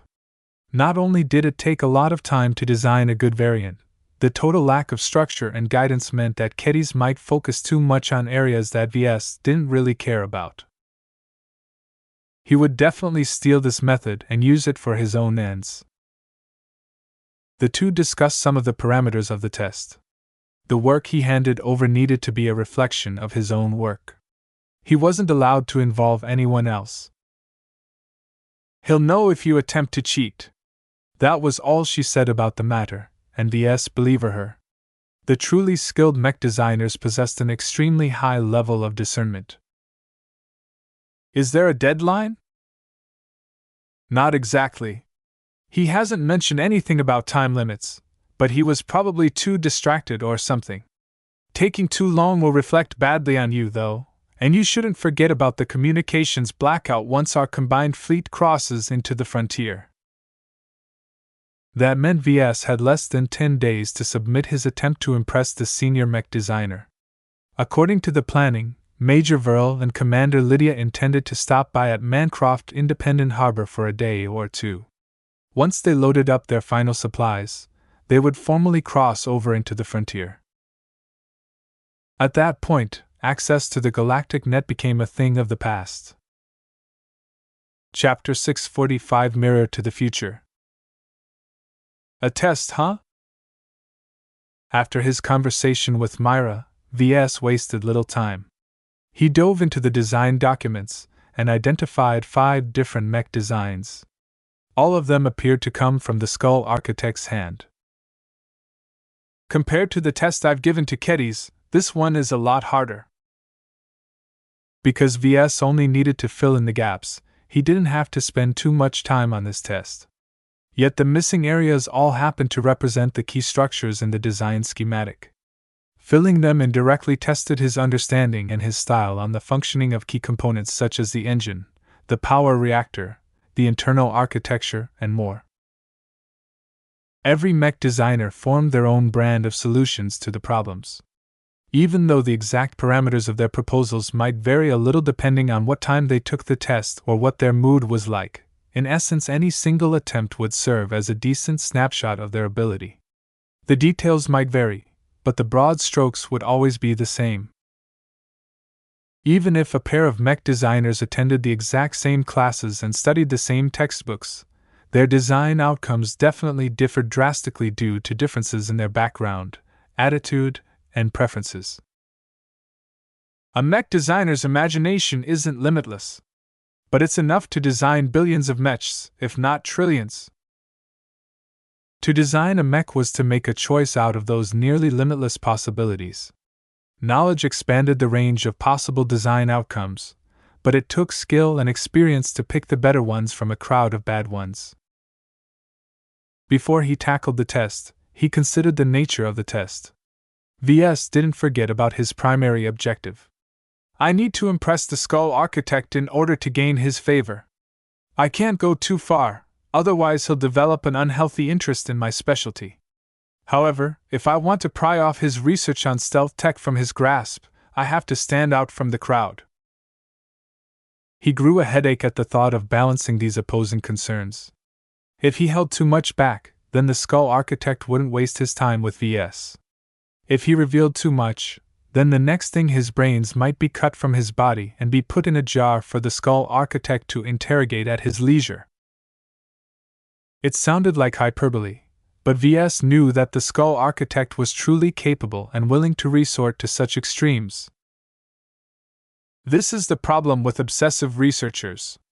You can't predict when they'll tip over from obsession into madness. VS regarded himself as a minor authority on this matter. Not only did he escape from Dr. Jutland's care, he also developed an early onset of obsessive behavior. So far, it was harmless to VS, but it might grow to a serious compulsion in the future. He had a theory that all the mental attribute changes was to blame. In any case, his familiarity with this issue gave him a good insight on the Skull Architect's perspective. The Skull Architect cares more about his projects than his relationships with others. He's even impatient to one of his former students. This spoke of a personality that emphasized efficiency and utility. This wasn't unusual among mech designers. They needed to be fast and meticulous in their work. Usually, balancing the two was impossible. One could either be fast but sloppy, or slow but meticulous. It took pure skill and dedication to elevate both at the same time. Someone who reached the rank of senior was definitely a hard worker. Still, it sounds like the Skull Architect is severely affected by this condition. He sounds much more unreasonable than some of the other seniors that I know of. Not that I met many of them, but the contrast is stark. Two senior mech designers stood out in his recent memory. The first one he had a conversation with was Horatio. The man should have enjoyed a lot of renown with his rank and ability, but for some reason he was content to play butler to Master Olson. Unlike the Skull Architect, Horatio always acted friendly and patient. The second senior he came into touch with was the old and faded Professor Velton. As the only senior mech designer of the flagrant Vandals, she was long past her prime, and she had no business of leading the mech designers of an entire mech regiment by herself. Still, she was better than nothing, as hardly any seniors wanted to work with the Vandals. While Professor Velton treated her time as if it was a precious commodity, she wasn't too stingy about spending it. VS frequently got in touch with her to report on routine matters and to obtain some assistance on how to service certain complicated mechs. Comparing their personalities to the Skull Architect only accentuated his eccentricities. This was a man who cared a lot about efficiency. If VS incorporated anything unnecessary, flashy, costly, or time-consuming, he would likely fail the test. I've got to be efficient and economical in my design choices. He moved on to the incomplete designs at his disposal. All of them seemed to be last-gen designs, and represented the Skull Architect's older works that have lost relevance in this day and age. Exposing them to those he wished to test wouldn't harm his current business activities. Nonetheless, back then he was still a senior, so the complexity and abstruse concepts that suffused the designs exceeded the upper bounds that VS could cope. Strangely, though, he didn't feel too pained when he studied the designs. It wasn't due to the gaps. These designs are derivatives of more sophisticated versions. They're dumbed down to journeyman level. The changes the Skull Architect made for these test designs shouldn't have been dramatic. It was hard to achieve perfection, but easy to mess it up. The deliberate disorder broke up the inexplicable harmony of the designs, causing them to fall within the range of understanding to apprentices and journeymen. This thoroughness spoke of the Skull Architect's dedication to detail. He already took every detail into account, and probably expected the same from those who wished to approach him. This wasn't anything radical, but it told VS that it wasn't enough to make a good attempt. He had to do it right without falling flat. If I want to impress the Skull Architect, I shouldn't be messing about with things I don't understand. Before he became known as the Skull Architect, he was known as Reno Jimenez, a versatile mech designer with a broad range of mech designs in his catalog. His specialty lay in the field of energy transmission. What did this mean? It basically meant he cast his gaze on every aspect related to energy, and how to convert it into actual power with as little waste as possible. Machines designed by mech designers who specialized in this field lasted longer on the same charge of energy cells and generated less waste heat. This made them exceptionally suitable to design a variety of mechs that interacted heavily with energy and heat.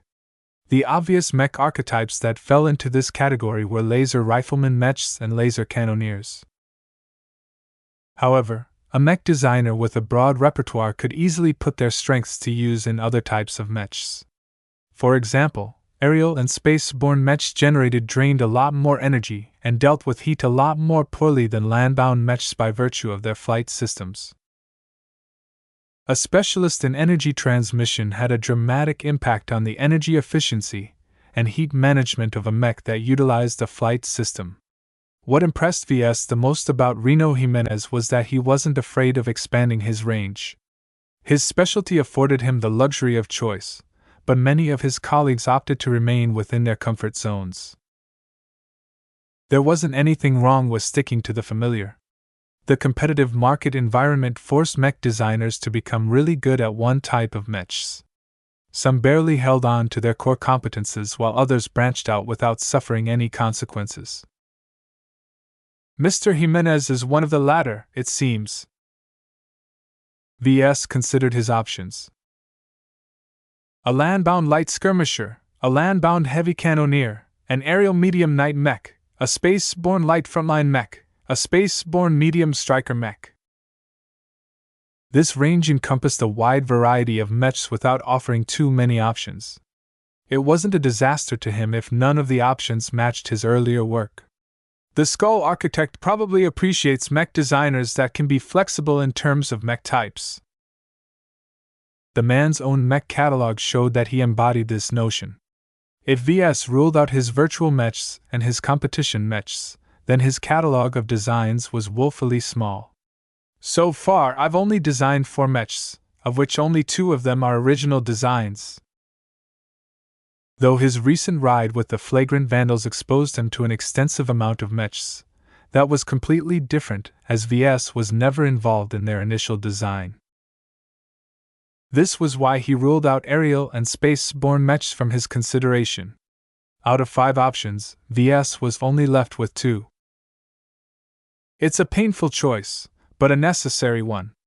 Even if I've studied up and received some tutoring on flight systems, that doesn't mean I'm an authority on this field. Out of the 2 land-bound designs remaining, VS could either pick between a light skirmisher or a heavy cannoneer. The first choice appeared deceptively simple while the latter one inspired dread in its sheer internal complexity. In fact, out of every design that the Skull Architect dumbed down, the heavy cannoneer had practically been butchered into a pale shadow of its former self. It looked kind of sad in its current state. That also meant it was easier to correct. VS already formulated a dozen possible solutions to fill up the gaps. Still, is it wise for me to touch upon a heavy mech? Heavy mechs formed a different class on their own in the mech industry. On average, they massed at least 4 times as much as a medium mech, and ran through so much energy that they could melt through an entire city district. Such might and devastation exceeded the range which VS could control. His virtual and real space experience with heavy mechs was practically nil. Let's run with a land-bound light skirmisher then. What are you called? The Liner Gray. VS had never designed this exact mech type in reality before, but VS could draw on many related experiences. From designing a virtual light skirmisher, to his extensive work on attempting to improve Inheritor Space-borne light skirmisher, to his broad range of experience in designing his original mechs, VS could sample all of them and keep the ones that were relevant to this challenge. He closed his eyes, letting his memories and prior experiences flit past his mind at the speed of thought. Picking out the useful portions and piecing them together provided him with an overarching framework that could guide his design work. He happened to find the most similarities between Professor Velton's Inheritor design and the Liner Grey. Though they operated in very different environments, they both shared the same level of internal complexity. The Liner Grey's lack of flight system frees up a lot of internal space, but that is partially counterbalanced by the fact that its engine needs to be stronger. Overall, they aren't much different in that both mechs constantly struggle to squeeze out more performance out of a very limited budget of parts. The higher the performance, the greater the mass and performance. This rule applied to almost every aspect of mech design. The Liner Grey that was shaped from the hands of Reno Jimenez attempted to subvert this rule as much as possible. He was chasing after a paradox when he designed this light skirmisher. Jimenez wanted to have his cake and eat it too. He attempted to create a powerful light skirmisher while keeping cost, weight, and power draw to a minimum. Naturally, the design never lived up to his hopes, but the partial failure performed well enough to be a good seller in the coalition market. The Skull Architect's standards are absurdly high. If this is what he considers a partial failure, what does success look like in his eyes? The man demanded perfection to an unrealistic degree, and worked hard to achieve this dream. The more VS became exposed to the Skull Architect's track record, the more he found himself echoing the senior's past development path. It was as if the Skull Architect was what VS might turn into if he followed the same steps. A chill went down his spine. Was VS destined to become a lunatic in the future as well? Chapter 646 Thin Line. VS awkwardly laughed. That will never happen to me. Those who stepped on the road to lunacy often denied that they were doing something wrong. As long as VS remained self-conscious of himself, he would always be able to halt before he went off into the deep end. Insanity and irrationality among mech designers occasionally popped up. Some say only a thin line stood between genius and madness. Those who advanced into senior and higher often exhibited signs along that nature. A couple of theories VS had heard back in school state that mech designers attempted to perform the impossible. They wanted to break past the laws of physics and reality and pioneer new paths where none existed before. If a journeyman could be said to have finished his orientation and make his first steps on a chosen path, a senior attempted to tread outside the boundaries of an existing path. Each mech designer started off by studying existing knowledge. However, to continue their studies at this height only locked them into a well-trodden path. There was no novelty in imitation. One would only remain an inferior copy of a predecessor. Senior mech designers mostly preoccupied themselves with stepping out of the familiar and exploring the vast unknown that was shrouded in fog. Almost every direction led to peril or a dead end. Some seniors labored for 400 years and never managed to find their path to salvation. The fog buried their bones and half-completed goals. Only a small handful managed to explore the fog and successfully found a way out. They carved a brand new path for themselves that never existed before and lit a beacon so that others could follow. There was something metaphysical about this whole description that mystified almost every mech designer who stumbled upon it. Many of his peers regarded it as gobbledygook, but as VS became more exposed to the higher applications of mech design, he couldn't help but think back on this story. It is said that each mech designer that has forged a new path is capable of doing more than any others that follow in their footsteps. What they can design is sometimes described as magic. Naturally, magic was simply a shorthand for scientific phenomena that humanity hadn't figured out yet. Over the years, researchers figured out the rules behind such feats and disseminated the newly discovered technology in the form of standardized theories. Nonetheless, a master gained a head start over everybody, and always continued to be the leading expert in their specialty. With all the myths and pseudoscience being bandied about by younger mech designers, it was hard for VS to discern the facts from hyperbole. According to this metaphor, the conflict hidden within the liner gray design goes to the heart of the skull architect's struggle to find a way out of the fog. Just as the skull architect sought to take a measure of VS by observing his test results, so was VS able to interpret the dreaded senior's design philosophy. Best of all, the man did not obscure his research direction. In fact, he cut off the more abstruse and metaphysical parts of his design philosophy to make it easier to understand. This told him another facet about the skull architect. Awful reputation aside, he still possesses the heart of a scientist. Each senior was a scientist in a way. A scientist explored reality and advanced a scientific field. They created hypotheses, crafted a theoretical model, and tested them through research. Fail or succeed, their results added to the collective body of knowledge of the human race. Of course, scientists were only human. The tendency to hoard their knowledge and keep their advantages to themselves was very strong.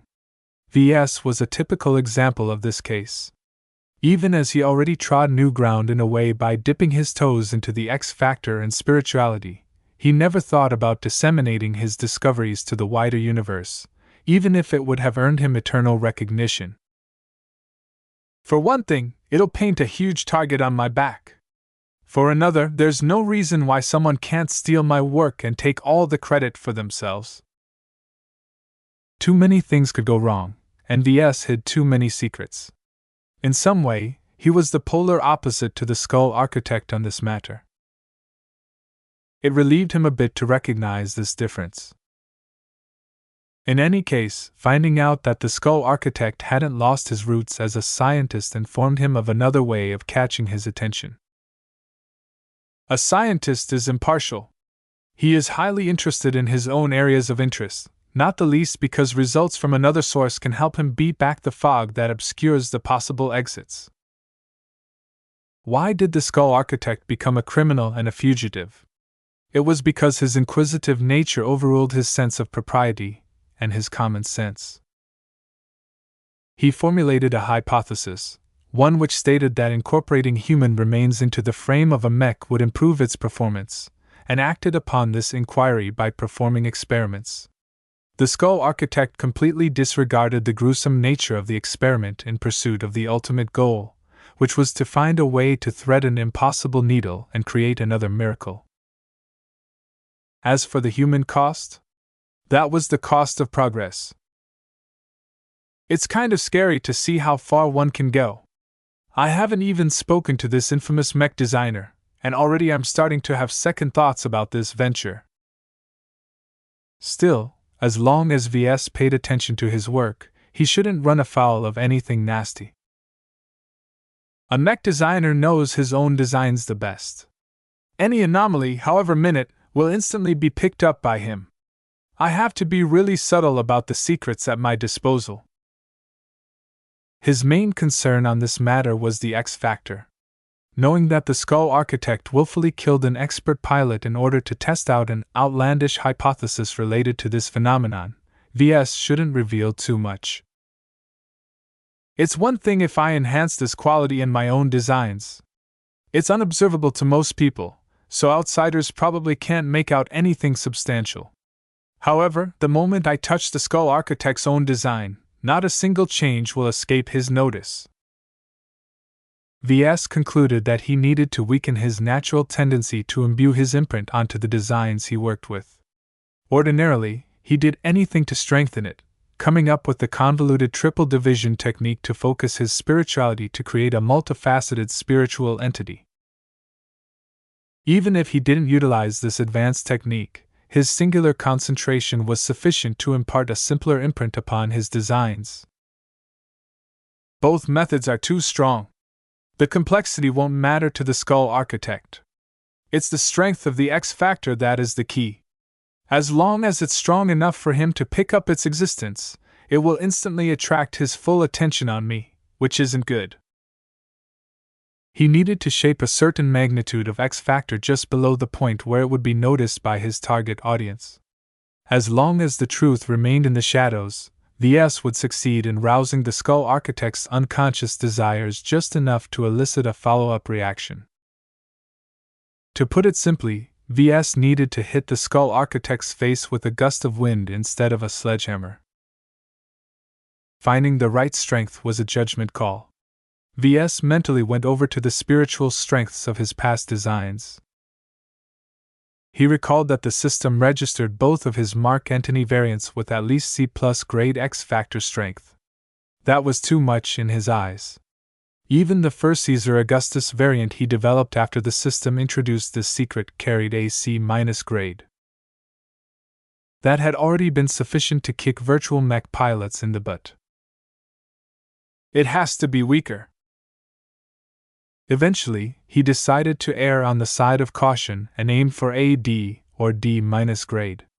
Anything lower transformed the X factor into a ghost. At that point, VS might as well give up entirely. Now that I've decided upon that, let's get my hands dirty. He focused his attention on the incomplete liner gray and tried to keep his mind at a state of levity. He needed to avoid narrowing down his focus to prevent a spike in spirituality, but he also couldn't be too disordered either, or the X factor would turn into a muddy soup. The main defining features of the liner gray was that it attempted to be fast, strong, and well-armored for a light skirmisher. Even a beginner mech designer knew how impossible it was to achieve such a result. At best, most light skirmishers tend to prioritize speed above the other two major attributes. They could afford to sacrifice mechanical strength and armor in favor of being as fleet as wind. Light skirmishers are fast by necessity and because speed is all they need. Moving fast increases their evasion, allows them to outrun melee mechs, and reduces the probability of getting hit by ranged mechs.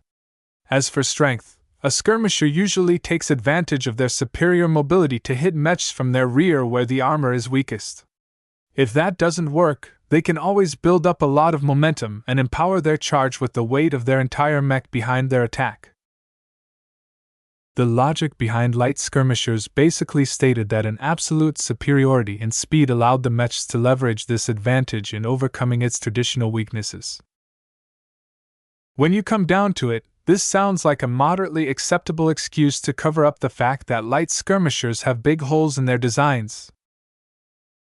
A mech that was fast but was clad with paper-thin armor only needed to suffer one critical hit to take it out of the fight.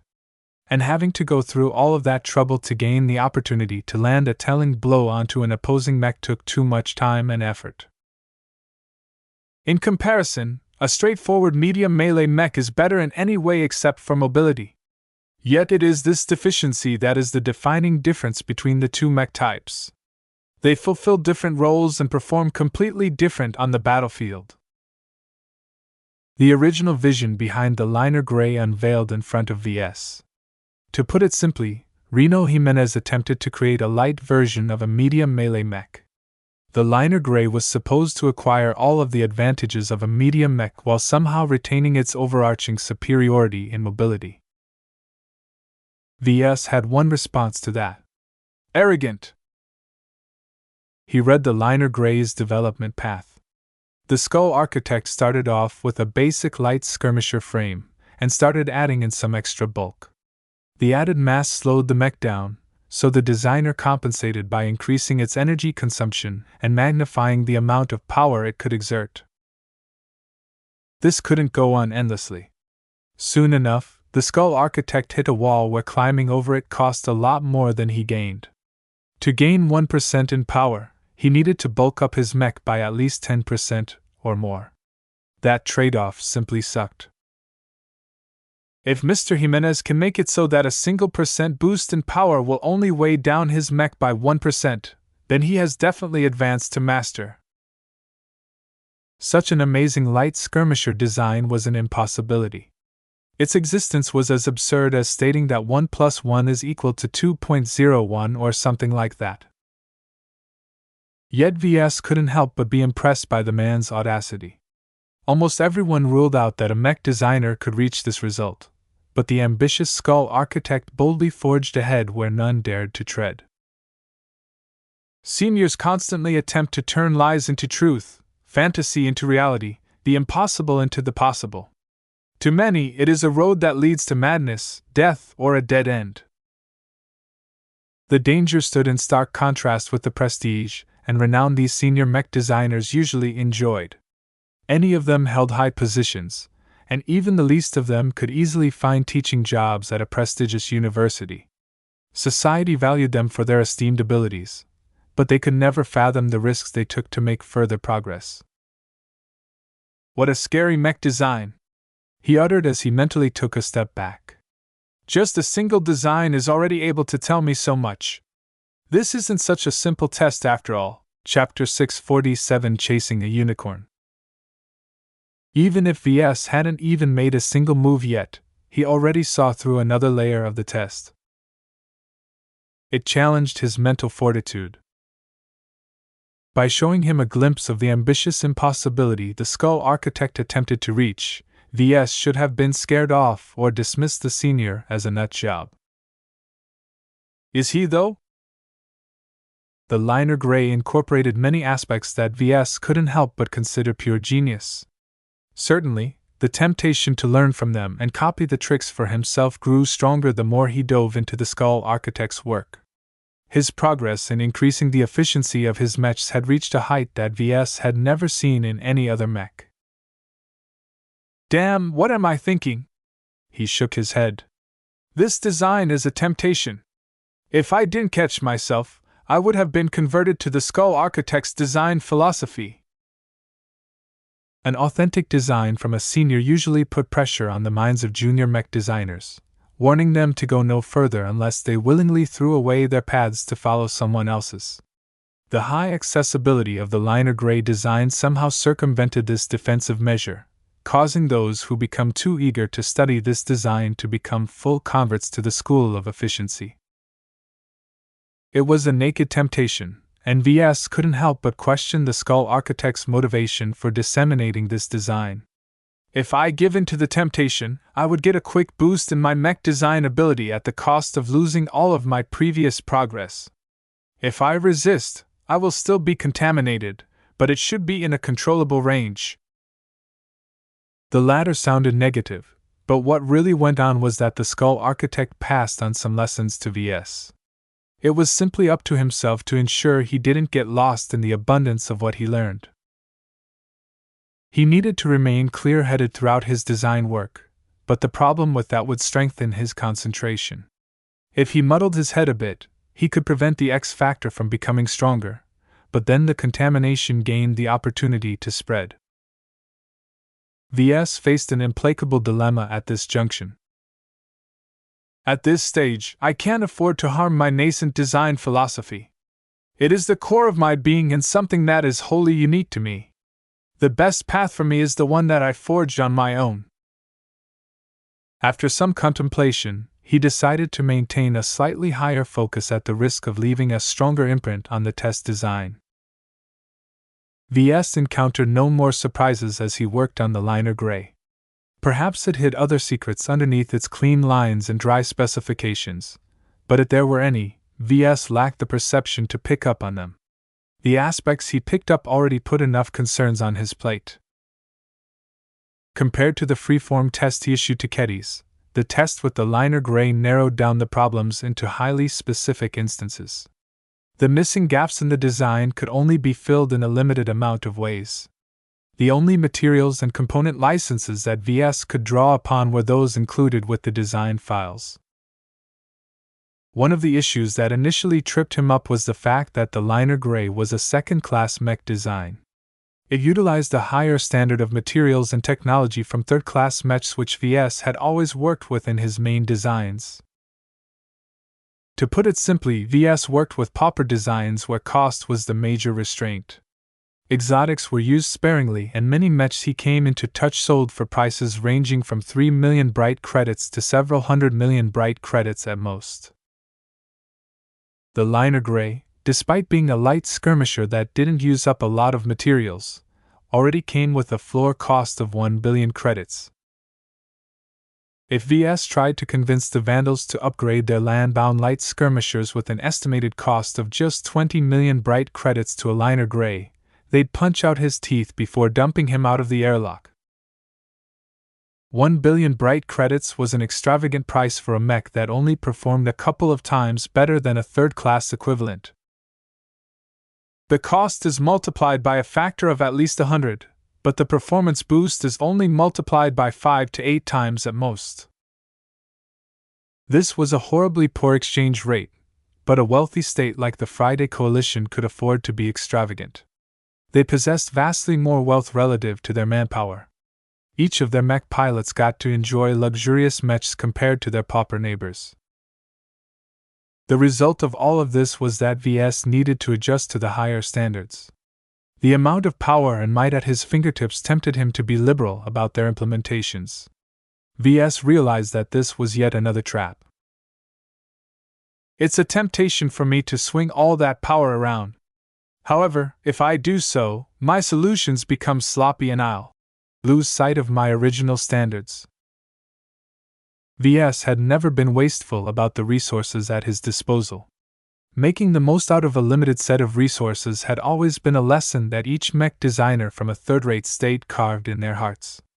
In the face of sudden wealth, the last thing they needed to do was to take it for granted and spend it all without a care in the galaxy. He narrowed his focus yet again, preventing him from getting caught up in the rush of power. Once he got a grip on his mind, he resumed solving the problems of this test. Days passed by in quiet contemplation interspersed with continual insights. Deconstructing, analyzing, and providing solutions to the gaps within the design became a form of catharsis to him.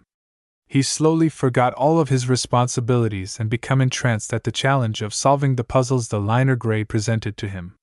VS felt compelled to engage in them like a mouse going after a trail of cheese.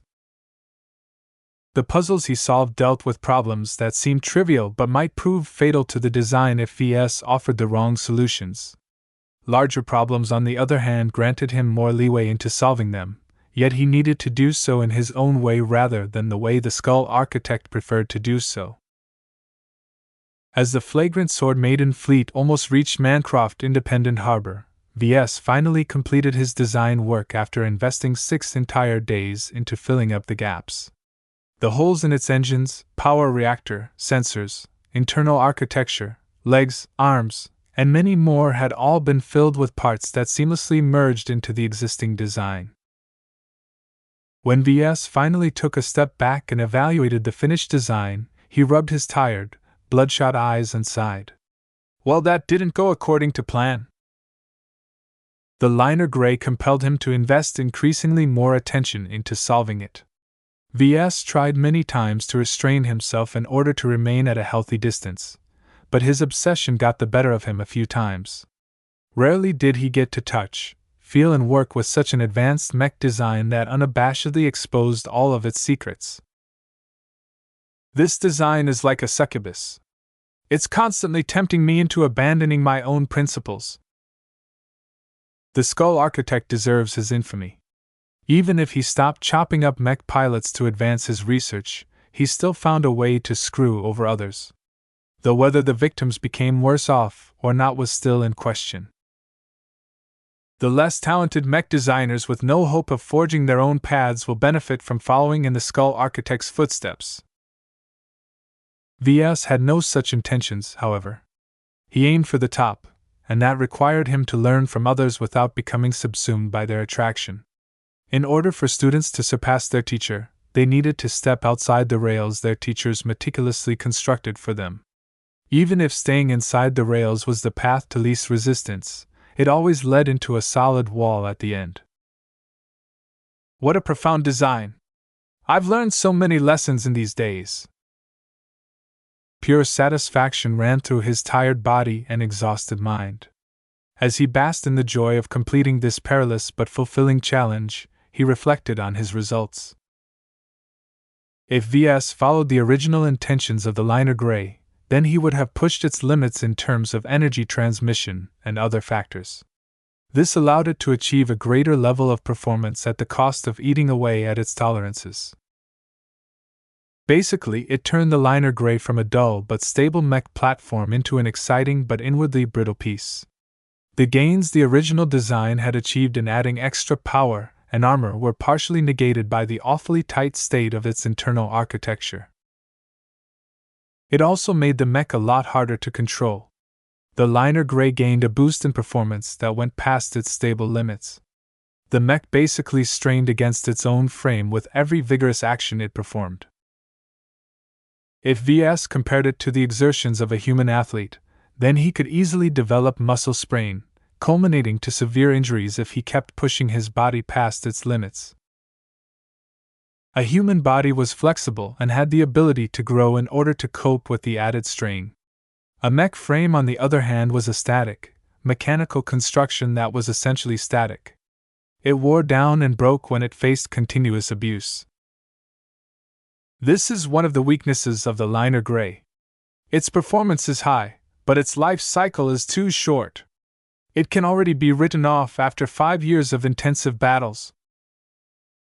That made the liner gray a mech with a poor benefit-to-cost ratio. Customers paid the equivalent of about 1 billion bright credits and lasted 5 years with the mech. For the same amount of money, mech purchasers could instead buy a similarly priced mech that could easily last at least 10 years or more. The only downside to these alternatives was that their performance was slightly inferior to the liner gray. Still, faced with this calculus, the most rational option to most customers was to buy a mech that lasted at least a decade. The only reason the liner gray isn't an outright failure is because there is a market demand for high-performing mechs. The mech markets of second-rate states was completely different from the lesser markets of the Bright Republic. People had more money to spend, and they didn't mind splurging lots of money for a momentary advantage. Acquiring a new mech was like changing a set of clothes. A poor benefit-to-cost ratio was no issue to these wealthy customers as long as the performance was high.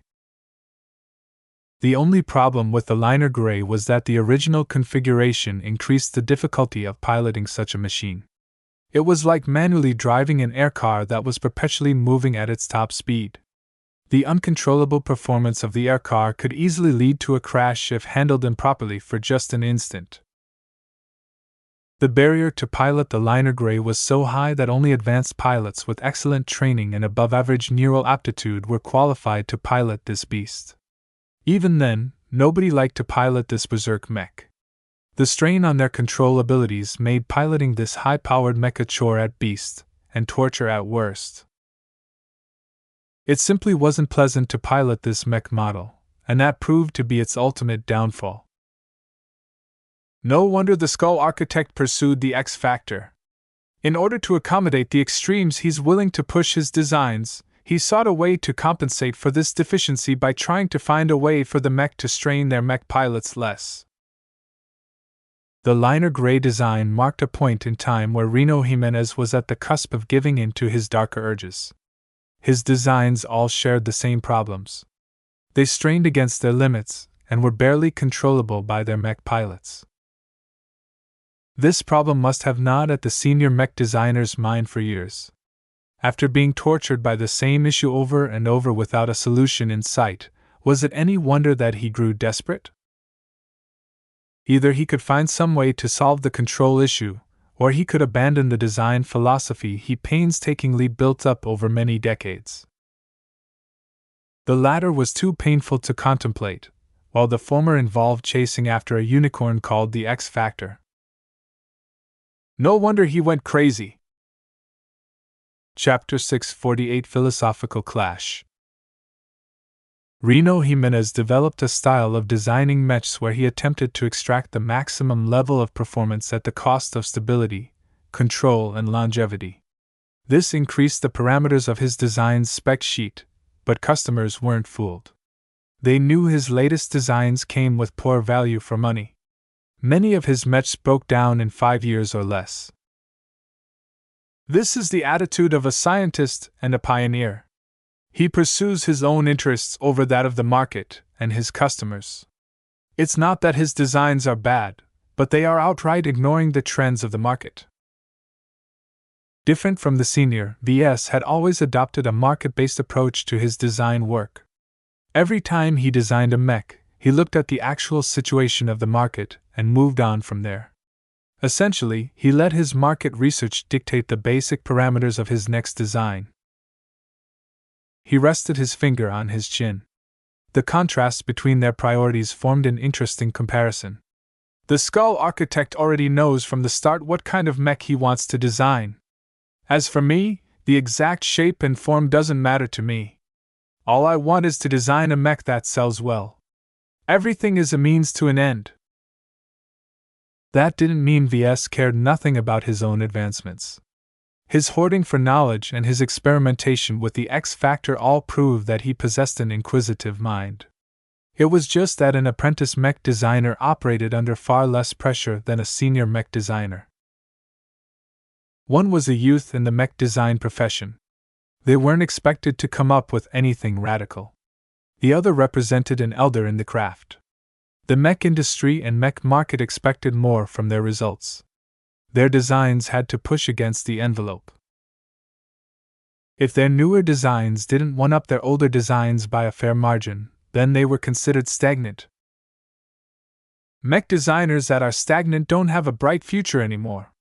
They've given up on blazing a trail and are instead content with ending their journey halfway. VS pegged Professor Velton as a person who had already given up on her life and the opportunity to advance. Instead of working at some prestigious institution, she instead took up an upscore posting with the flagrant Vandals. It's different with Jimenez. His designs are burning with ambition. I don't think getting exiled to the frontier is going to stop him from his research. Certainly, getting kicked off the membership rolls of the MTA and being exiled to the frontier hampered him a lot. After receiving the fear-inducing moniker of Skull Architect, the man probably wasn't in the best situation right now. His story served as a strong warning to VS of what could happen if he breached ethical lines. At least my own spin on the liner gray won't let me to that point. In contrast to the original design, the liner gray completed by VS went into a completely different direction. While VS valued performance just like any other mech designer, he really didn't wish to sacrifice stability for a small boost in power and other attributes. A mech is the steed and armor of the mech pilot. Mech designers like us owe it to the mech pilots to fashion a war machine that can lead them through a battle without any sign of faltering. A mech that is so unstable that it will fall apart at the slightest misstep is a greater enemy to the mech pilot than his opponents on the battlefield. This was his conviction. Certainly, prioritizing stability never led to exciting mechs on their own, but VS had no doubt he could solve this problem in another way, such as resorting to the X factor or various technological gimmicks. If nothing else, VS could always lower his price standards in order to provide better value for money to his customers. He did recognize that his approach may not be a daring one, at least when it came to stability. Innovation demanded a daring approach to exploring the unknown. Taking risks came with the job.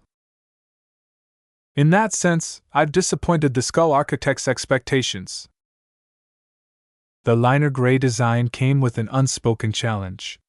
It challenged VS to match its wild extremes, to push its performance to its limits, stability be damned. Doing so would mean that VS agreed with the Skull Architect's standpoint.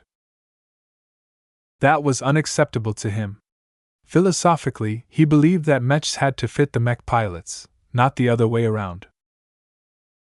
Some mech designers pursued their calling by pushing the limits of the technology and materials at hand to deliver a superior mech.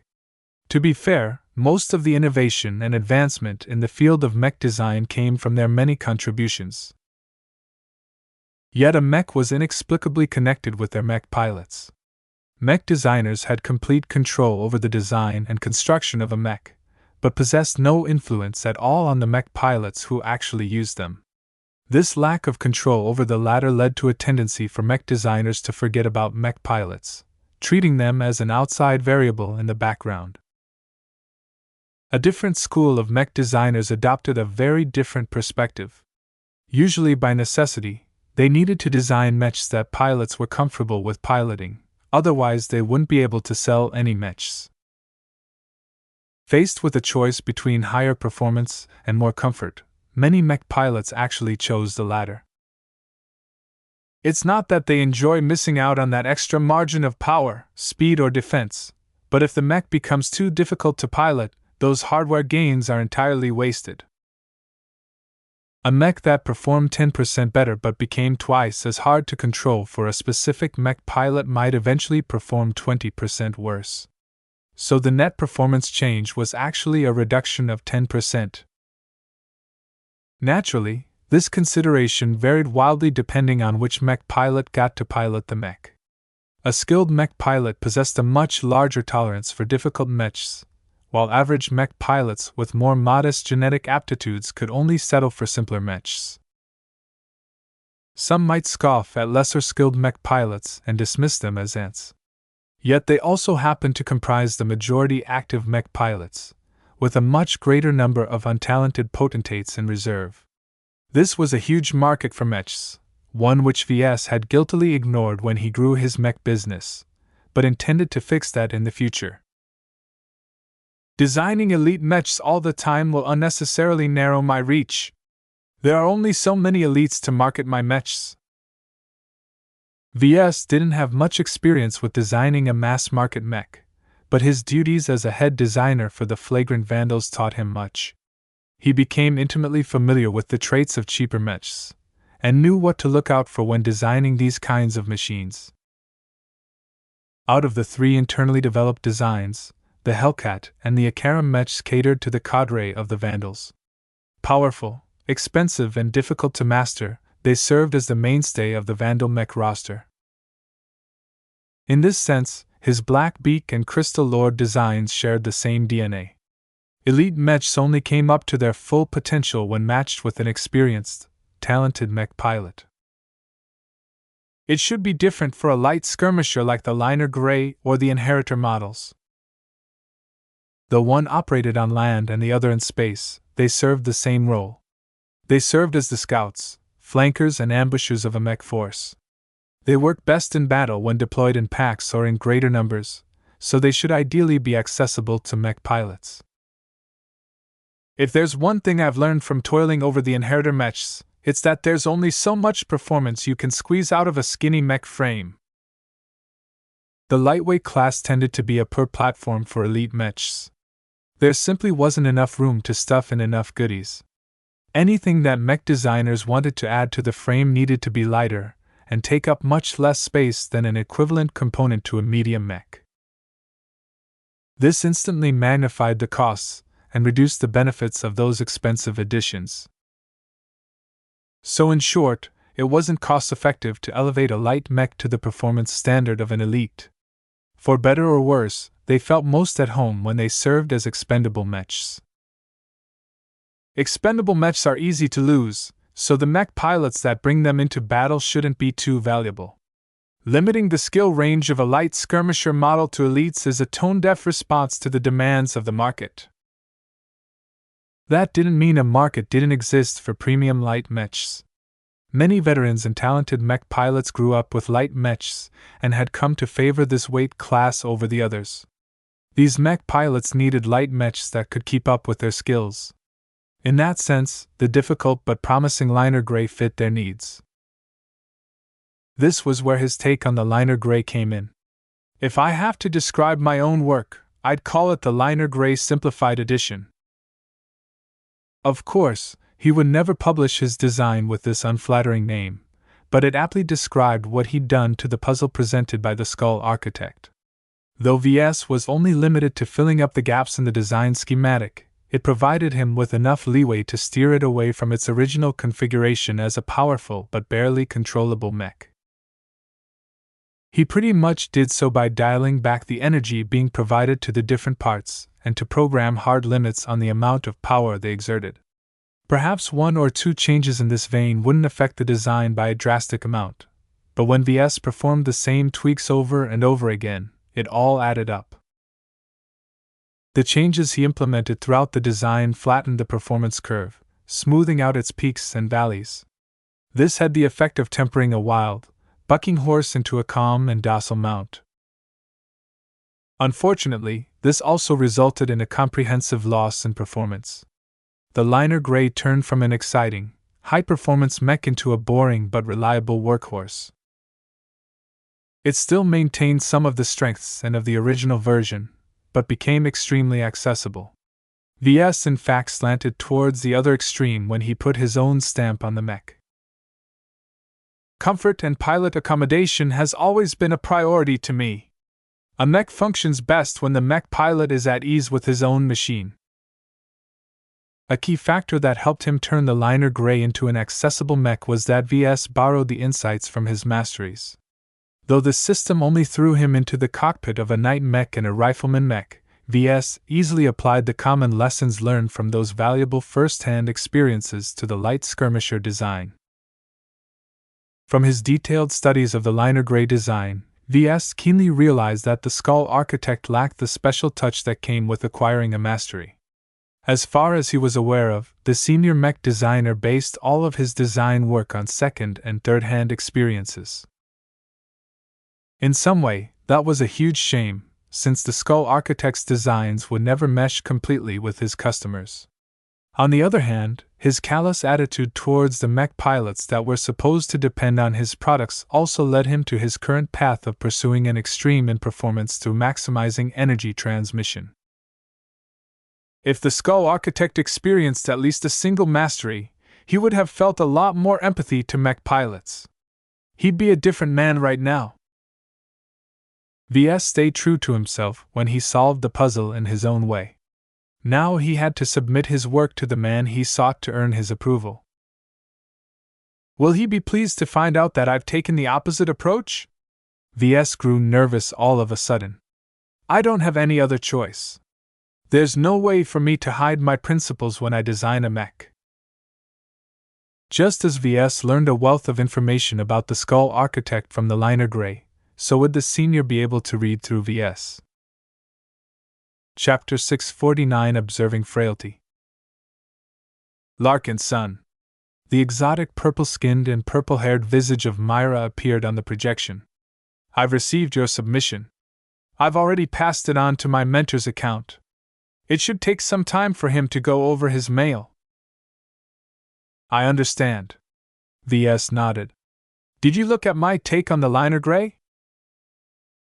Myra smiled ruefully at him. I did, and I have to say you are very courageous for sticking up for your principles. I'm sorry that I couldn't warn you that my mentor doesn't have the best intentions in mind when he threw this test at you. Many mech designers who approached him have never been the same after undergoing this test. VS waved away her concerns. I'm not like the others. You can already see from my work that I haven't lost myself in temptation. I have always been aware that there are some risks involved with approaching a man with such a notorious moniker. I don't bear any grudge for his tricks. If VS was any weaker or less firm in his will, then he would have been pissed. Since he came out of this ordeal without any damage, he simply laughed the whole matter off. It was pointless to develop any animosity over a mech designer who wielded a vast amount of power in the Ferris Star region. I can't say how my mentor will respond to your design, but I think it speaks in your favor that you stood up for yourself. Too many mech designers who are new to the frontier think the only way to worm themselves into his circle is to act like sycophants. That's never the frontier way. Nothing disgusts my mentor more than a mech designer that bends too easily when it comes to their own work. I see. Is that how you gained his approval? I didn't know anything back then when Lydia led me to my mentor. She shook her head. So I stuck up for myself like always. I was rather stubborn back then, but that has served me well. He would have been disappointed in you if you copied his work without adding anything original. My mentor believes the only mech designers worth their salt are those who pursue their own questions over any other obstacle in their way. That sounded swell until VS realized that this was the same reason why the Skull Architect had been driven to the frontier. Reno Jimenez outright ignored the law and issued orders that led to the deaths of thousands of mech pilots, and one irreplaceable expert pilot. Sometimes, bending before a greater authority was a good idea. What was it like to study under him? Did he treat you well? He was always more absorbed in his own research. I think he only took in students because he needed a firmer footing in the Ferris Star region, she replied. That said, he treated us well enough, letting us read through his books and help him with the production of his mechs. He's the smartest mech designer I've ever met, and he seems to know every field related to mech design. How did he guide your development? Well, I made it clear that I'm only interested in designing swordsman mechs, and he accepted that. He assigned an entire catalog of books as reading materials and reviewed the practice designs I came up with. He's not the sort of person who holds your hands. He expected me to work for my gains through my own hard work. Back then, I disappointed him a lot. I wasn't as diligent in my studies and wasted the opportunity to ask for his advice. Was it dangerous to be in proximity to him? Oh, he's dangerous. Make no mistake about that, she immediately stated. He's decent towards his friends but ruthless towards his enemies. I don't think he started off this way, but it's the only kind of language that the people in the frontier understand. In your case, you don't have to be too careful. My mentor doesn't see any threat in a young mech designer like you. From what I saw from your submission, it possesses enough quality to meet his minimum sensibilities. He sounds like a decent teacher. It comes with the job. The sword maiden mech designer smiled. While he doesn't have the best reputation, he's very passionate about mech design. His conviction gives him strength. He misses his old life back in the Vermeer group. He likes to collaborate and exchange information with his peers. Ever since he was driven out of civilized space, he doesn't have anyone who he can talk to on an equal level. Every other senior mech designer in the frontier is a rival. It sounded like the mech design industry in the frontier, if VS could even call it that, was a lot more cutthroat than in civilized space. The market was smaller, infrastructure was poor, but a lot of profit could still be made. The natural tendency for mech designers would be to monopolize the markets from themselves. Without the MTA watching over their heads, they possessed plenty of incentives and none of the deterrents to resort to foul play. By the way, how is it going with Ketty's? Has she been up to mischief yet? I'll have to get back to that. He nervously laughed. I handed over a similar test to Ketty's in order to get an impression of her design style. Well, I did promise you to get what you wanted from the Skull Architect. Myra scratched her purple cheek. But don't neglect her. Give her something to do. I would prefer it if you begin to educate her. Do you have a lesson plan in mind? As you said, it depends on what I get in return. If I'm satisfied with what I've received, I don't mind guiding Ketty's more intensely. I'll have to see her work before I can say what she needs to work on, but from what you said, she needs to firm up her fundamentals and adopt the right mentality. The former can be done through cramming and tutoring, but the latter is something that can't easily be changed. Having an excessively high opinion of yourself was one of the biggest mistakes a mech designer could ever make. Too many mech designers grew self-centered to the point of becoming a narcissist. Though Ketty's may not have reached this point, VS figured she was close to crossing the line. Don't be afraid to knock her on the head if she misbehaves, Myra said, closing that particular topic. The two discussed some routine business. Now that the flagrant Vandals and Lydia's sword maidens moved together, they needed to coordinate their supply situation. One topic that Myra emphasized was the fact that resupplying in the frontier was at least 100 times more difficult. Most star systems in the Ferris Star region are wild and empty. Industry is almost non-existent, and trade in the supplies we need can only be done at the few pirate stations that manage to stay aloft. The Ferris Star region was like a desert in that sense. Vast stretches of empty sand hid some buried treasures underneath the surface. The pirates and treasure hunters that made the frontier their home usually passed through the few oases in the sands. Sometimes, those stuck in the desert needed to travel for months before they could reach the nearest oasis. After VS hung up with Myra, he turned his attention to other matters. He neglected his other duties during the time he worked on the liner gray. Fortunately, nothing serious happened that required his intervention. By now, the system of delegation did its work. If the lower-ranking mech designers needed any help, they reported to the higher-ranking mech designers. If they couldn't solve the problem, they kicked it up to the deputies. Only if the deputies failed to cope with the problem would VS step in and save their bacon. It's a good thing that Mercator and Trozen have managed to solve the issues that cropped up. That leaves more time for me, he uttered with satisfaction. VS fired off a quick set of mails to his deputies and the other mech designers that performed well. There wasn't much substance to the message besides complimenting them for their diligence and reminding them to continue to follow the schedule. He also noticed that a couple of mech designers requested 1-hour tutoring sessions with him. He almost forgot about that, but he was glad people like Vidette recognized the benefit of receiving his instructions. I should clear some hours in my schedule to make time for their sessions. Once he processed his backlog of paperwork, he turned his attention to Ketty's. The girl had been quietly working on the assignment he gave out. It should be about time to evaluate her work. All right, Ketty, that's enough. You can stop your design work now. I haven't finished yet, the horned lady squawked. I just need a couple more days to complete my variant. This design you chose is awful to work with. I barely made any progress in the first day. VS shook his head. I only need a snapshot of what you are already capable of. I can do that just as well with an incomplete design. Completing your variant isn't important. He forcibly transferred the latest version of her variant into his terminal over her protestations. As her boss, he possessed full administrative privileges over her guest account, so he could do anything he wanted with it. Once he opened the design schematics of the Rush variant of the Caesar Augustus, he studied it with a critical eye. Sloppy, he said after a few seconds. Your work is too rushed. That's because you only gave me a week's time. What am I supposed to do in a week?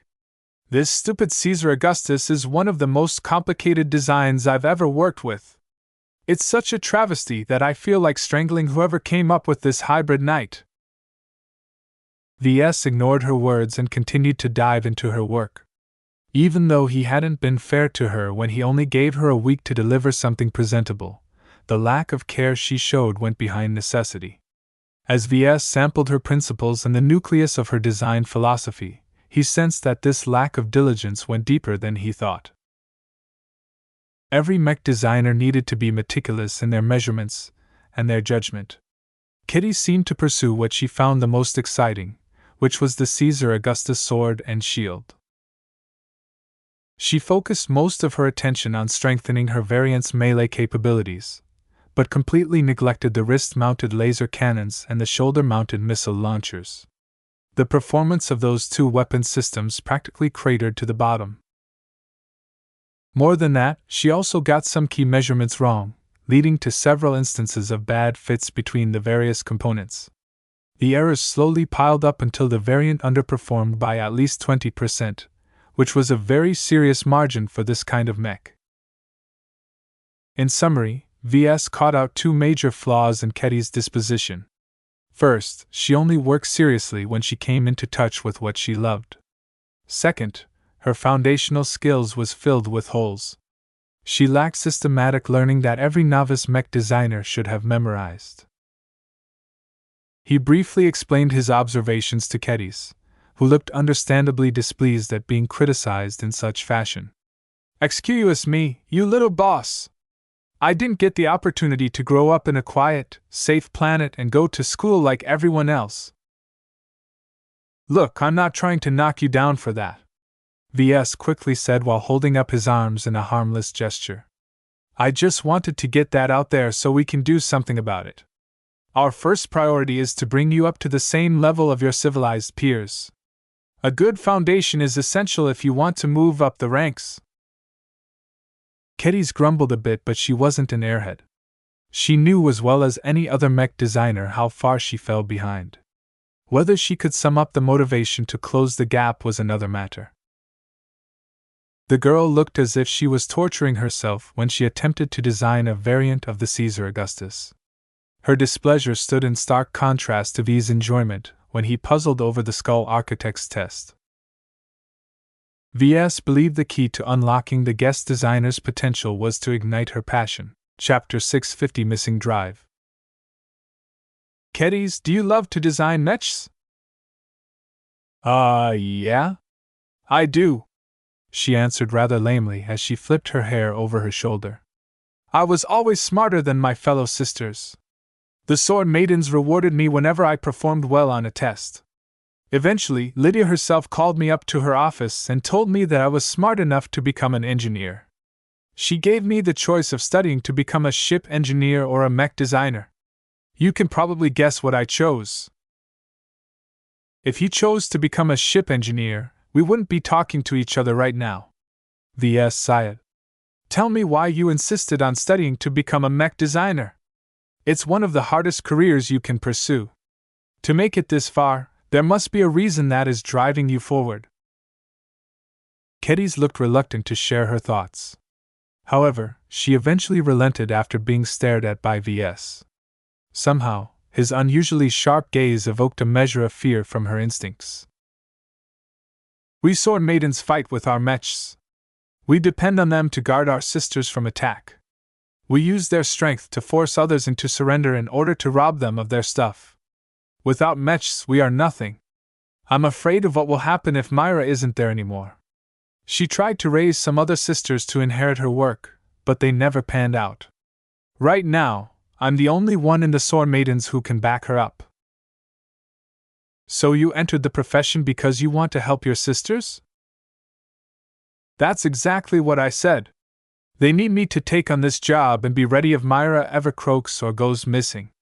A lot can happen in the frontier. One day, nothing is happening. Another day, an entire war gathering of sandmen jumps on our ships. We've experienced so many accidents like this in the frontier that it's a miracle we managed to stay standing. I hope that with my help my sisters will continue to fight under our banner in the future.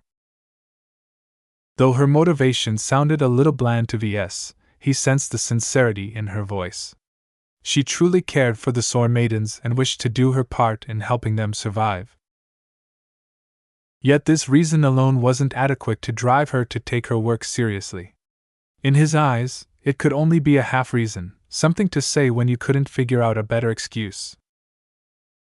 It's admirable for you to care so much to your fellow sisters, he replied gently, but his tone grew firmer. But if you continue to hold on to this reason alone, you'll eventually lose heart in the craft and remain stuck at the beginner phase. I'm not lazy. I work hard. Each and every day, I hit the books, I experiment with Myra's designs, I doodle up my own designs. There's not a single day that goes by where I'm not doing something about mechs.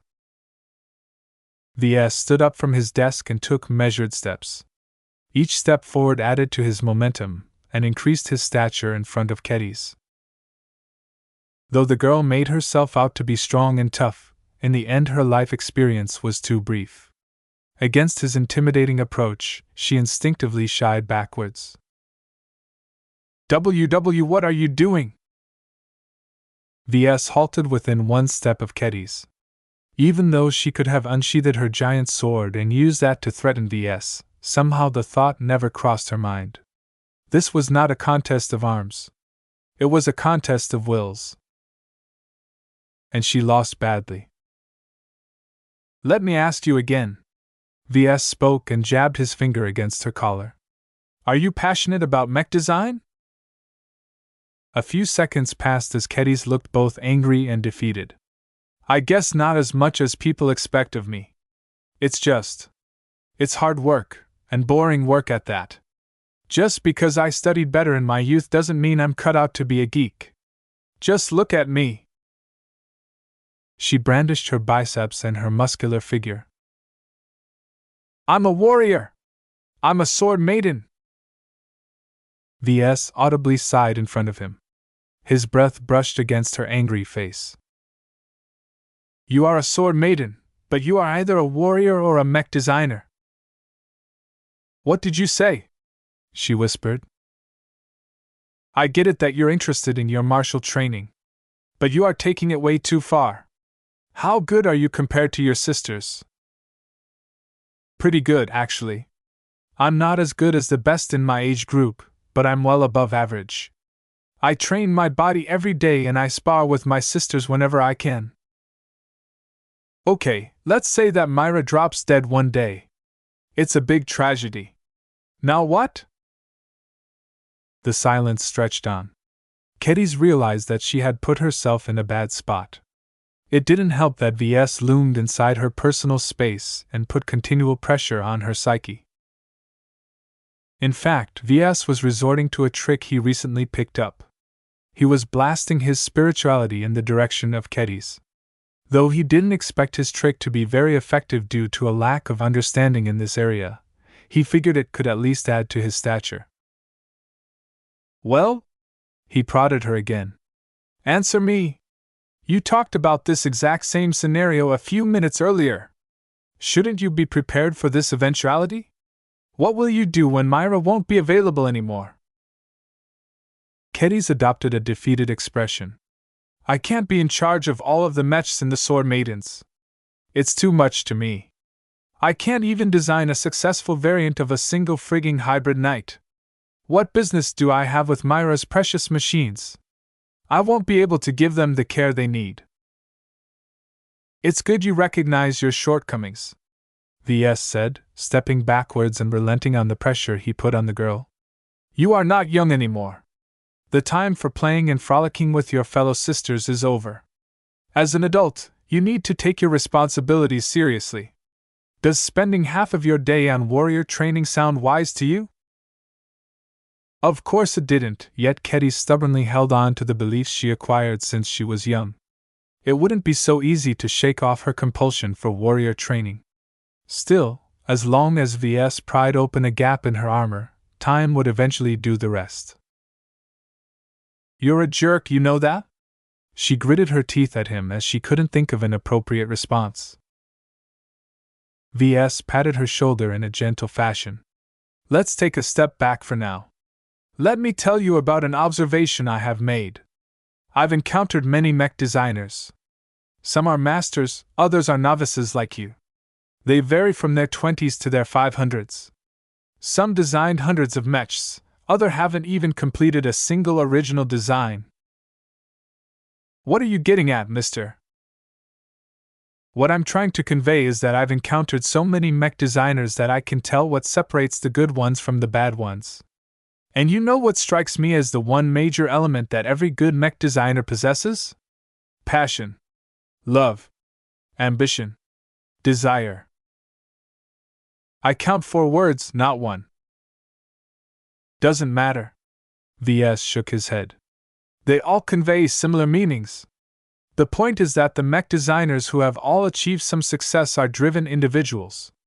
They don't look at the present and find themselves content with their lot. They are always casting their gaze into the distance. They hope to reach a greater height in the future, but they know they won't get there by inertia alone. They have to work for it. Fight for it. Struggle for it. Good things don't come by themselves. Ketty was taken aback by his fervor. A fire lit in his eyes as he waved his arm as if he conjured up a magnificent vision. Don't you have dreams? Your vision has always been limited to the sword maidens. That shouldn't be endpoint of your ambition. Aim higher. Don't you wish your designs be piloted by more than a few hundred sword maidens? What about thousands? Millions? Billions? As long as you work hard for it, your designs may proliferate throughout the fairest star region one day. You'd be as famous as the Skull Architect. Think about it. Is that a dream come true to you? I don't know. A hunger definitely burned in her mind as she got caught up with the fantasy VS spouted, but it didn't quite fit with her heart. I never thought about how my work will affect others besides the sword maidens. This is too big for me.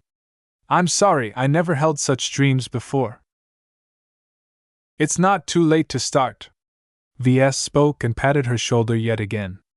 Look, it's fine to stay attached to the sword maidens. It's just that you are wasting your talents and limiting how much you can help them if you keep on spending your time like always. Develop a goal. A real goal, one that doesn't involve the sword maidens. You don't have to separate from your sisters. In fact, it's best if the goal is complementary to the interests of your sorority. The key is that a mech designer can only truly better themselves if they design mechs for a wider audience. She blinked at him. Won't I be leaving the sword maidens behind? Not at all. The stronger you become, the more you can help the sword maidens get even stronger. Every good mech designer is a money-making machine, you know. Tell me, does Myra have any side businesses? She designs mechs for some of the smaller pirate gangs that we've acquainted with, she said as she stroked the floating scabbard that held her great sword as if it was a purring cat. Many of them don't have their own journeyman mech designer, so Myra's help is very welcome to them. They exchange favors or valuable goods in favor of her expertise. You see? Myra is capitalizing on her advantages. Everything she gains in exchange is helping the sword maidens in obtaining new goods and securing new allies. What do you think will happen if Myra advances to become a senior like her former mentor? Ketty's widened her eyes. She would become one of the hottest names in the Fairest Star region. She could lift us all up into a big influence. No one would dare to touch us then. Our enemies will be too scared of how many allies we can draw upon. VS let the novice indulge in the fantasy of before making it all come crashing down. So let me repeat an earlier scenario, one that you brought up yourself, I might add. What do you think will happen if the opposite occurs? Sometime in the immediate future, Myra turns up dead or missing. The only mech designer who can fill her shoes is you. What will happen to the sword maiden's strength and their relationships?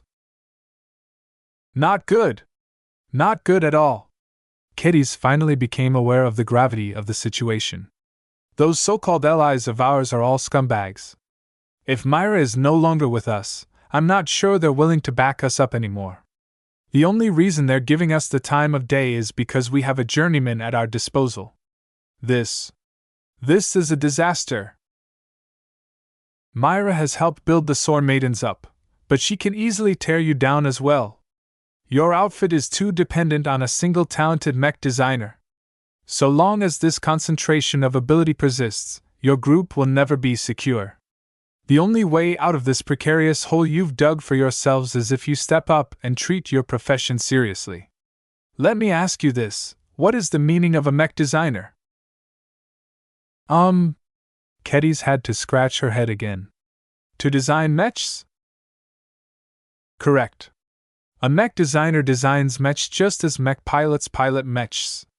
It sounds obvious, but look at it from another perspective. Does a mech designer need to be able to fight? Does a mech designer need to learn how to fight with a sword? Does a mech designer even need a strong body? The answer to all of those questions was no. VS had been driving towards this conclusion all this time, but Ketty's appeared to be unwilling to admit the truth. VS landed the killer blow. He stepped closer and placed both of his arms on her muscular shoulders. Disregard your own ego for a moment and ask yourself this. Will the sword maidens benefit more from having an extra warrior or an extra journeyman mech designer? But, she stammered, I'm not as talented as Myra. I'll never be able to advance to journeyman? Will you? Nothing is impossible. Myra managed to do it. You're her student, her protege. As long as you are motivated and possess the right work ethic, there's no reason you can't follow in her footsteps. Don't underestimate your own potential. A daughter of the frontier can be just as talented in designing mechs. It starts with a dream.